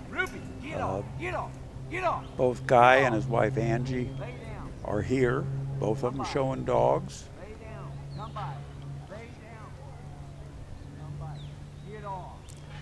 So we talked about the lettering, the name before the name of the dog. This dog's name is Ruby. Registered name is Double J Ruby. I'm assuming Double J is for Angie Johnson and Guy Johnson. Makes sense to me. I don't know if that's right or wrong, but that would be a designation. So all the dogs that come out of their breeding stock, where they have the female, they would register as Double J. If you want to call your dog Bob, it would be Double J Bob. So Be like when we were kids, you know, if you got really mad, you know, your mom got really mad at you, she'd call you by all your names, all 3 names she'd call you. You're nodding your head, your mom got mad at you, huh? Yeah. So if you got mad at a dog, you'd call, Double J Ruby, you better lie down. So.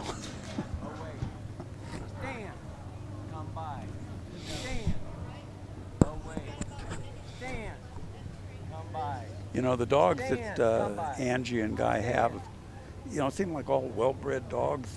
They all work good, not overly excitable. You know, we've looked at dogs that are real fast out here, real fast, and you've got to be able to handle those dogs that are that fast because things move very fast. These dogs have got speed, but they look like they have composure to them too. I like the way they move and handle. It gives the handler a chance to adjust for the situation.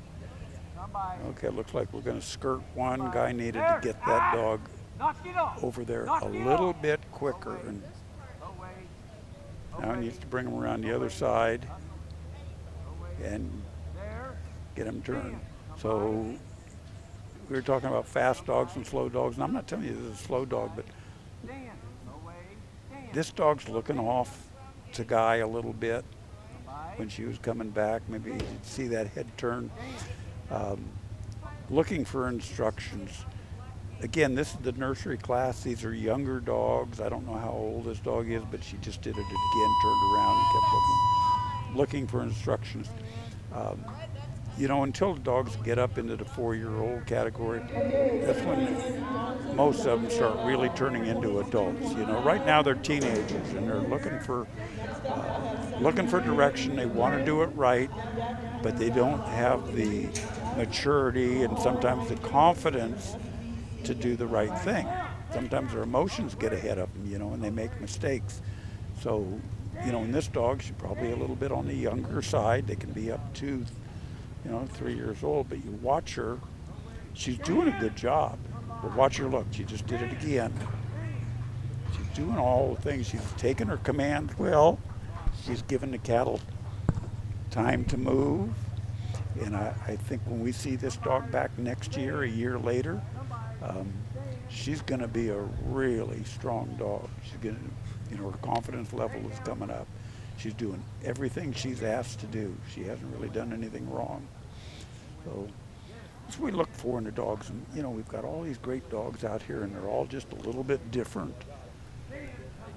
Some fast, some not so fast, some work in real close, some work in real slow or far away. But they're all good.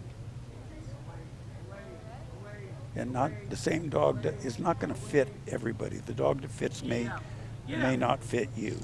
The dog that fits you may not fit me. Guess what? I just got this really good-looking blonde rodeo girl. That's me. Yeah. Come sit down by me. Can we sit down here? You can sit wherever you like, dear. Okay. When you get that on, I'm going to turn you on there. Okay. Okay. You're a Maddie, I hear.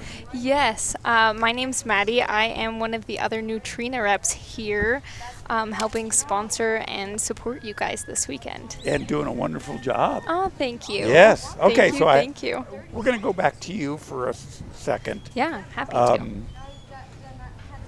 So you know that your cohort spilled the beans and said you're a rodeo girl. Yeah, I guess he did. Southern California. So I actually live. No, that's not correct. No, he's lying already. Yes, he's lying already. Yesterday, he told this guy who was standing behind me, he was like, "Better not to get too close. She's scared of horses." I was like, "Corbin." He told me that too.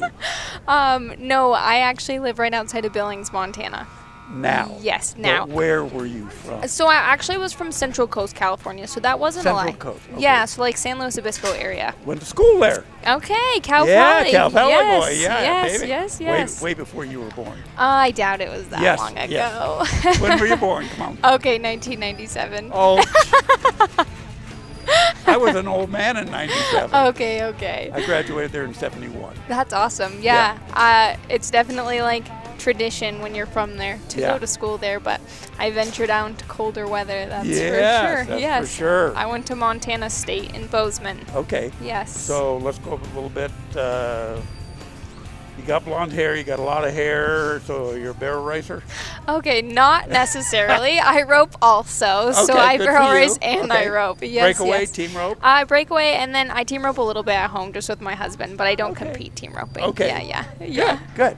Okay, Yeah. so there's the Neutrina screen. Yeah. So tell us a little bit. Let's go with your background. Where's your education? Did you go to Cal Poly? No, I went to MSU, so I went to Montana State. Okay. I got a degree in ag business, actually, and then I decided I wasn't really sure what I was going to do yet, so I got a master's degree in finance. So that's interesting. Yeah. But definitely my passion lies in like agriculture, things like that. As far as Loyal Life goes, it's definitely my personal favorite as far as our pet food line goes. True's awesome also, but I'm biased because I feed all of our dogs the Loyal Life beef and barley, so I definitely am biased to that one specifically. We like it a lot in our household. Our border collie does great on it, but there's so many different options, there's so many different routes you could go. Truly, we have something for everything that you could have in the barn, whether that be your dog, your horses, your cows, all the things. Yeah, that's Yeah. interesting. Yeah. Yeah. So you're going to sit up here with me and help me do the commentary? Yes, I'm here for it. All right, so give me some dog background on you. Yeah, so to be completely honest, my husband's the one who does the dog stuff. We have a working dog, but he's just a ranch dog. We don't do any trialing, things like this with him. He's a border collie. I don't necessarily understand all the commands or anything, so Will definitely handles that side of things, and I just kind of watch him. But yeah, he helps us. I have a mini schnauzer. That's a little bit more my my comfort zone of dogs. Okay. Yeah, but no, I definitely like have a good background with dogs. This is actually the first like real trial I've actually been a part of and watched, other than just kind of more casual ones like at the Nile, things like that, where it's not quite as this caliber of dog. So it's been really cool to watch. Is that the one that Rhonda Pelcher puts on? To be completely honest, I'm not sure who puts it on anymore. A gal used to put it on who no longer does, so I don't know. Okay, interesting. Yeah. But you understand the dogs. You understand how they can assist you on the ranch. Yeah, absolutely. Yes. A great dog is invaluable. That is for sure. All right, so command-wise, are you... I've learned more so far this weekend than I have from my husband in the last 5 years, so... my wife might say the same thing. Yeah, I have actually learned a ton.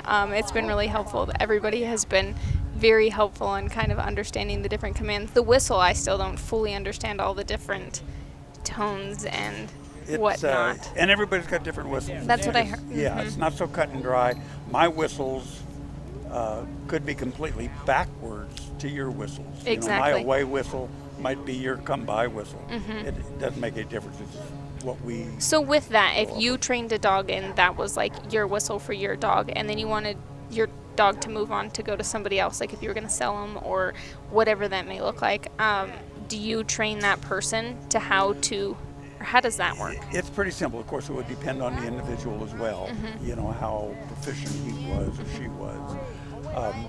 The dogs are very forgiving. When I first started using the whistle, a friend of mine was helping me with the dogs. Okay. Younger dogs and stuff. And I was way too emotional to use my voice, is what he told me. You would build and they would, yeah. If you're a horsewoman, you understand that the intensity that we have relates They to the feed horse. off of it so off much. Right. Please. They feed off that. Yeah. So especially in a high stress environment. Yeah, when we get stressed. So this individual started to whistle on this one dog for me, and I said, well, let me hear your whistle, because mine were the same as his, but not necessarily always the same tone. So there's a high and a low, and a low and a high. Okay. So usually, just to keep it simple, most people will use, like a low high or a high low for one way, and then the opposite for the other way. Okay. So he was using the low high for the away, and I started practicing my low high, And, it was working. I'm a little tone deaf, and I can't hear that and That's don't good. really pick up on the tone. So when one day we were together, and I said, so let me hear your whistles. Let me see if I can make mine like yours. And he said, don't worry about it. He said, these dogs are very forgiving. They're adaptable. Yeah. So, as long as you're given the low high, The right idea of the command. Yeah. It's kind of like saying, go this way, or hey, go over here. It's kind of the same thing. Yeah. Like and the whether dog you will adapt. Cool. Okay. So that's That's interesting. Yeah. And some dogs, they'll pick up the whistles. They don't know when we say away. They don't know what that means. Yeah, and out in the field trial, it was really interesting to see the people who had their dogs on both whistles and voice commands definitely had a little bit better success when their dogs would get far out there, because when there's a little bit of a breeze, they don't hear your voice. No. So that is an interesting part. Yes.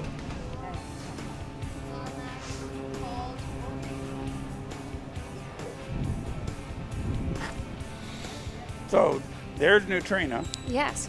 So tell us some more about some of the lines. Yeah, so we have... And what we should be looking at with our dogs to do the best job feeding them. Yeah, that's a great question. So we have two different lines as far as pet food goes, dog food.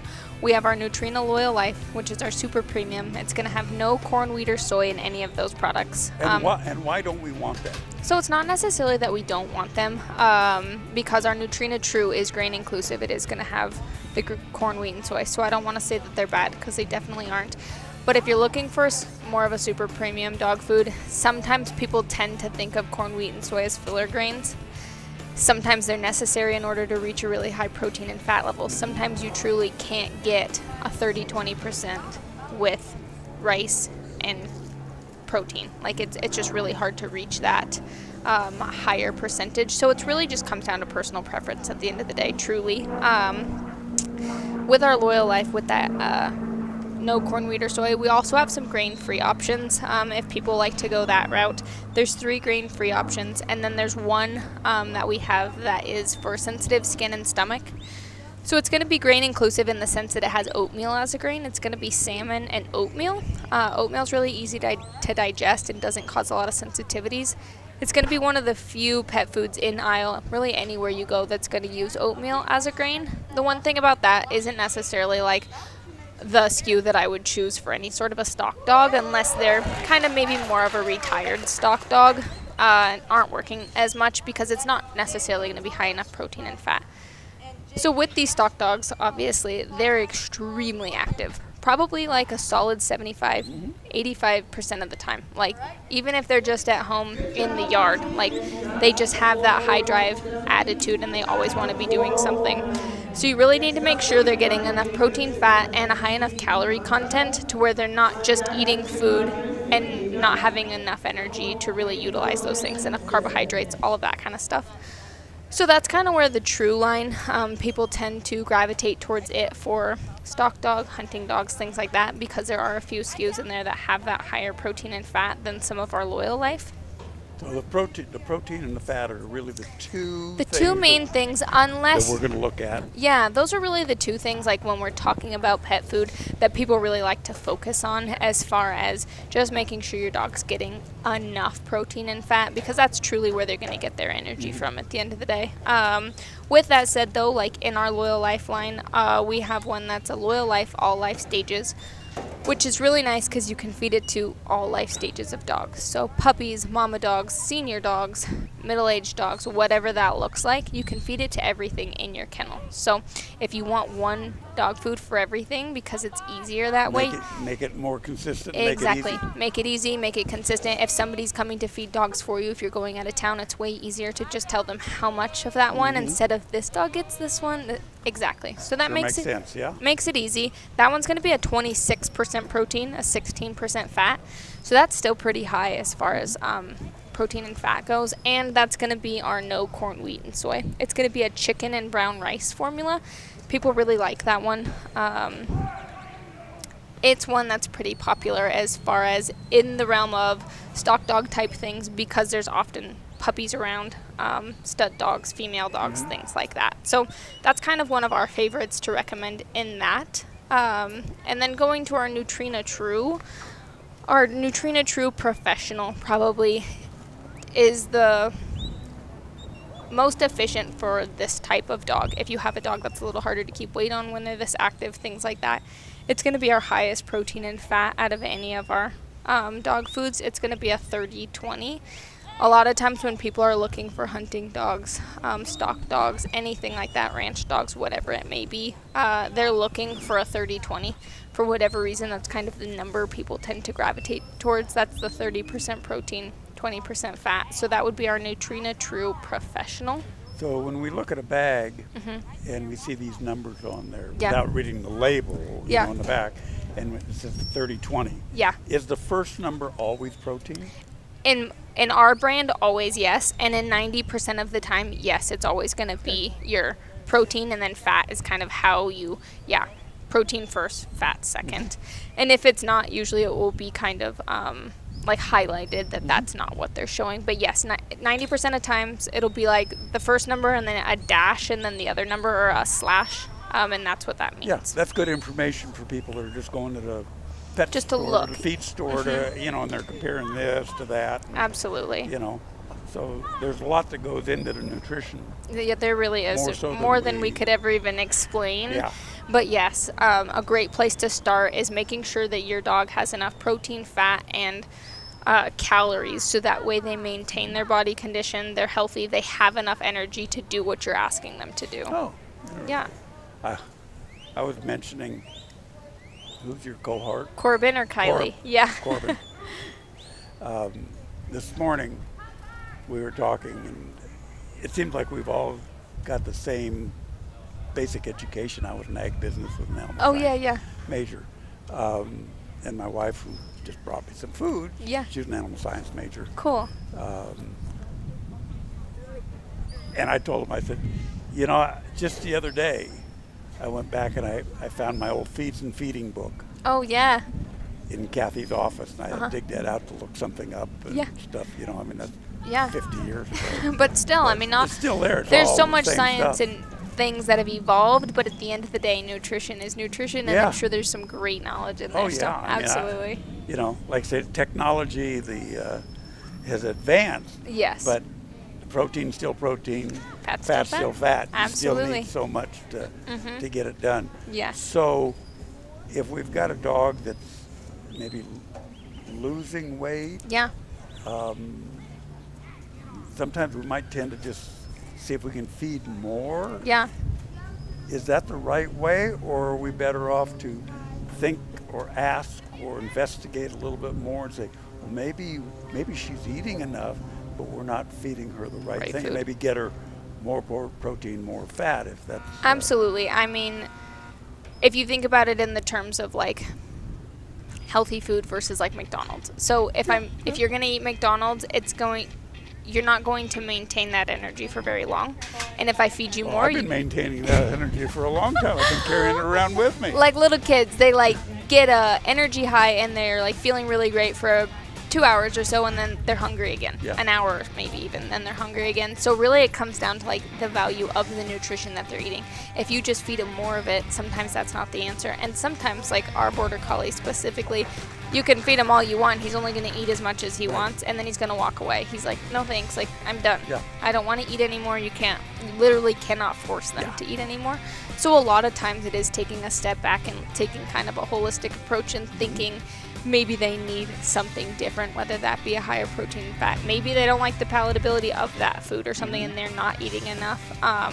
Just kind of, taking a perspective on what you can change to help them, because they give us so much every single day. We want to make sure we're offering the best The that right we thing. can to them Yeah, also. and like Corbin mentioned, watch the dog, watch the animal, whether it's a dog or whether it's a calf or whether it's a horse or whatever. Watch them. They'll tell you what they're doing. They will absolutely. And if we can't figure it out through a little research or talking to people like yourself, going to your information line, Yeah.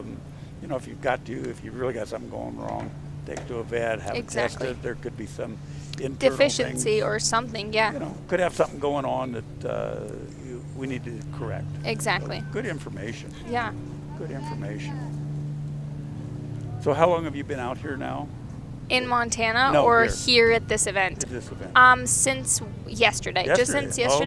yesterday. We're actually looking over in this At other the other arena. arena. Yes, yes. So we're looking at Lincoln Rogers. I've watched him a few times now. Yeah. He has been impressive. He is. He's one of the good handlers in the open handler. Got his dog Ada, and we're still in round 2 of the Nursery cattle. They ran the other day for their first round, and they're going to take the top 20 combined scores into the short go on Saturday. So we'll see how Lincoln does. And his first obstacle is the fetch, which is the panels right in front of the cattle right now, and he's got to bring them right through the center. All 3 of them. Looks like she has a good handle on the control, yeah. Got a good stop on the dog. Dog's respecting what he's asking to do. Gets over, gets the eye of the cow. Little bit of an overflank, push those other 2 cattle back. I think Ada would really appreciate it if those 3 cattle is stuck together. Stayed What do you think? together, yes. That one is giving it Yeah. its own mind of its own. But we need a leader, Yes. so Not always a bad thing, Nah. except that leader's. Oh, now it's cooperating. Yes.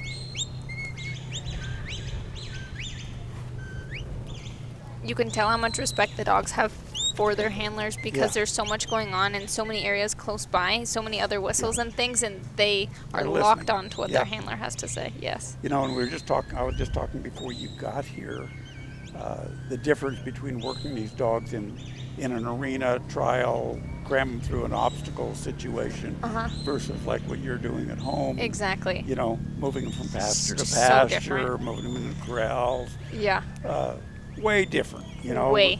Yeah.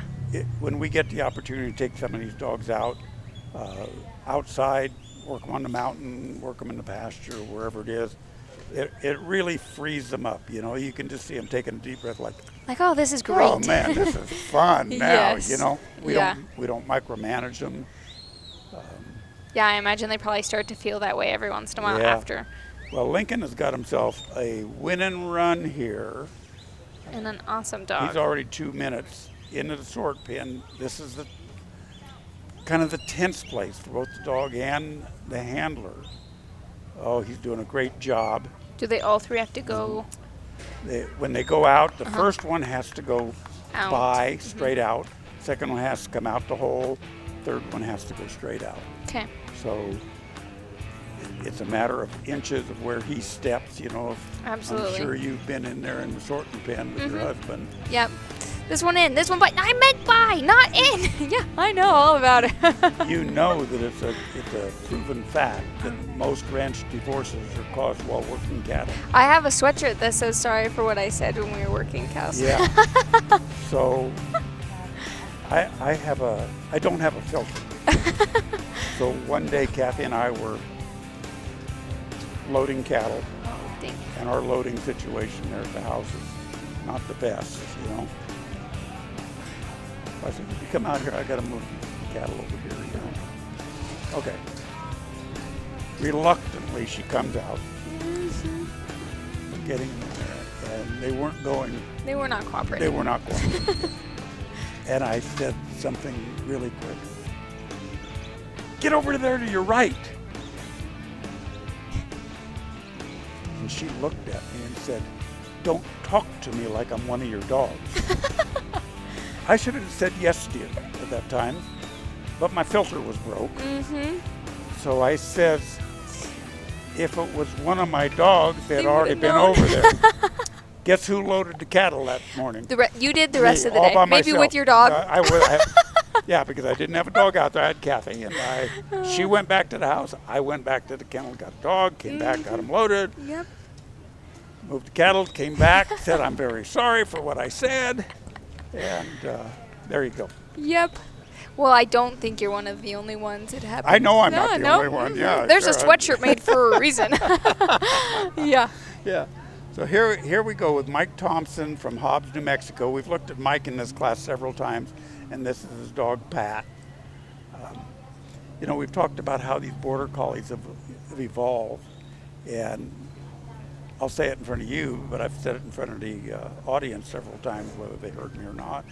But when the border collies first evolved in Scotland and Wales and back there, you know, in the 16th century, I don't know when it was, there were no red dogs. Yeah, just the black and white. Just the black and white. And if they had a red pup, they thought it was the devil and they'd kill it. Oh, interesting. That's a story that I heard. But still, yeah. But it made sense because there were no red dogs around many years ago. Yeah. And then, you know, our breeding program started. We started getting more knowledgeable about genetics and things, and we started wanting different things in these dogs. Mm-hmm. So, you know, the border collie went from a traditional long-haired black and white dog to now they're red and white, they're slick, they got long hair, they got medium coats, they're tricolored. They have stand-up ears, they have floppy, they have all the things. Yeah, everything.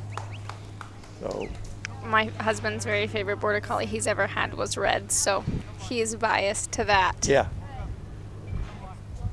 You know, and they're all good. Most of them. All the ones here are absolutely exceptional. You know, we talked earlier about, you know, personalities, dogs, Yes. versus personality of the owner, handler.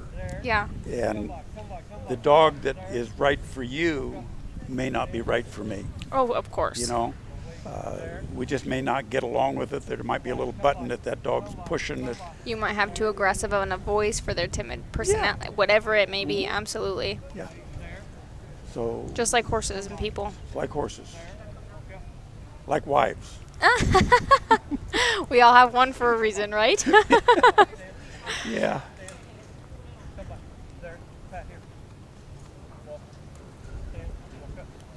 He keeps looking back to see what his, yeah. You know, I've noticed a lot of dogs. These are young dogs in the nursery class. You know, and I don't know this dog, but I do see him looking back quite a bit. That's a good point. Yeah. And we were talking about it earlier before you got here. And because they're young dogs, they don't necessarily have the confidence To know exactly. what they're being asked. Like they just checking. Like, He's are like, you- I'm doing are it you right, sure? right? Are you sure? How was that? You know, they keep Yeah. looking back He's over his shoulder. looking for So that, yeah. I think Reinforcement that he's. you know, they're looking at the way this dog takes his commands, the way she's Yeah, he you knows know, down on. pretty yeah. square. You know, I mean that's That's a pretty nice you know, dog. I love a dog that when you ask them to stay down, they hit Like the that, dirt. yeah. He definitely knows Yeah. that. Yeah, it is incredible to watch. You forget, like, just watching it from the screen like this, the hours and hours and hours of time and dedication that has been put into getting them to this point. But it's, the rewarding of watching them like this is so cool. You know, and we see these dogs doing such a great job out here. It looks easy. You think like, man, they've been doing it. But then you say, this dog could only be, I don't know how old, but they can't be any, they got to Older be than- 3. Okay. There's some that might, because of their birth date, Oh, they could be a little bit over 3, but barely. but barely. Yeah. You know? So really, and- truly, they still have that puppy mentality. And a lot of these dogs are 2 years old. Yeah. You know, so we forget, we think they're out doing this job, and we forget that they're still So not young. fully mature, and they are so young. So, you know, we try to protect them and, They're doing the best they, you know, not put them in Don't wanna scare situations 'em. where they're going to get hurt or their genetics is going to take over and they're going to do something too aggressive or something, it's going to get them hurt or get the cattle hurt or get us hurt. Any of the above, yeah. So Mike had another good run, 3 minutes and 50 seconds. Yeah, that was awesome. You know, it's not going to win the round today, but it's definitely going to put him in for the average if he had another good run yesterday. So.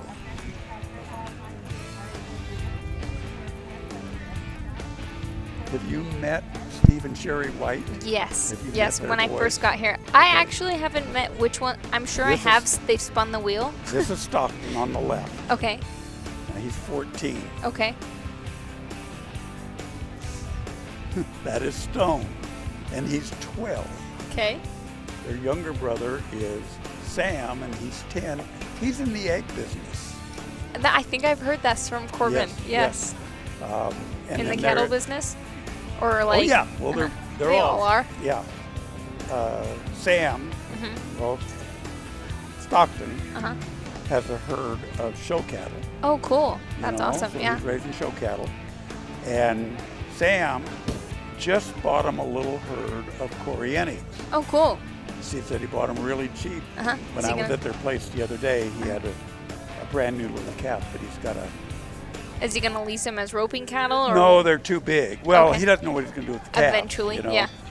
But this one heifer that had this baby calf while we were there just that day, it's So just cute. wild. Oh, Wild. they're feral. They are literally wild. Cat, we're looking for the calf. Mama's over there. The calf's way over here, the other side of a 100-acre field, you know. Finally, we get the calf over, and she takes him, but they had to move him. Uh-huh. They had to move all his cattle into another pasture. Thought they had him, and Mama went rogue. Uh-huh. Everybody else went, the baby went, Mama went rogue. Oh, jeez. Steve goes out there. I can't tell the story on camera, but I'll show you the picture. I want to see. I'll give the appropriate version for the crowd.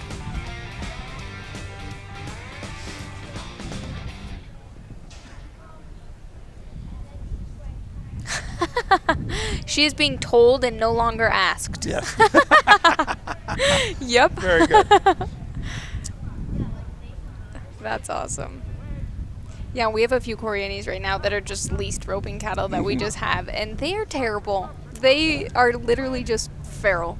Like, Yeah. they don't appreciate any sort of human anything. You know, we raised them for a while, Kathy and I did, and when I'd take the weaners and bring them home, they were great to work the dogs with. Yeah. If they've never been roped. Oh, okay. If they'd been roped. But then. once they've been roped, you know, all we do when we rope, we cram them in a chute, Yeah. we run them down, we rope them, Take them out. take them out, and then we push them back down the return alley. Yeah. They get pretty darn nasty. Yeah. But the calves are nice, and they hold up forever, and they make good Because dogs, they're so, you know? yeah. They have a ton know? of stamina. Yeah. I like that. So here we have Craig Balls and Ricky. I think Ricky is Craig's dog that got hurt last year here at the finals. I don't know if he broke a leg or a toe, or I can't remember, but they were camped over by us, and we were kind of doctoring on him. He looks like he's definitely back Looks to like he full. cured up pretty Yeah. well. Yeah.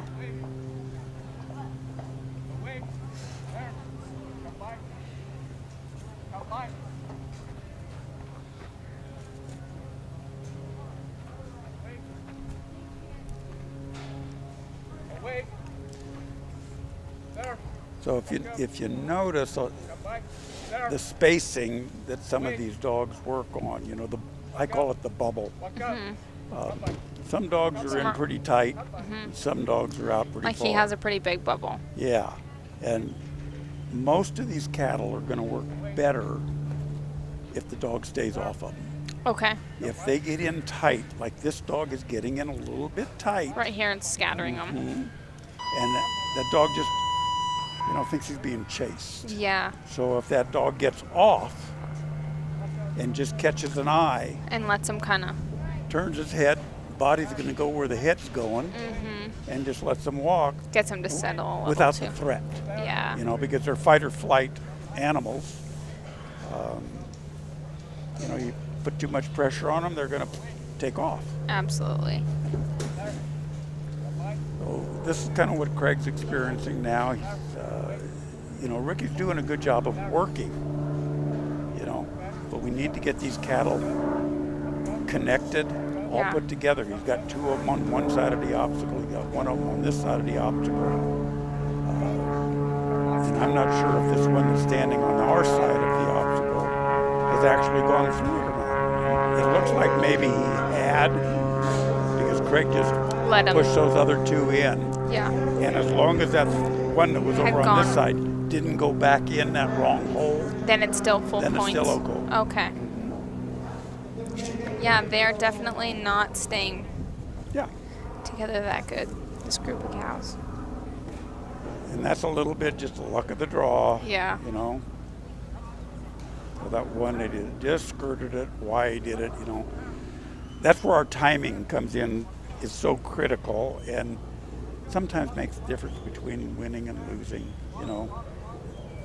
He had a good fetch going. You know, he spent a lot of time on obstacle number 2. He's spending a lot of time on obstacle number 3. Not that the dog is really doing anything wrong. It's just not working for It's this just right now. Yeah. Everything's just not gelling, you know. For this specific trial, they don't have a line where the handler's not allowed to cross. He can go. Yes, no, they do have a line in Okay. his back. He had been up to the line. Oh, okay. Usually what they do is like for the open class, which is normally the first class, and let's just call it a trial for a day or a weekend. Usually it's first is the open, because you've got the better handlers with the better dogs. And in a lot of cases, you're getting cattle that have just come off a truck that you've rented They're a lot somewhere. fresher. Yeah. Like You they don't know. You don't know what you got, you know. So the open handlers are going to have a better opportunity to break those cattle in correct. Okay. Not make as many mistakes as the novice handler would make, And or the teach novice those- dog. Not just, Yeah. teach the cattle bad habits also. You know, break them in correctly. Have the dogs that aren't going to pick a fight. You know.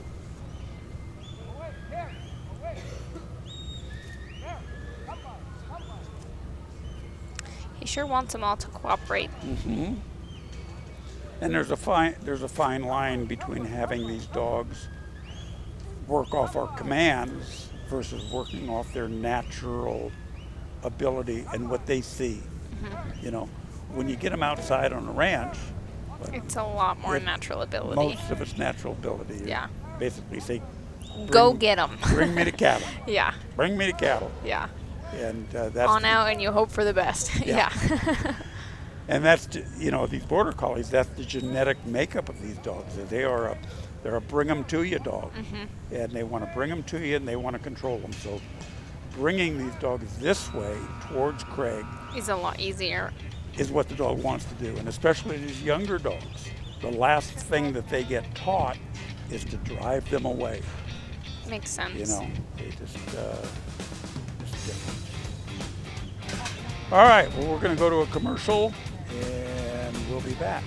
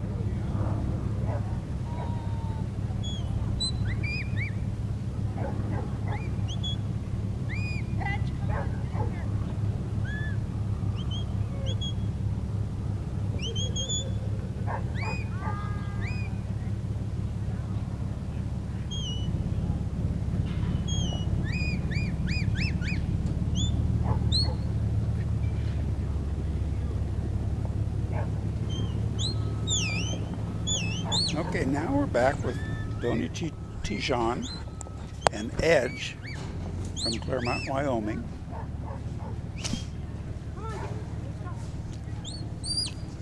Joni's got several dogs in this class. She's got a good run going. She's just a little over a minute, and she's going nicely to obstacle number 3. If you notice, a lot of these cattle, they want to drift off to the right of this obstacle. That's going back towards the gate they were set out of. They remember where they came from. And they all want to kind of go that way rather than go the other way. And I guess that makes sense, you know. Yeah, they're driving, yeah. Yeah. They want to go back where all their buddies are, you know. So Joni's doing a good job with Edge and getting them shaped around here. Yeah. They've got to come through the center opening right at us. Good job. So, yeah, this is you know, going she's really headed to the smooth, sort pen, is straight down. All she's got to do is keep moving them straight and get them in. It sounds simple. It does from this end of things, doesn't it? I'm a great handler from right here. I don't know about you, but I don't think I've ever made a mistake sitting here. Right? I'm no handler at all, but I think it's a lot easier to sit here and talk about it. Yes. Mm-hmm. She's doing a great job. Doing a great job.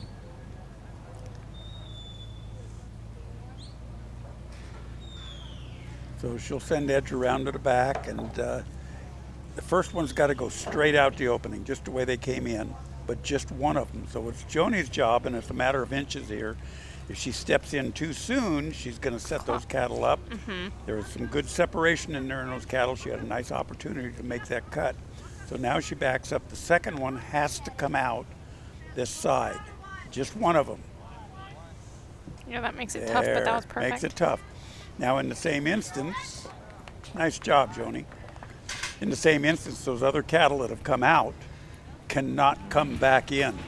Okay, I didn't know that. Yeah, if one of them comes back in, it dirties up the entire And you have to start pen. over. Yeah. Now, I wasn't at this handler's meeting this morning, so I don't know if coming in that back end is part of, if they've considered that part of the pen or just the pen. Just to stay, okay. Yeah. So yeah. I think it's probably just the pen. So if one were to come back in that side entrance Then that's and filter into the pen, then that pen is dirty. because your dog's supposed to help keep them. Then she would have to empty the entire pen, reload them from the back, and bring them on down. Okay. So, I'm going to tell you what. We're going to let you eat some lunch, and Corbin's going to join me.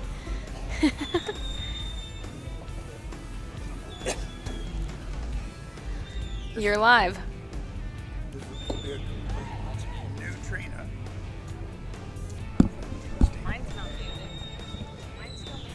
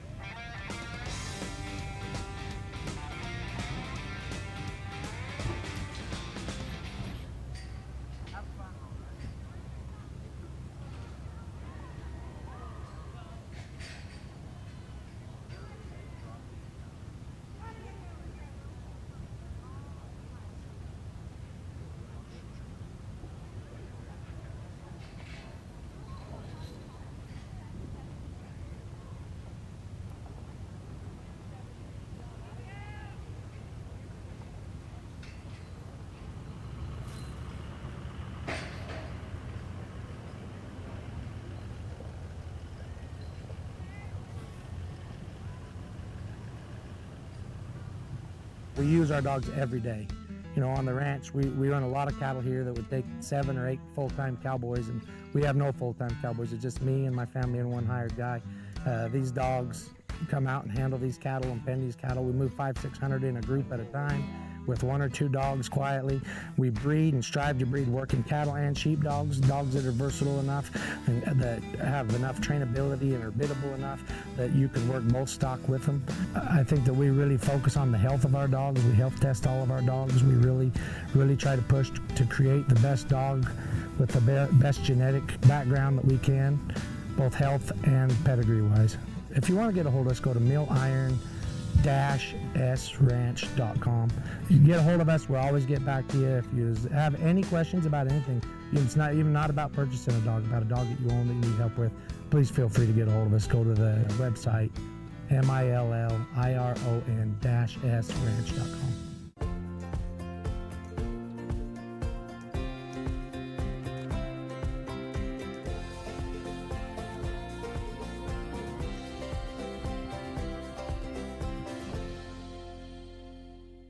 Hey everybody, it's Steve White with the Mountain State Stock Dog Association.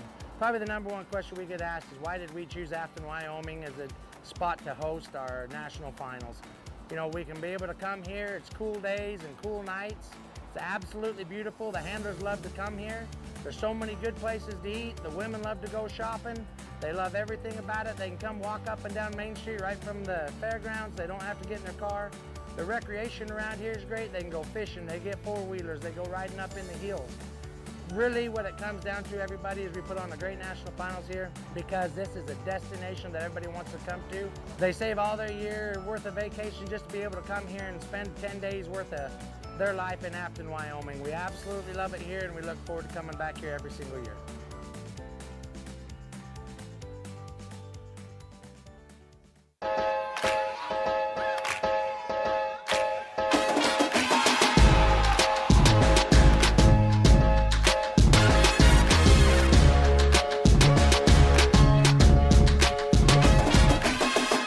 Thank you, Charlie. Thanks, Rocky. Thanks, Cooper. You too, Toby and Jody and Daisy and Sadie and Gracie. Your loyalty means everything to us, which is why we perfected the recipes behind our food and included special support for mobility and immunity. Find premium nutrition near you at nutrinaworld.com/loyallife. Nutrina, what's inside counts.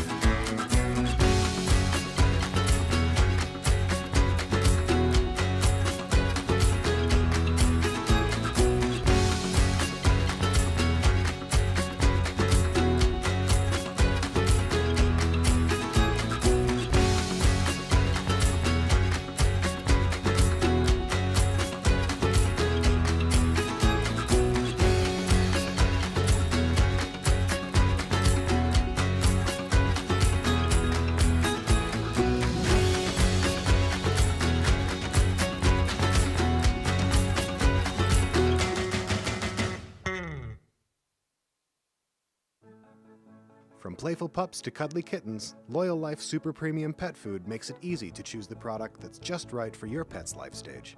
Every pet has their own special nutritional needs, and we've got the super premium option your family's best friend deserves. Making sure your pets get the nutrition they need to live long, happy lives? That's what we do best. With our special blends of quality ingredients, you can count on us for the pets counting on you. After all, being the best pet parent ever is what you do best.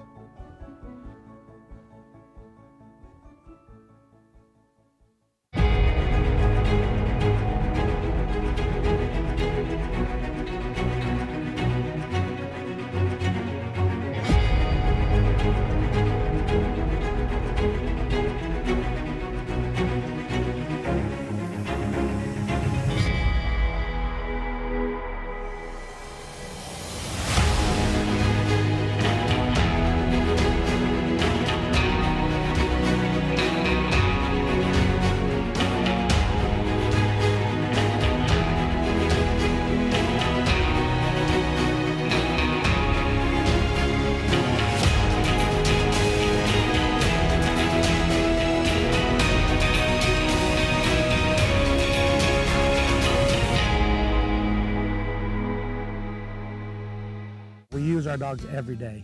You know, on the ranch, we run a lot of cattle here that would take 7 or 8 full-time cowboys, and we have no full-time cowboys. It's just me and my family and one hired guy.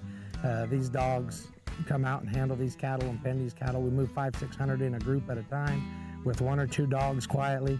We breed and strive to breed working cattle and sheep dogs that are versatile enough and that have enough trainability and are biddable enough that you can work both stock with them. I think that we really focus on the health of our dogs. We health test all of our dogs. We really try to push to create the best dog with the best genetic background that we can, both health and pedigree wise. If you want to get a hold of us, go to milliron-sranch.com. You can get a hold of us. We'll always get back to you. If you have any questions about anything, it's not about purchasing a dog, about a dog that you own that you need help with, please feel free to get a hold of us. Go to the website, milliron-sranch.com.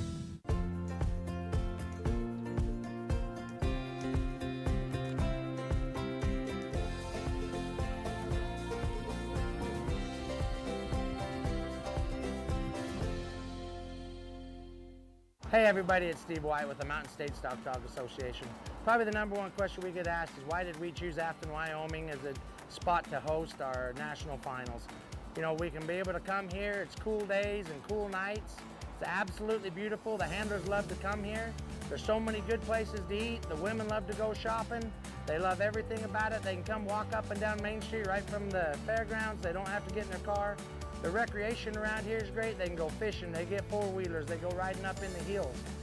Really what it comes down to, everybody, is we put on a great national finals here because this is a destination that everybody wants to come to. They save all their year worth of vacation just to be able to come here and spend 10 days worth of their life in Afton, Wyoming. We absolutely love it here and we look forward to coming back here every single year.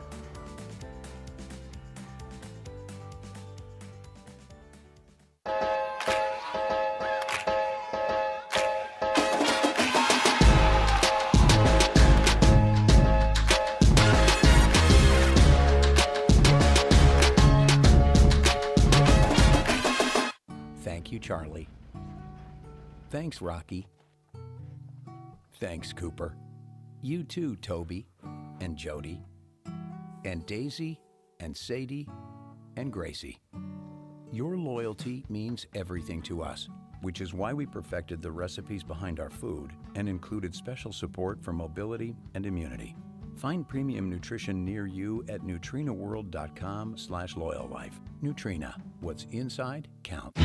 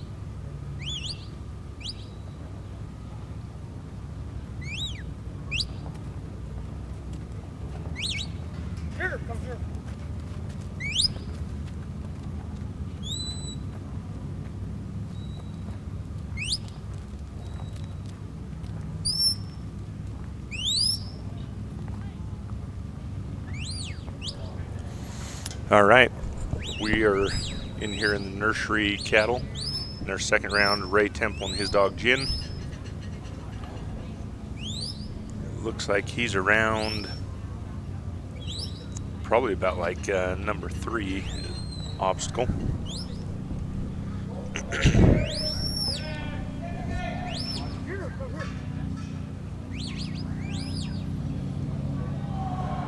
back around. Yeah, looks like he's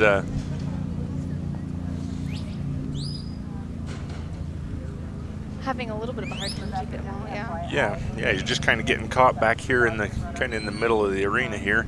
This one Baldy's giving it a mind of its own. Yeah.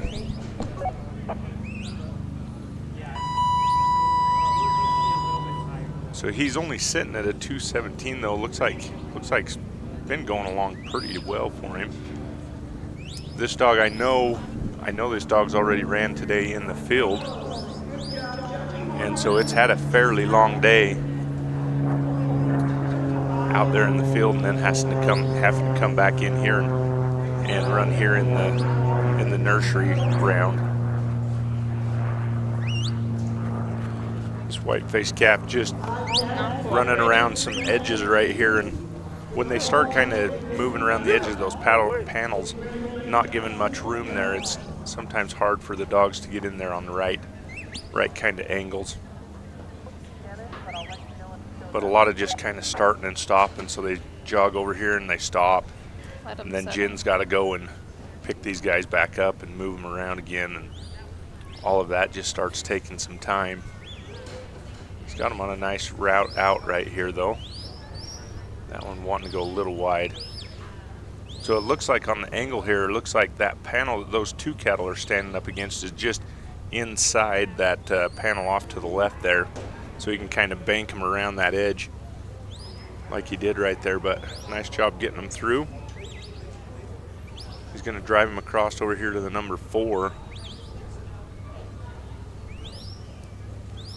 And I'm assuming probably this number 4 is just a teed panel out here. He's just got to get around the edge of it to get his points. I actually haven't been able to even see this. Nope, it's more than that. So it looks like, yeah, he got zoomed out right there. It looks like right off the very top of Ray's head right there, it looks like there's kind of an alley going straight in right there. Kind of help draw him to that. Yeah, so he's going to load into that spot and then bring him through and then off to our right to get his points. You might be wondering why Ray's just kind of hanging out there just in a certain spot along the middle of the arena, but they have a handler's line there that they can't cross. So he's probably right on the edge of that line, not being able to get down the arena. This one seems like one of the further out handler lines than some of the other ones so far. Yeah, and this arena is a little smaller. This one's one of the smallest arenas as far as the cattle will be in. And so there's not tons of room, and you've got a lot of panels in there. And that's one reason why it's kind of hard to navigate this, and it's almost its own little obstacle in itself, is that you don't have a lot of room to operate or to line things out. Get those cattle moving, yeah. Yeah, so I'm assuming he pulled it in here just right.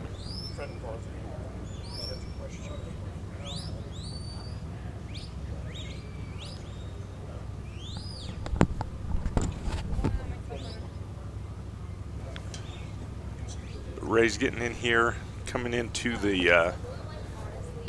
this sort here. So what this sort looks like it is dead end in here, so he's got to load it, and then he's going to bring these cattle back. Probably one out down the alleyway, and then Ray will step inside there and probably send 2 out the side right here.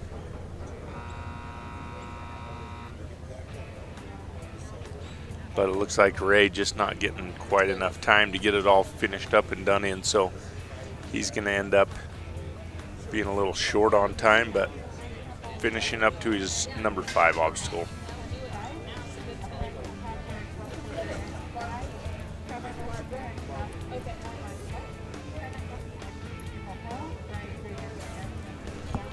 Elliot just came over and showed us a text from Barbara asking some questions for the Neutrina rep. So for any of you who are new to watching the live feed, my name's Maddie. I'm one of the Neutrina reps here this weekend. Her question was they're currently feeding Loyal Life and they're looking for Neutrina True, but on the neutrinaworld.com dealer locator, the True is not available at Tractor Supply, which truly has no plans to be available at Tractor Supply for the foreseeable future. If you're currently feeding Loyal Life and you're happy with it and you're not seeking anything different, I wouldn't change a good thing. Our Loyal Life line is a great product. It's our premium dog food. There's going to be no corn, wheat, or soy in it. We have a couple of different options that are pretty high protein and fat. There's a 2616. It's our all life stages chicken and brown rice. That's a great option if you are looking to up your protein and fat a little bit, if that's not one that you're feeding. So with that, I would continue feeding the Loyal Life. And if you happen to see True and want to seek it out, then that is a great option as well. So another thing to point out there on there too is when you start having a corn or a grain content in there, and a 30-20 with a little bit of a grain content to it too will digest differently than what a 26-16 will with more digestible nutrients in it. The 26-16 does have that, more digestible nutrition. So we got Derek West over here in Sky. He's coming from Homedale, Idaho. Sky actually, not very long ago, she just came walking out of that field trial. If you look kind of back behind the arena on the camera out there in that green field, that's where she just covered. It's about a 5-acre pasture that these cattle or these dogs will run a trial similar to the pattern that you see here. And there you can see that whole field off there to our left, that big green pasture behind it.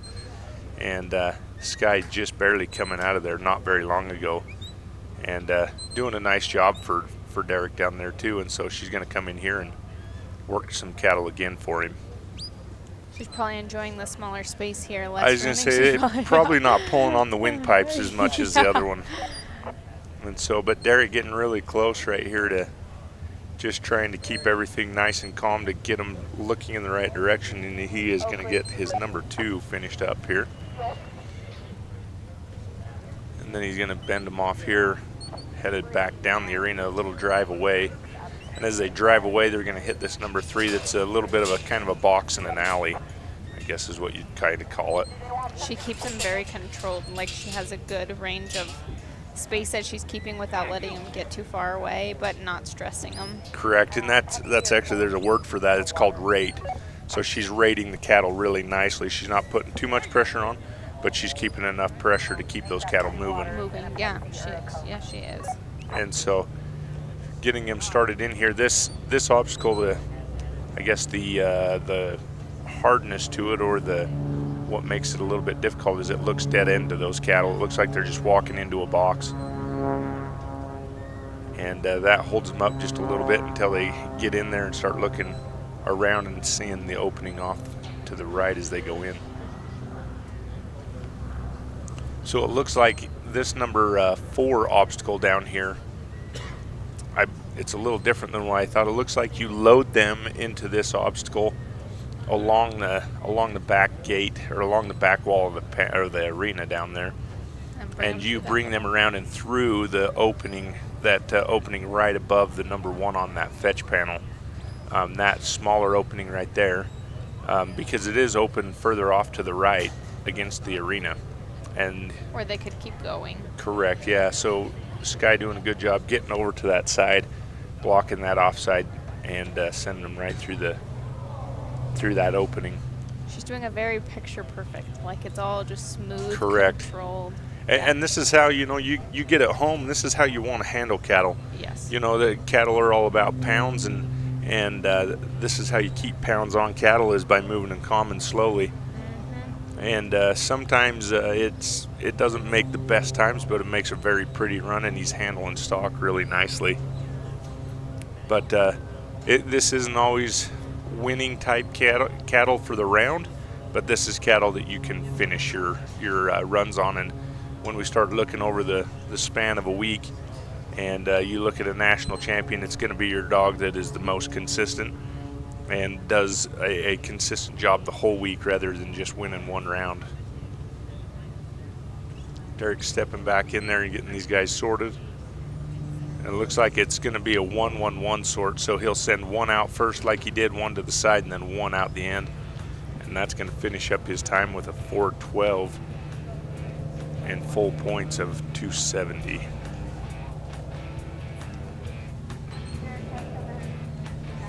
Got Dog LLC, this is Jeannie Biggers. She's one of the board of directors for the MSSA, a great sponsor as well.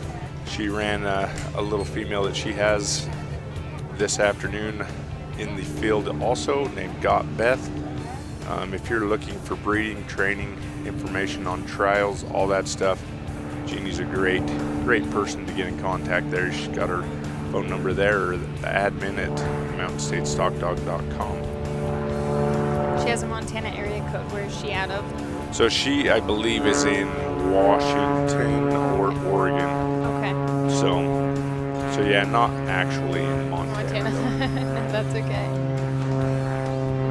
A little bit about our Loyal Life. While the Loyal Life screen is up, we've got a ton of different Loyal Life SKUs. I think there's 13 in total. There's going to be 3 grain-free if that's something you're after.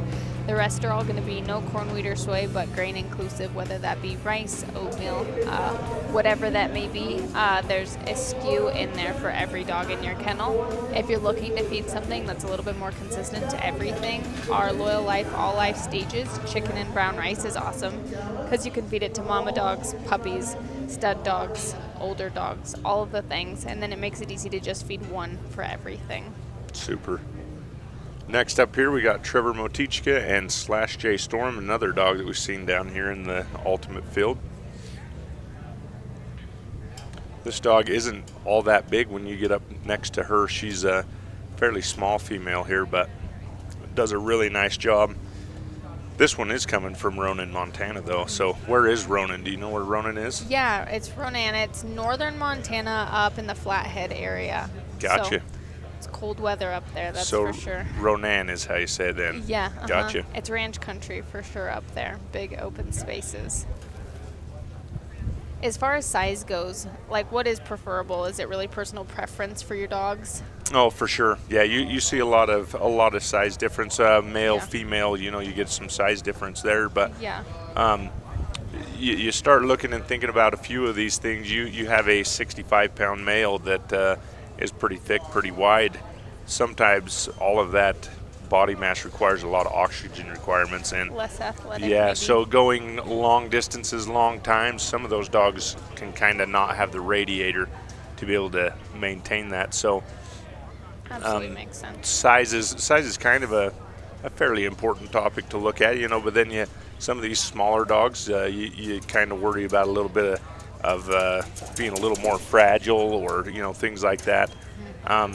Not that I've noticed that, but some people may feel that way. Yeah. And so, but some of the stronger dogs that I've seen or more fight sometimes come out of those smaller dogs. So. Yeah.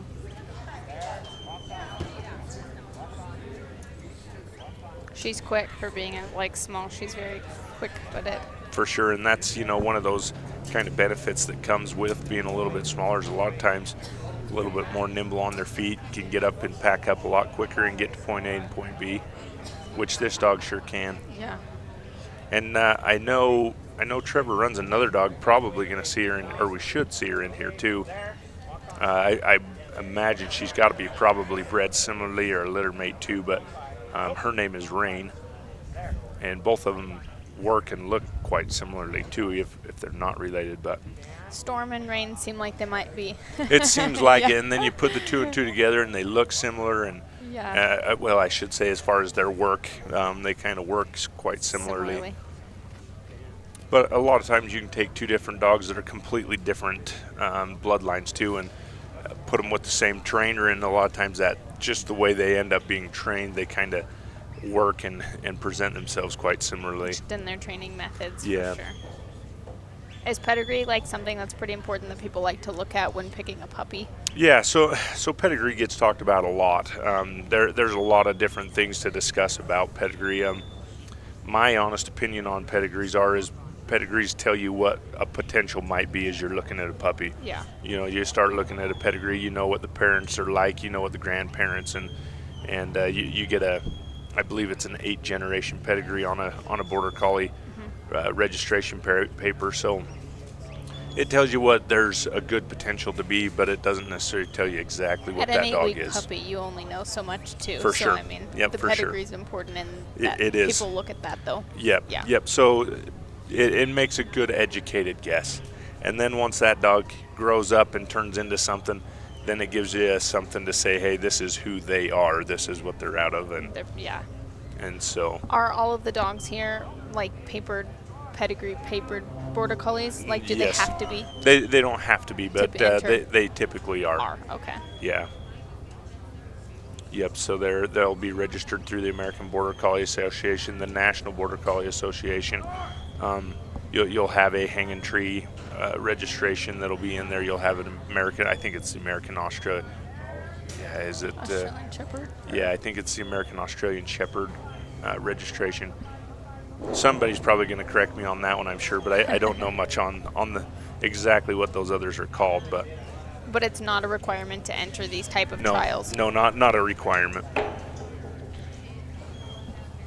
Although I guess I should say, I do believe you have to have papers to register the futurity, because that is what solidifies age of the dog. Makes sense. And possibly in nursery too, I'd have to look those rules up. But as far as open, intermediate, all that, you could take a poodle that doesn't know its mom from ever, and you could run it and have no problem. Okay. Well, I shouldn't say that. You would probably have some problems. I would imagine maybe, but I don't know. There's a few really good handlers that could probably take a poodle out there and beat you with it. But yeah, you could probably give me the best dog and then the best handler with a poodle, and they'd still beat me. So there's that. Yes. Yeah, there is some So much experience and finesse. relationship that goes with it for sure. Yes. Trevor getting them. This is kind of a pretty high pressure situation right here. To get the one to pass you. Yeah, just trying to get there. Trevor doing a good job. You see Storm held her position, didn't apply too much, and Trevor doing a good job not overdoing it as well. He's going to get it stopped with 5:09.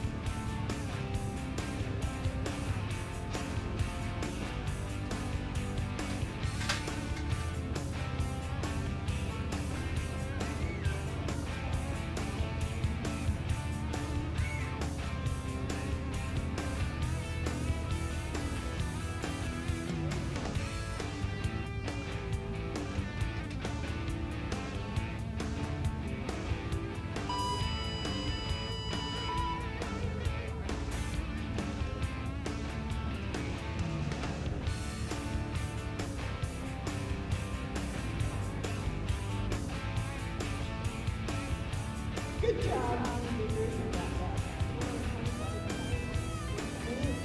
Next up, we have Wisconsin Dallas, on deck Lincoln Rogers and L.R. Chad. In the hole, Nathan Myers and Vinny.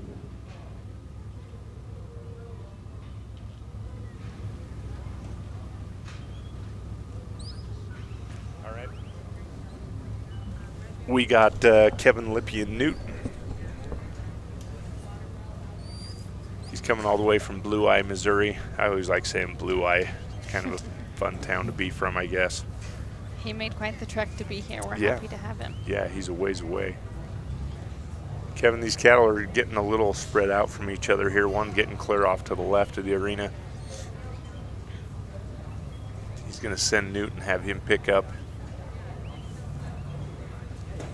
And again, most of these dogs, just because I judged the field, so I seen all these guys go in the field, and most of these nursery dogs that we're going to see in here, they've already been out and into the field. And either that or else they were in this arena and then came out to the field. So these young dogs having a pretty good long day, and very similar of them playing like 2 basketball games in a day, and how worn out you'd be with that, because even though this is only 6 minutes, it's a high intense 6 minutes for them to be out there. Absolutely. I mean, watch them. Yeah, you can sure tell. Yeah. They're giving it their all. You can tell they love it, because they've got to be tired, and they're still. For sure, and they don't give up. They're doing it because they love it. That's right. And so Kevin doing a good job getting those guys spread out, putting them together, getting them through that fetch there. Especially this Baldy steer is giving him heck. Yeah. She's just kind of wanting to be away from the rest of them. Yeah, she is. And so what it does is it makes you have to span from the 2 clear off to your left to the 1 clear over here, and you have to direct basically 2 different places in the arena, and it becomes a lot to juggle right there sometimes. But Kevin doing a good job of keeping it all together right here for a minute. And you look at that number 1 fetch right there, and that's not very wide. I bet you it's only maybe a 12 to 14 inch gap there. So a pretty narrow fetch line to bring him through. Was she able to go that way? No, she shouldn't, but now he's going to have a point that he's going to clear her out of there. The judge up there in the crow's nest by the clock is going to, if he has any questions there, he's going to qualify or check with her to make sure that everything's okay. But again, you see right here, just managing all these different, he's got 3 points right here that he's trying to take care of. Kevin just going to step to the side and say, okay, let's try and put you guys back together here. Everybody get together. Let's just do one thing at one time. Yeah. It makes the job a lot easier.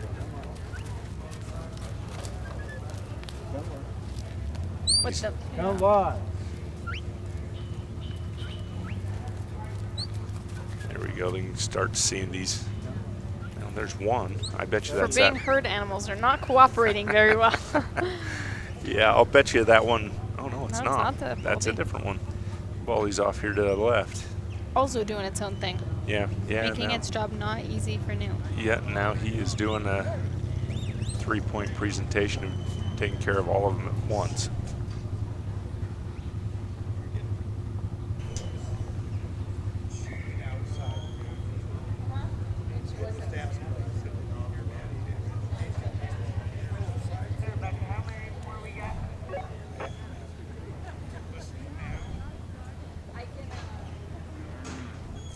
So Kevin got these guys hanging up right here.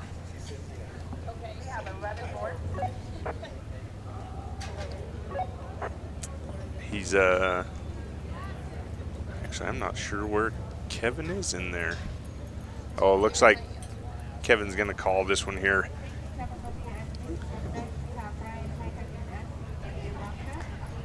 So this is Maddie again, your Nutrien rep. I am answering Barbara's question again. So we're just going to talk a little bit about how she was not able to find Nutrina True at Tractor Supply, and she's currently feeding Loyal Life. If you're currently feeding Loyal Life and you're happy with it, there really is no reason to switch. Nutrina Loyal Life is one of our super premium feeds. There's going to be no corn, wheat, or soy. It's going to have a little bit lower protein content. One of our higher ones, 26-16, so that means 26% protein, 16% fat. Whereas our Nutrina True Professional is a 30-20, which means 30% protein, 20% fat. But with that, the Nutrina Loyal Life with the no corn, wheat, or soy is a little bit more highly digestible nutrition. So with that, you're probably going to get about the same level of digestibility with that. So if you're happy with the Nutrina Loyal Life, I would stick with that. Otherwise, you could go to the dealer locator at nutrinaworld.com and see where the True is available near you. With that, we're going to get started again. This is Brian, Jacobs, and Ivanka.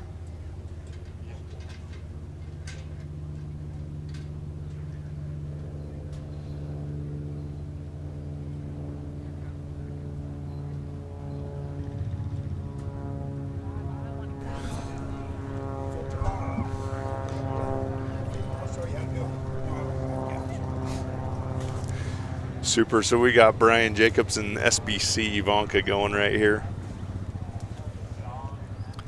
getting them picked up off the backside of this arena here and bringing them along. We saw her in the field trial earlier too. I remember her cute For sure. name. Yeah, and she had a pretty darn nice run, if I remember right. I think she did, yes. But Brian threw the fetch at 30 seconds here. Having another great run here. Oh yeah, yeah, he's doing a really nice job there. Letting them just kind of find that number 2 space first and then sending her in there. Yeah. And they're drifting a little bit there, but Ivanka was there really quickly. Like she's another one of those really. Yeah, and if you look athletic. here, you know, you watch and see the temperaments of these dogs in the field, and then you see them in here, and little closer quarters, you get a little bit more intensity out of these dogs. At kind of a certain point, because it's all right in front of them all the time. Yeah. But yeah, she's really pretty speedy and getting from point A to point B really quick. You can tell she's taking his commands very well. Yeah. When he says down, she's down.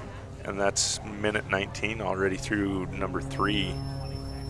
Yeah, this is one of the quicker ones we've seen. Well, and a nice trot.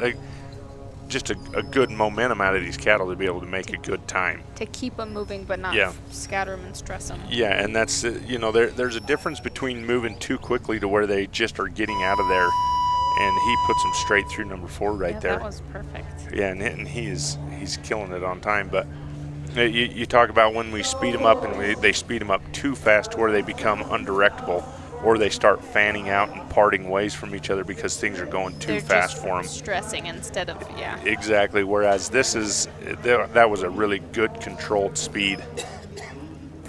So he's going to send one right back out right there. Send one back here. That was perfect. He's got one. He's going to put him out at a 212, 213 exactly on the scoreboard there. That was incredible. That's a pretty smoking run. I don't know what's winning it, but if that's not, somebody else was screaming along. Yeah, really though. But got to be somewhere pretty close to the top. Yeah, that was incredible.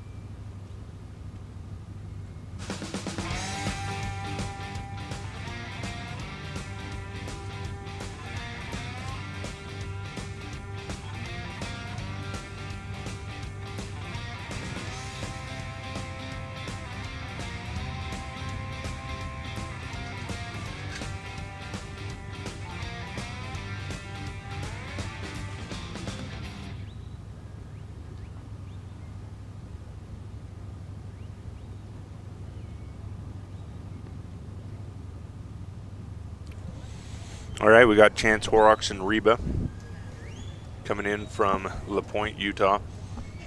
You guys probably heard a little bit on here, Apex Stock Dogs. They've got their sale going on this weekend. You need a nice dog, you can jump on there and be able to bid this weekend. I believe it starts on the 22nd and it wraps up on the 24th, I think about 7 o'clock-ish. But this dog, Reba, is going to be one of the lots in that sale. And Reba has done a really nice job this week from the rounds that I have seen. I think she's had a little bit of hiccups as far as finishing everyone, but probably only one maybe that, well, maybe not even be able to say that, but she's had some pretty nice rounds. And Chance doing a really good job handling her. So you're looking for a dog that's right out and ready to go. Here she is. You can tell she just loves it. Like she has the high drive. She has one of those. You can just see it in some of them, their personalities. They For just, sure, you can on her too. And yeah, she's got a little bit of style and everything else there. Just some of those fun things that you really like to see. But another dog that ran in the field, you know, she can come in here and run on these cattle in this arena setting and does a really nice job. You get her out to the field, she makes nice, good, big outruns. And then Chances even had her over, and I watched her in the sheep, and she gets into those sheep, and she's able to finesse them around and get the sheep where she needs them to be. So she's a really good, usable dog here. And Chance having a really pretty darn nice run right here too. Yeah. They got hung up a little bit in that kind of that V down there at the end when they first came in, and she was getting them picked up on her outrun. But since then, she's got them through the fetch. She's through her number 2 obstacle there, headed off here to the left to the number 3. Got a little bit out there on that outside edge, but she's getting around them, getting them stopped. And again, we kind of talked about this being the smaller arena, and that in itself kind of makes it its own little obstacle. in this screen, it's hard to tell. Is she red and white or is she black and white? Yeah, she's a red and white dog. Yep, she is. But she does nicely. You can kind of see a little bit of a shine on her right there, and she looks a little reddish. But yeah, that's tough to tell on the screen here. And so, but yeah, you feel how tight it is. I mean, these dogs don't, in this arena, they can't really get out and kind of handle things a little bit bigger like they normally would. They kind of got to be a little tighter, and they have to move around these panels. But she's handling it really nicely. She's going to get out in front right here. They've got to bring these cattle back off here to the left through that little opening that you can see that red heifer in. There we go. She's going to go pick her up off the back of the arena right here. That one holding up just on the point of that panel, and so Chance sends her back and now goes and gets this one. And it makes it really difficult because this pretty small little opening right here, but she's got a distance between those two groups to cover and not let them get to outside of where they're going. Reba doing a good job covering it from side to side. Yeah. Looks like he's made it through there, probably got his points, I'd imagine, as he came through that opening. And this is always kind of a tough little spot right here. Right, yeah, and he's right up against that panel, and so that dog doesn't really have an ability to get right there to him. Question: Are the dogs trained not to go under the panels? Like, are they not really supposed to get under the panels ever? No. So, well, yes and no. So when some people start them, they will start a dog in a pen that has mesh in it to where the dog can't get out. Okay, so they're stuck. So they don't go. Yeah, so they don't go outside of your training area right there, and then a lot of times you start them on goat and sheep, and so you have tighter panels that dogs can't get through anyway, and so they just never really see that for quite a while, and then you get these panels up here. So some dogs just don't know that they can. For the most part, some dogs don't want to because it's a tight spot. Okay. So yeah, I guess it's kind of a pretty loaded question there in that aspect. So there's not like a rule in no they won't rules get docked any or anything like that where if they go under them. It's just personal how Correct. Okay. Yeah, a lot of it comes down to the style of the dog and what the dog feels like and comfortable to do. Yeah. And this is always a tough thing, this sort being set up right against just inside of that arena edge there. So it's just enough. Yeah, see that red brockle calf there, just constantly just being on the outside of that. So it's just enough that Reba's got to manage it really well because it's winged out there. So you have to pay attention to it. And he's got her backing around there. Now things are looking pretty nice for him. And it looks like they're in. And if you look, most of these dogs don't go inside this tight like pen. how she's like that, But yeah. Reba's inside this nice tight pen because Reba has the ability to work close here. That's nice. And she can handle herself in this tight situation. So we found out she can run a big field trial. She can be tight in a little small pen and handle herself really well. And Chance gets it done with 542. Yeah, with a tough pen of calves, she did a really good job. Yeah, a little bit challenging on a couple little aspects of those calves, but he did a nice job on her.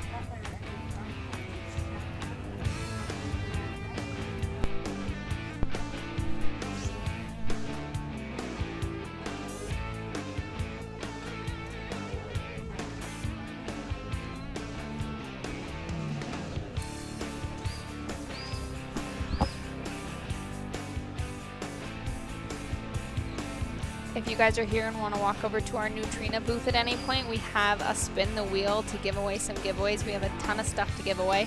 So come on over. We have some pop-up bowls, some feed scoops, some chuckets if you like to play fetch with your dogs, all of those types of things. So stop on by the Nutrina booth if you want to talk about nutrition or if you just want to spin the wheel and get some cool stuff. There's also a drawing to enter. We're going to give away 12 free bags of feed at the end of the weekend. The only people entered are people here at the Stock Dog Show, so your chances to win are pretty high. So make sure you come over and get entered. And that's, did you say where that was? Here in the backside of the grandstands, right at the main arena? I did not, so I appreciate that. Yeah. Yeah, it's the black booth right outside the main grandstands. Yes. We look forward to seeing you guys and talking to you all.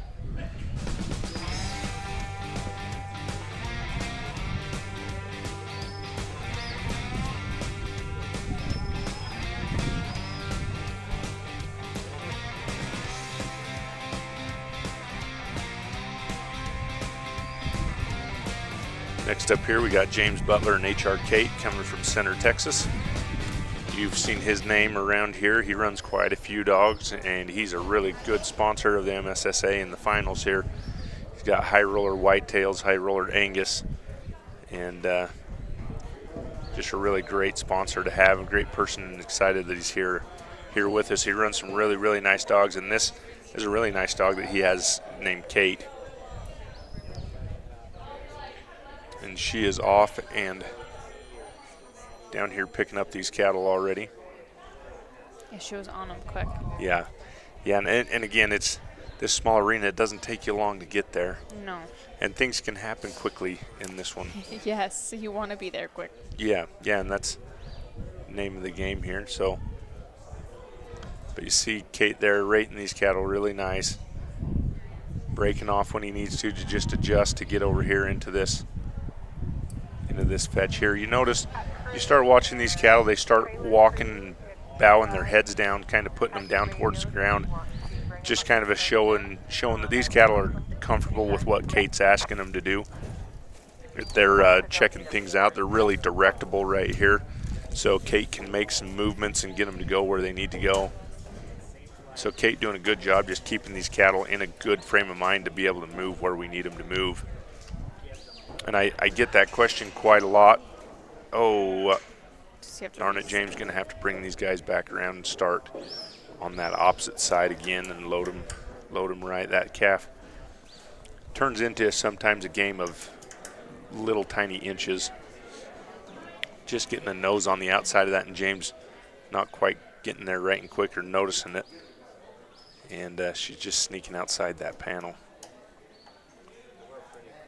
But I get asked a lot of times. I'll have some people know that I have dogs, and they'll call me and say, hey, we were having a problem with this group of cattle. Could you just bring your dogs and go put them in the pen for us?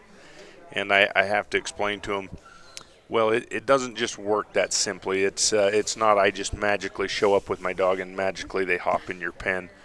And it looks that easy. It does look that easy. It does look that easy. But there's a lot of things that go into this to make cattle that can be worked the way that these are worked.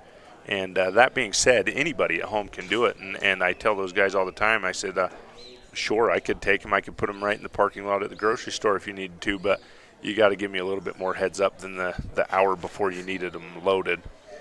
Yes. And even then, sometimes we get it done anyway. But, well, I shouldn't say sometimes. We haven't had a job yet that we haven't got done. But But the ease of doing it, it just this is what makes working cattle easy, is when you have good cattle that are trained properly with dogs that properly train cattle. It shows that a good dog is truly invaluable in a real necessary situation. Absolutely. Oh, for sure, for sure, yep. To the point where as you get there, and there's been a few times that we've had all of our dogs gone trialing or something, and I've been home by myself, or something's been that way to where you don't have a dog with you, and you don't know what to do anymore. You just have no idea how to finish that. But you can see the value right there. James getting this whole thing wrapped up in a 3:06. Even with having to redo that one, it was still super quick. Yeah, still did a really good job there. So a few of these other sponsors we have here, S4 Stock Dogs. Staudenmayer's here. He's excellent. He's another one here. John Staudenmayer here competing and showing his dogs here. You're needing stock dogs, information on how to get into it. You've already been into it. You need some more knowledge or bloodlines or anything else. S4 Stock Dogs, John Staudenmayer.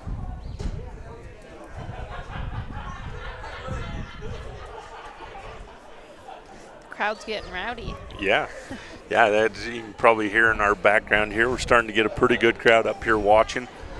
You get on the right side of these grandstands and you can sit and watch both arenas at once, and some of these competitions are starting. We're getting into the second round of these things, and some of this is starting to heat up even right now, trying to get into that top 20 to come back for your championship round.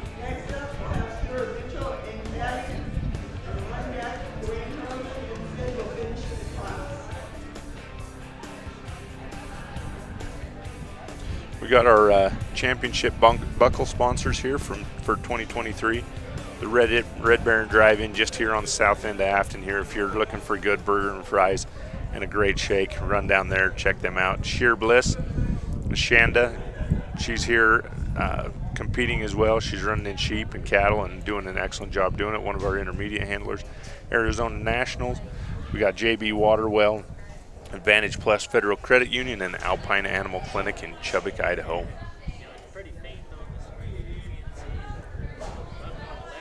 Next up, we got Zach Brady and Daybell's Ranger. He's coming to us from Blackfoot, Idaho. Blackfoot, Idaho is not very far off the backside of this arena, probably only about 45 miles away from us as a crow flies, but took him a little bit longer than that to get here. But this Daybell's Ranger, he's a red and white dog, mostly white, you'll notice here, and you talk about the bigger side of some of these dogs, this guy's getting pretty good size to him. Beefy, yeah, and he's one of the few that I've seen that have this much white on him. He's pretty. Yeah, he's a really pretty dog. He's unique looking. Yeah, it has that unique look to him. And this dog, pretty cool looking, pretty fun to have around, but one of those bigger dogs that you just kind of pretty impressed to see some size of him. Zach's asking him to kind of take that away command right there. He's needing him to go over and pick up. There he goes. Just needing him to keep going on that away command and go pick this calf up and bring it back to him. To the group. Yep, needing him to get grouped up right there again. Because once he gets them back together, then he can start working on his fetch again here. But always kind of a difficult thing when these guys get scattered out and, a little bit of distance between them. It's always a hard thing to try and manage. It's doable, but it's not always ideal. Well, it's never ideal. Good job just getting inside the panels there, and he's got this blaze face calf looking through that. Next two are following. A good leader. Yeah, and that's, you need that in a group. You need a good leader or three calves that will move. Docile. Yeah. And a good leader can pay you back really well if you're able to direct that calf and keep him moving in a good line. Yeah. Yeah, these three are definitely not a group of three that want to necessarily stay together, making it harder. Yeah, not really, are they? No. Yeah, but Zach doing a good job managing the points of this. Absolutely. Hopefully he's going to step up, and there he comes in. That hole, yeah. And you'll see Zach coming in there with his hands up and that, and you'll see kind of later in this week as things go on, they kind of really forget about the pressure that people put on them. They kind of get way more hyper-focused on that dog and the pressure that the dog's pushing on. But later on in the week, it takes movements like that to kind of get those cattle to recognize, hey, something is there that you probably shouldn't come past. I feel like that's a big part of like the handler reading cattle Yes. too, and that's important. Yep, that it is, because you come in there and not all of them will lose that kind of bubble that they have for people. And so some of those that don't, and you get one that wants to be, or maybe is right on the tipping point of, okay, we're here and everything's fine for now, and then you walk in and wave your hands and it's just enough for them to put their head in the air, and then they're like, nah, I don't want to participate anymore. Yes. Elliot's wife was over here a minute ago, and she was telling me one of her favorite sweatshirt has a picture of a dog and a cow running at it, and it's the tagline says, "Don't worry, she'll weaken." Yeah, exactly. Yeah, so that's my daughters actually have both of them. I went out and bought one of those shirts, and that's so it's a picture of a calf coming in and says, basically the person, don't move, don't worry, she's bluffing, or don't weaken, she's bluffing. I think that's what she said, yes. We were making jokes, and I said my anniversary gift this year was a sweatshirt from my husband that says, "Sorry for what I said when we were working cattle." That very well fits. My wife is sitting right down here. She will attest 100% to that. Yes. Yeah, because we don't even need to do anything more than know that we're working cattle that day, and usually the hair's already bristled. Absolutely. But I'll put that out for a voucher for having a dog. I can yell at a dog, and the dog never takes offense to it either. They still love me at the end of the day, even when I do yell at them. Yes, exactly. Wives, not so much. That's exactly right. Yeah, if I could get a dog figure out how to open a gate for me, that would probably be something they would ride around all the time with me. Yeah, this group is just not cooperating good. Yeah, Zach's just having a tough time, just a tough time keeping them together enough to get them through that smaller spot of the number 2 obstacle there. Yeah. And it's probably been mentioned on the live feed or somewhere in the commentary a little bit. This is a timed event, so you've got the pressure of the time going on. You got the pressure of the crowd, people watching, your friends, family. You know that the live stream's going. And so you have all this pressure on you. But sometimes a really great thing to do with these cattle right here is to just take them somewhere and park all 3 of them right together, down your dog, and let them settle. And it's really easy to stay up here with a headset on looking at it from a couple 100 feet away from the arena, but it sometimes will make or break a run if you can just go park these cattle somewhere and say, hey, look, stay together. Everything's okay. Nothing's terrible for you. Yeah. And then head on. But it looks like he's going to get really close to getting this done. Finally got him. Oh, that one calf just staying inside. But so now these calves are not mixed right here. The other 2 has completed it properly. Now that one, so he will pick up his points for his number 2, and then he's going to run out of time here. But just tough break for Zach there, trying to keep all these points together, but doing a good job getting his way through number 2. Mill Iron Nest Outfitters LLC here. If you're looking for a good hunt to go on here in eastern Idaho, give these guys a call. Check out their website. You see some pretty good pictures there. If you recognize those kids right there, Stockton White there on the left, Sam White clear on the right.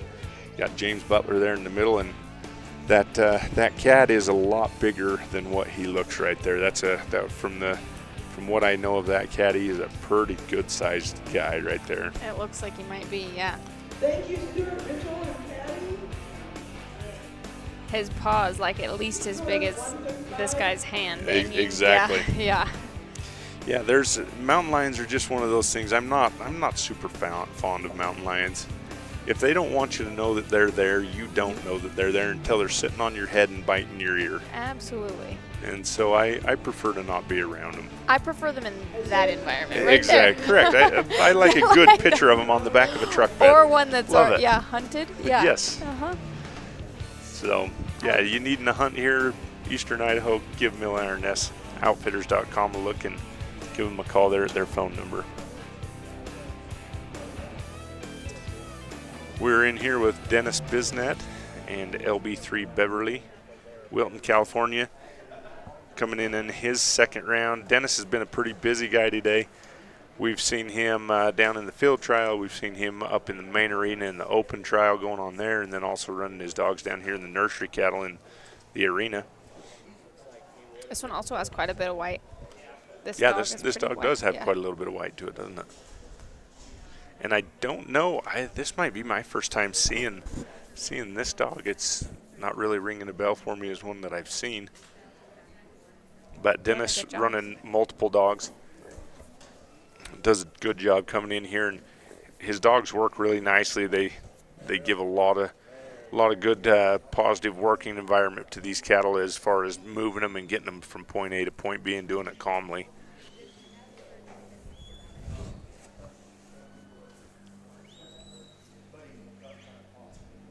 But Dennis coming a long ways down here and really hoping he can put together a good run here to move him on, get him into that championship round. I don't know what his first round was like for Nursery. Talking about going through the panels, she scoots through the panels to get to places faster rather than going all the way around. Yes, and that's, in my opinion, I really like dogs that are able to keep a correct line to work cattle properly and will duck under panels. Yeah.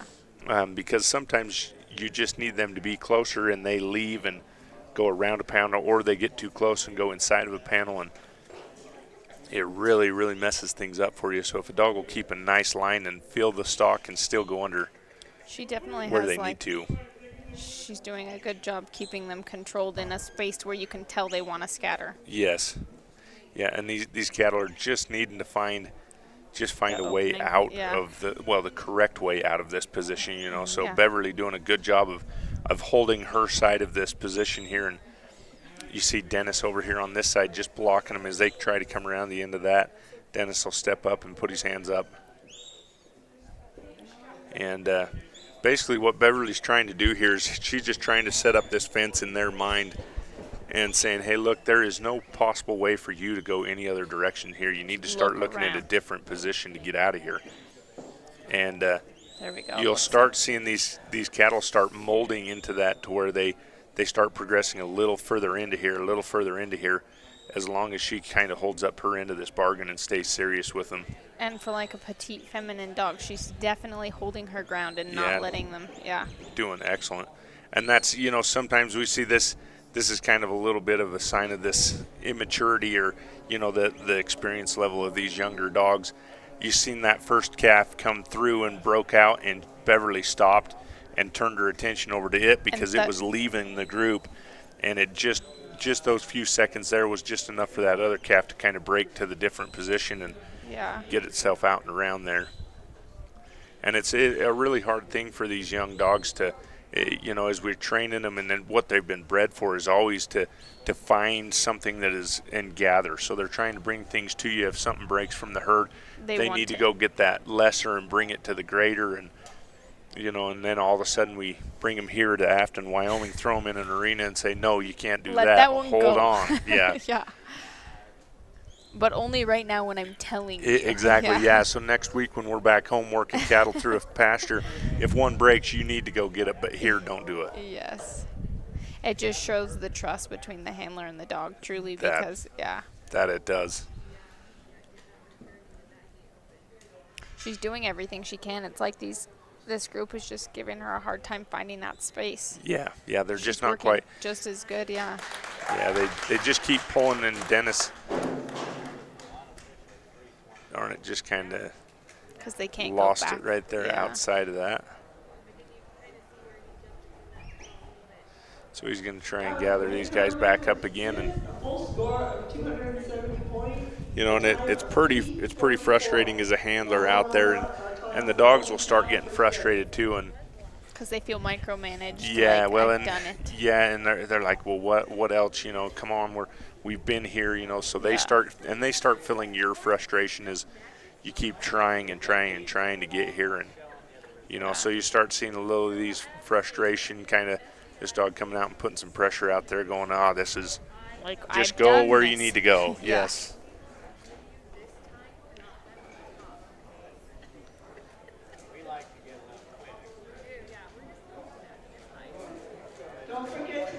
And the downside of that too is that these cattle will start. They know that they're going to start getting up in here, and things are going to get a little bit more high pressure. And they've already found that other out. Yes, and they're just basically balking at it, saying, "Hey, I know there's pressure coming along here.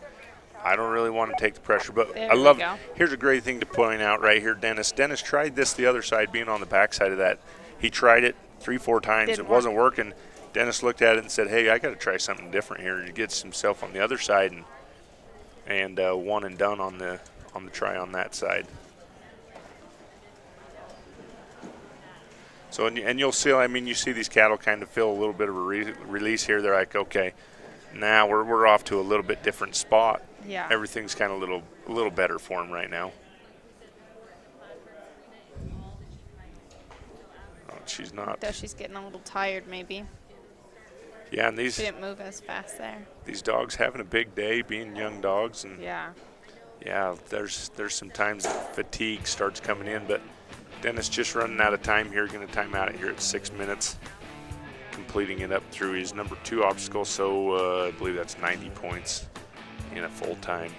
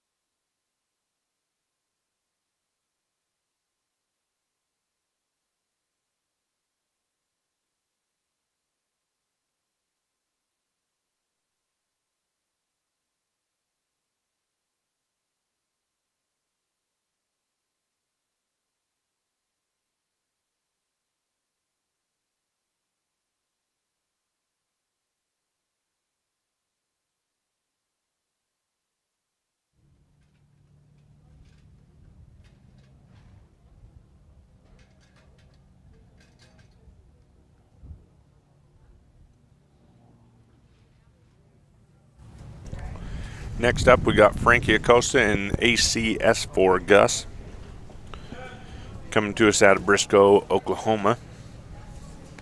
And Frankie's also got another dog that he runs in the open, and a few things like that, named Sam. Really fun to watch those two. Been together and doing it for a long time, and Frankie's been pretty darn successful with him. But Gus off here on his away command.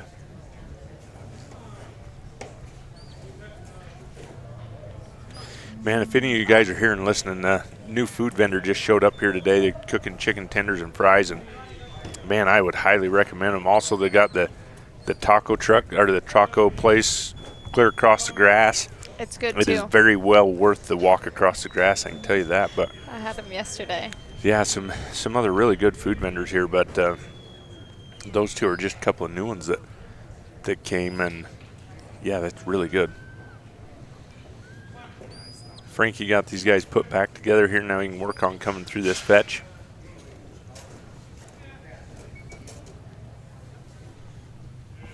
And he got them All brought through. all through his fetch right there.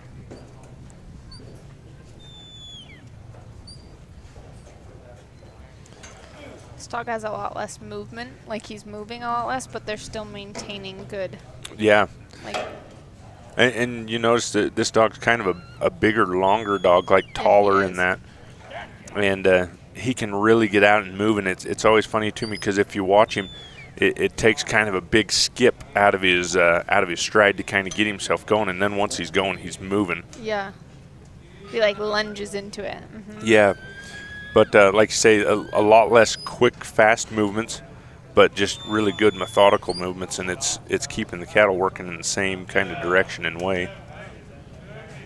But Frankie's getting really close right here, but another one of our handlers that are just really good at working and handling stock. He knows where he should be, knows what his dog should be doing. And he'll get this put together and get his number 2 finished up here. And Frankie, you see him just checking there with the judge up in the crow's nest there, just saying, hey, making sure everything's good, you good, and getting the thumbs up and moving on to his next. These guys looking right, exactly. That's perfect. You know, we start getting into this arena trials, and there's a lot to be said about dogs that can stay in contact with their cattle and keep things being directed and transitioning from one obstacle to the next. So as soon as you're coming out of number 2, you need to be starting to shape these cattle up to start hitting the entrance of number 3. And Gus doing a really good job right there. He came out, he picked up the 3 and did a nice job just getting them headed right there to his number 3 obstacle. And to this next one too. Yeah. Can't tell. I may have got just a little bit ahead. He couldn't quite tell. There's a little bit of a glare there that I just looked up and seen whatever he did do. It worked. You can't say anything about it. Yeah. It worked nicely.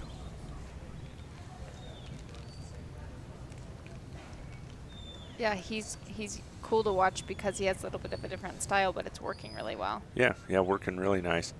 And that you see just half, and it's just enough the gap to the side of the arena right there, making Gus get over there and cover it to be sure that those cattle hit this opening to this pen.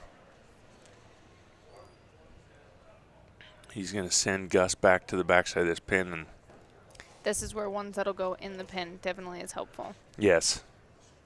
So he'll step in there and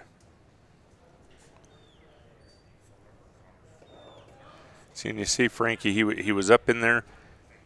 He's going to try and get these cattle looking, and then you'll see Frankie kind of drift back the neck of that, and it kind of pulls those cattle to you.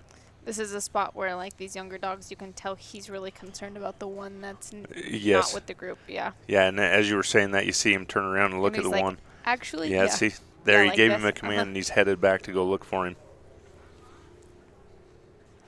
But Frankie doing a good job keeping his focus back in there. Now he's got him inside this pen. Just being on the other side of the panel, this will help Gus's focus a lot.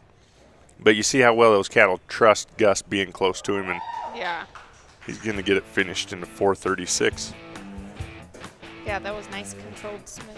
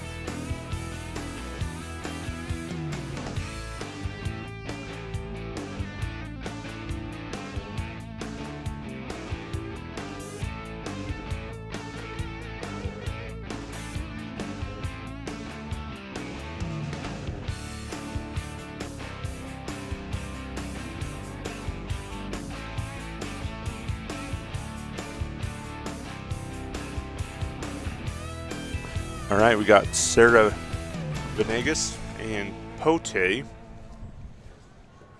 asked Sarah earlier down at the field trial. I said, now do you say this pote or how do you say it? And she says it's pote, so I'll try and remember that the best I can. It's pote. Sarah having just a couple of these slip outside the fetch panel there, but she's got them wrapped back around and back on track really fast. So that's allowed. They can go back through, but once they can come back that way and still get points. Correct, and it's actually called daylighting, so more than likely Sarah either or it was obvious enough that she took them back through the obstacle far enough that they were cleared or daylighted on the backside, and then she can bring them back through. Okay.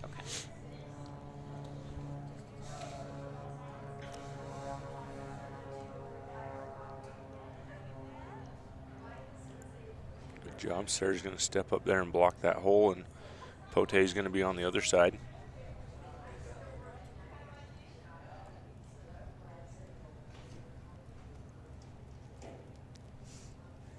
Yeah, that was just smooth. like that, she's done with 2 and headed to 3.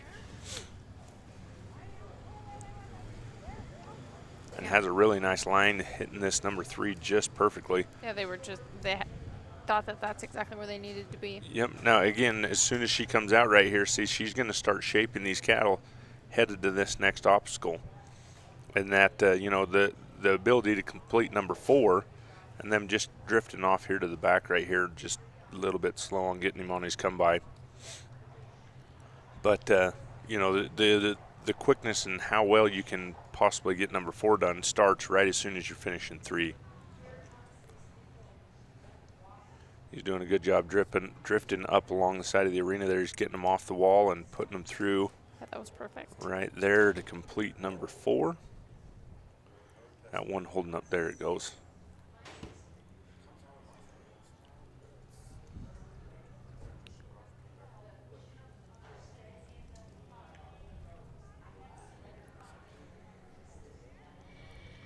She's got a really nice line, kept them off the side of that. They're just going to sneak by on that outside edge. So she'll pull them back, and sometimes the best situation here, sometimes we try and flank them really, really tight and close, and they just glass across the front of that. But she got a little bit of distance out away from the opening and then was able to put them back in.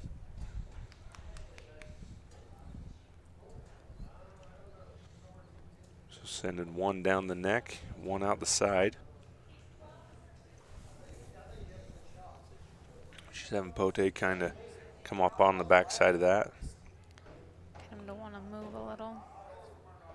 There she goes, sneaks into the side there, and got to send this one out, and there she'll get her time in a 3:18, 3:17 is what it looks out there on the crow's nest. So that was pretty quick. Really nice run for Sarah and Pote.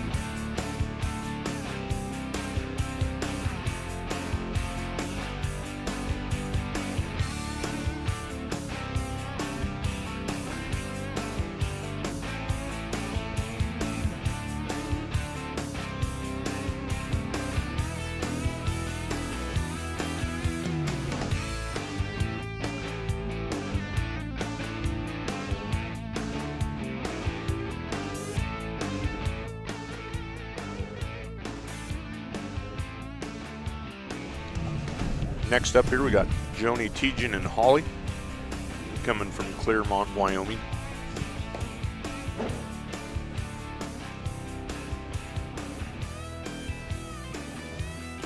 Another dog that I believe had a really pretty nice showing out in the field. She's down on the backside of these cattle and heading them towards the fetch.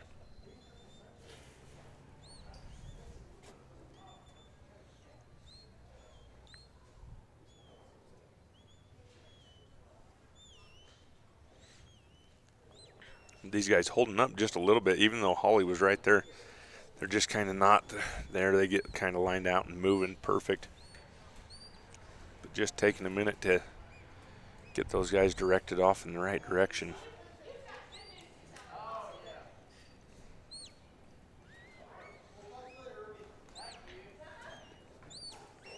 She's another one of those real quick athletic ones. Yeah, nice, really quick athletic dog. Does a lot of work on sheep, and a lot of times those cattle or those dogs that'll learn how to handle sheep correctly, they just naturally hold and handle cattle very, very well. But sheep take a fair amount of speed to be able to handle. So because they're just so quick. Yep.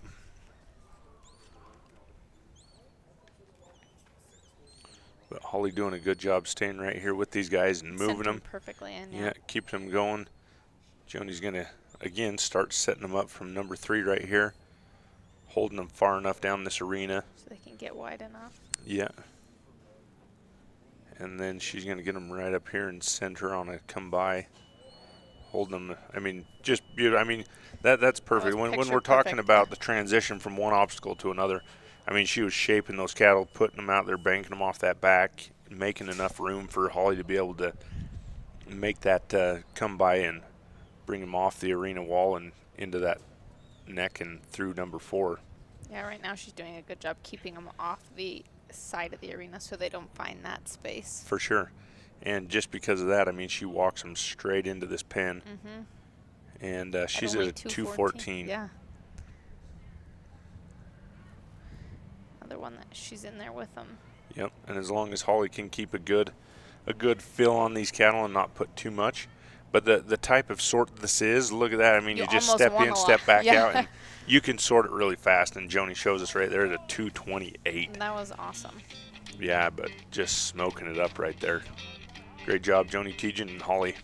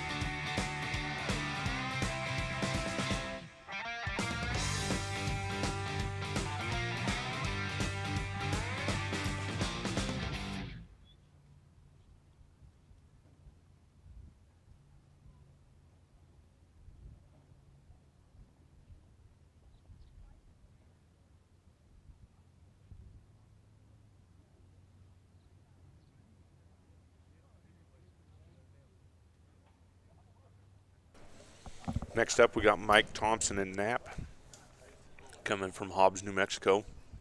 Another long trek to get here. Mike, another one of those guys. He's a great sponsor of the MSSA. Windmill Stock Dogs. If you're needing dogs, you need help of any type, Mike is a great resource, more than willing to help you out. You'll see his ad flashing up on here, and he's got a number on there. Give him a call. Great guy to be around, excellent handler, just does a very, very nice job. And you'll watch here with Knapp, one of his good, really young dogs. I believe this is a futurity dog as well. But Mike always brings a string of dogs, and they always are competing at the high end of every class that he's in. He's getting a little strung out right here. We're getting him tucked back through, though. If this one will hold up, that'd be a nice thing right there. Doesn't come around. Just going to kind of drift around there. Oh, not too far, though.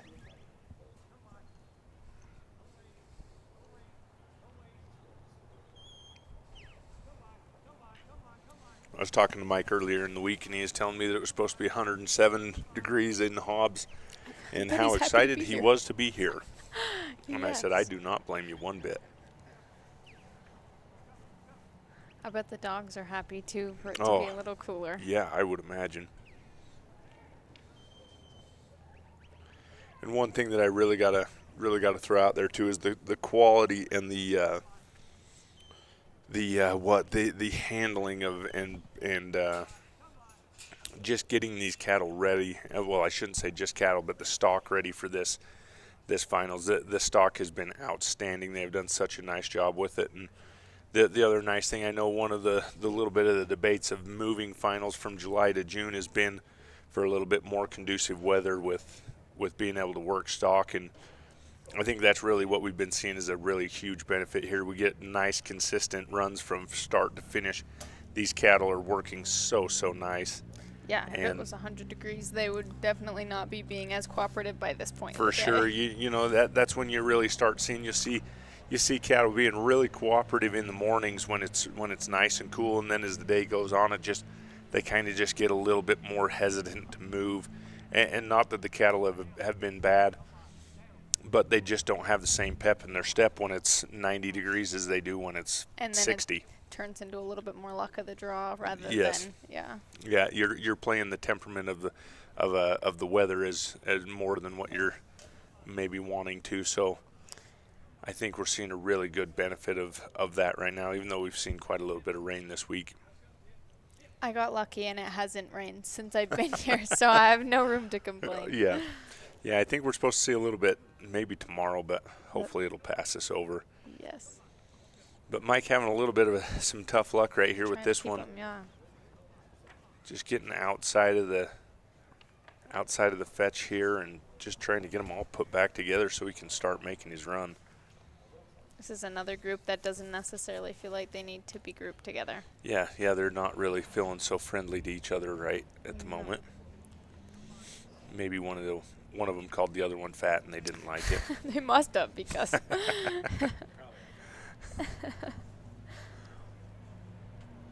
one said a bad word to the other one, I don't know. Something.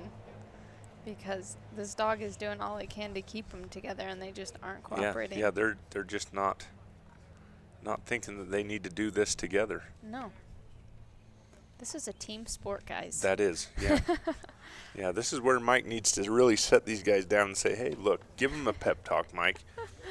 You really need to throw down your best locker room speech right here and get these guys pepped up. It looks like he's really close. He may have already got it, but probably got his fetch right there.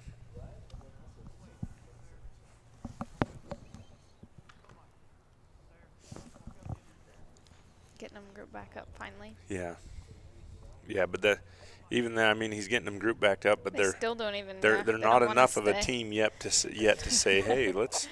Well, now that we're all together and everybody's apologized to everybody else, let's go over here. Now they're being a little more cooperative. Yeah, he's doing a nice job getting them right here. Yes, he is. Mike's going to step up, and there he goes, right through his number 2 obstacle. It's another super quick dog. Yeah, and most every one of Mike's dogs that he's got here, you'll see they're just really good, snappy, responsive dogs, take commands well. And you see it right here with Nap quite a lot. Yeah, he has a cool style.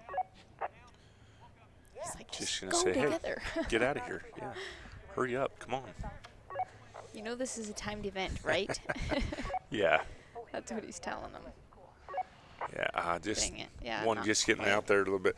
Mike's coming up on about a 220, getting there in 530 right there. It's going to be a little tough. I'm not sure. I couldn't tell with the glare on the screen if. Not quite sure. Well, for sure now he's going to have to gather up all these guys and push them out the back of this obstacle and bring them back in. Getting a little long on time here. I doubt he's going to have quite enough time to get him down and get the sort at least, but he's going to time out right here. Darn, just not enough time to quite get done, but Mike and Knapp doing a great job putting it all back together and getting as far as he did.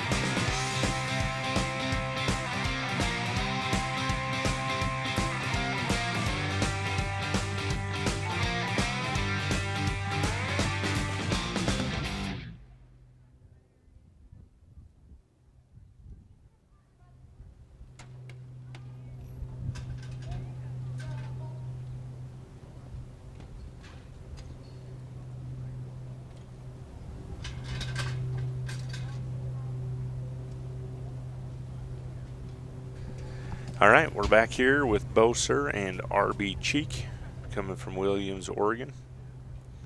Bo's going to wave his hand and call for his cattle.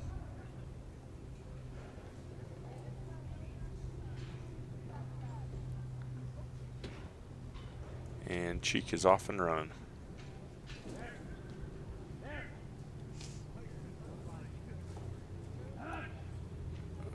Cheek making a double lap around him right there on his away command.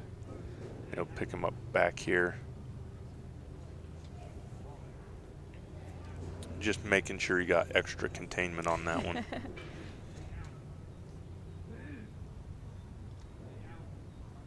They were just telling us, I think this is, for those of you listening, we got one more up after this.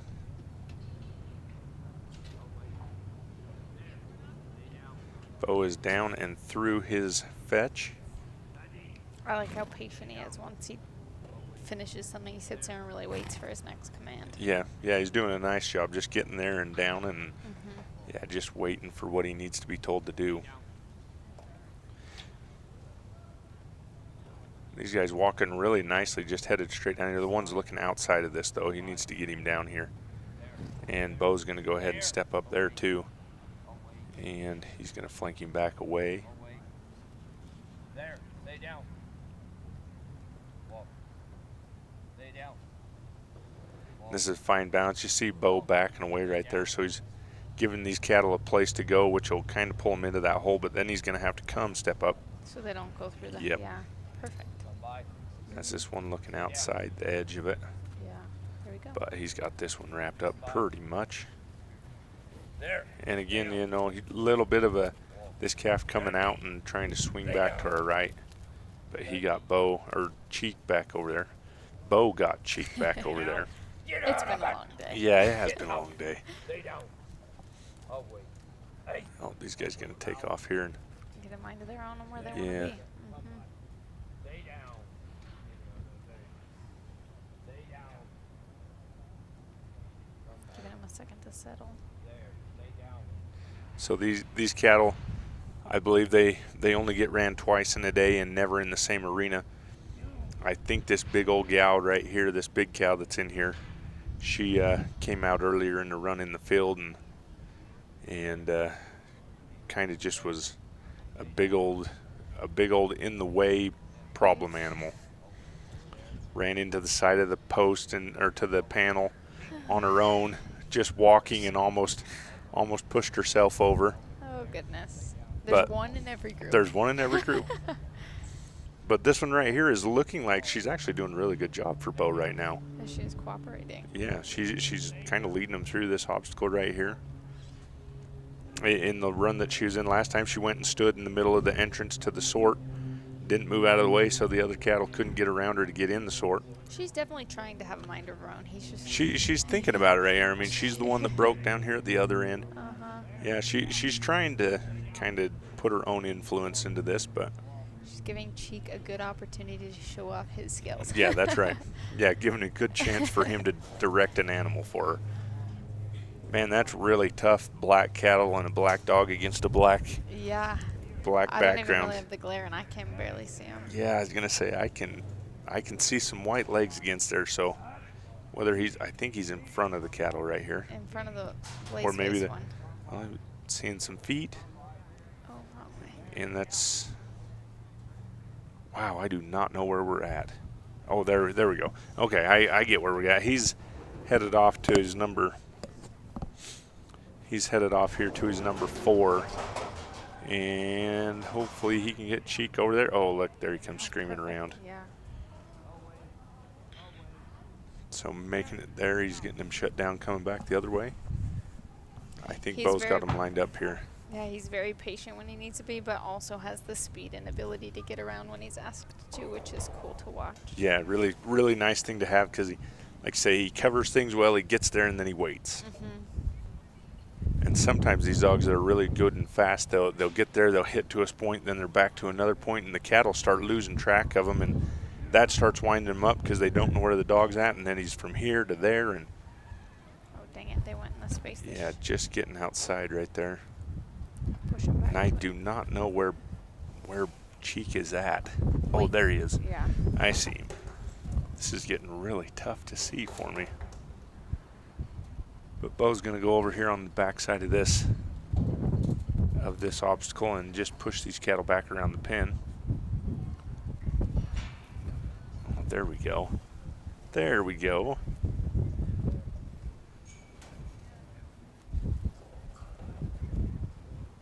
Okay, now Bo's going to ask Cheek to put these guys up in here now. He's got them dead centered in that. As long as they don't find them. And good job for Bo getting around here, making sure they didn't get out that exit too early, because he's going to need them to do it here in just a second. But Bo's going to have to stir up a little bit of movement on these guys. You see him kind of slapping his leg, getting a little bit of movement out of these guys, just trying to get them to go somewhere. We don't want them to just hang out right here and run out of time. Gets Cheek inside the pen, getting him out, and he is see Cheek seeing these other cattle leaving and wanted to go get them, but great thing for him, he's going to do it in 6 seconds under and be at a 5:54. Looks like that's going to wrap it all up for us today. We will be done in the lower arena. I think there's one more. One more? Holy moly! Never mind. There's okay, never mind. Don't listen to what I say. There's one more. There is one more. You're in luck. This is around encore. for the last one. Encore. I hear everybody was out here stamping in the stands, calling for an encore, so we'll do one more. One more. Yeah.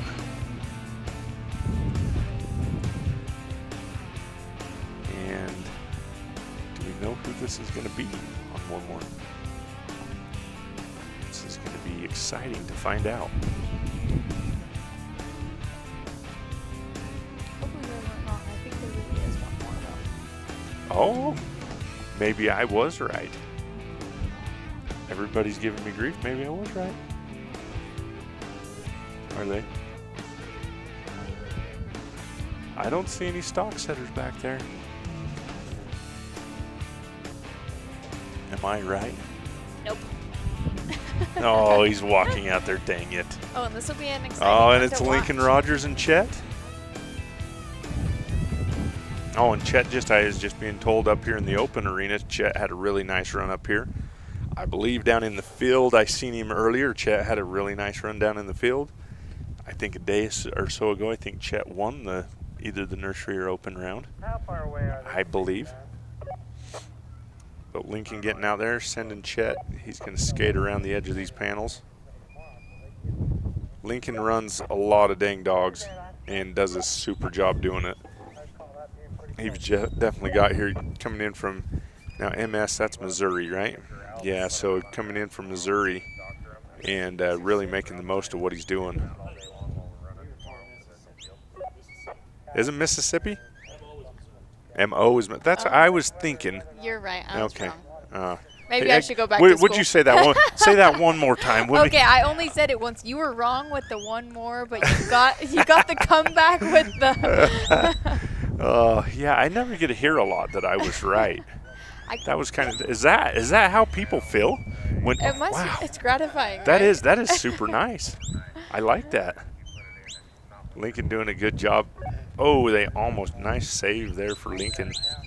And Chet again, young dog right here, and just wanting to put these other two back in with this other one. And I think Lincoln got it done right. Yeah. He's walking around like he did. So. So do you want us to turn these cattle out after this round? He's gonna get him. He's got to get him off here to the left-hand side of where we're looking at. He's got him coming in just nicely. Gonna hit it perfect. You know, and you get these guys on a good movement like this, and Lincoln and Chet can make a lot of time right here. Only sitting at 1:33. If he can keep them on a nice trot and hit these lines right here, which I'm betting Chet Like will be in position to do. Just coming, and this is kind of really difficult right there. That's a V'd panel, and that calf is sitting right inside that V. Yeah. And so yeah, he's getting him around here. Now he's going to send him on a come by, get him all the way around. Doing a nice job. There we go. Man, that's tough against that black Gets that black tarp, but from the looks of the legs, we're going in the right direction. There we go.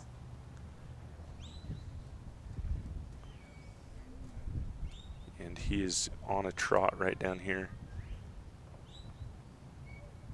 It seemed worrisome that they were coming so far this way, but it actually worked out that they didn't get in between those panels and the fence. Yeah, and put him on a nice little right straight line into that neck. Yeah.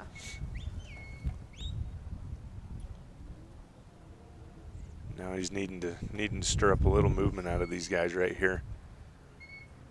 And you see that it'll work a lot of times if you can get these cattle looking at you. You can step into that neck and you see Lincoln start walking back away from there. And a lot of times it'll pull those cattle to you just far enough, and then they see that opening, and then he can step in, and then he'll let that second one go and get his time at a 3:04. So a really nice run to come in and round us out from Lincoln and Chet. And I believe this should be the last. I think this is our last one. Closes us out for our real last. This round, yes. All right. Thank you guys for tuning in and watching. We'll catch you back here tomorrow. We got more rounds going on in the upper Loyal Life Arena. We'll have more rounds going on in the True Arena, which we're in right now. Sheep Arena will be going as well tomorrow. And we're really starting to get into these championship rounds now, and things are starting to get crazy. We'll see you tomorrow.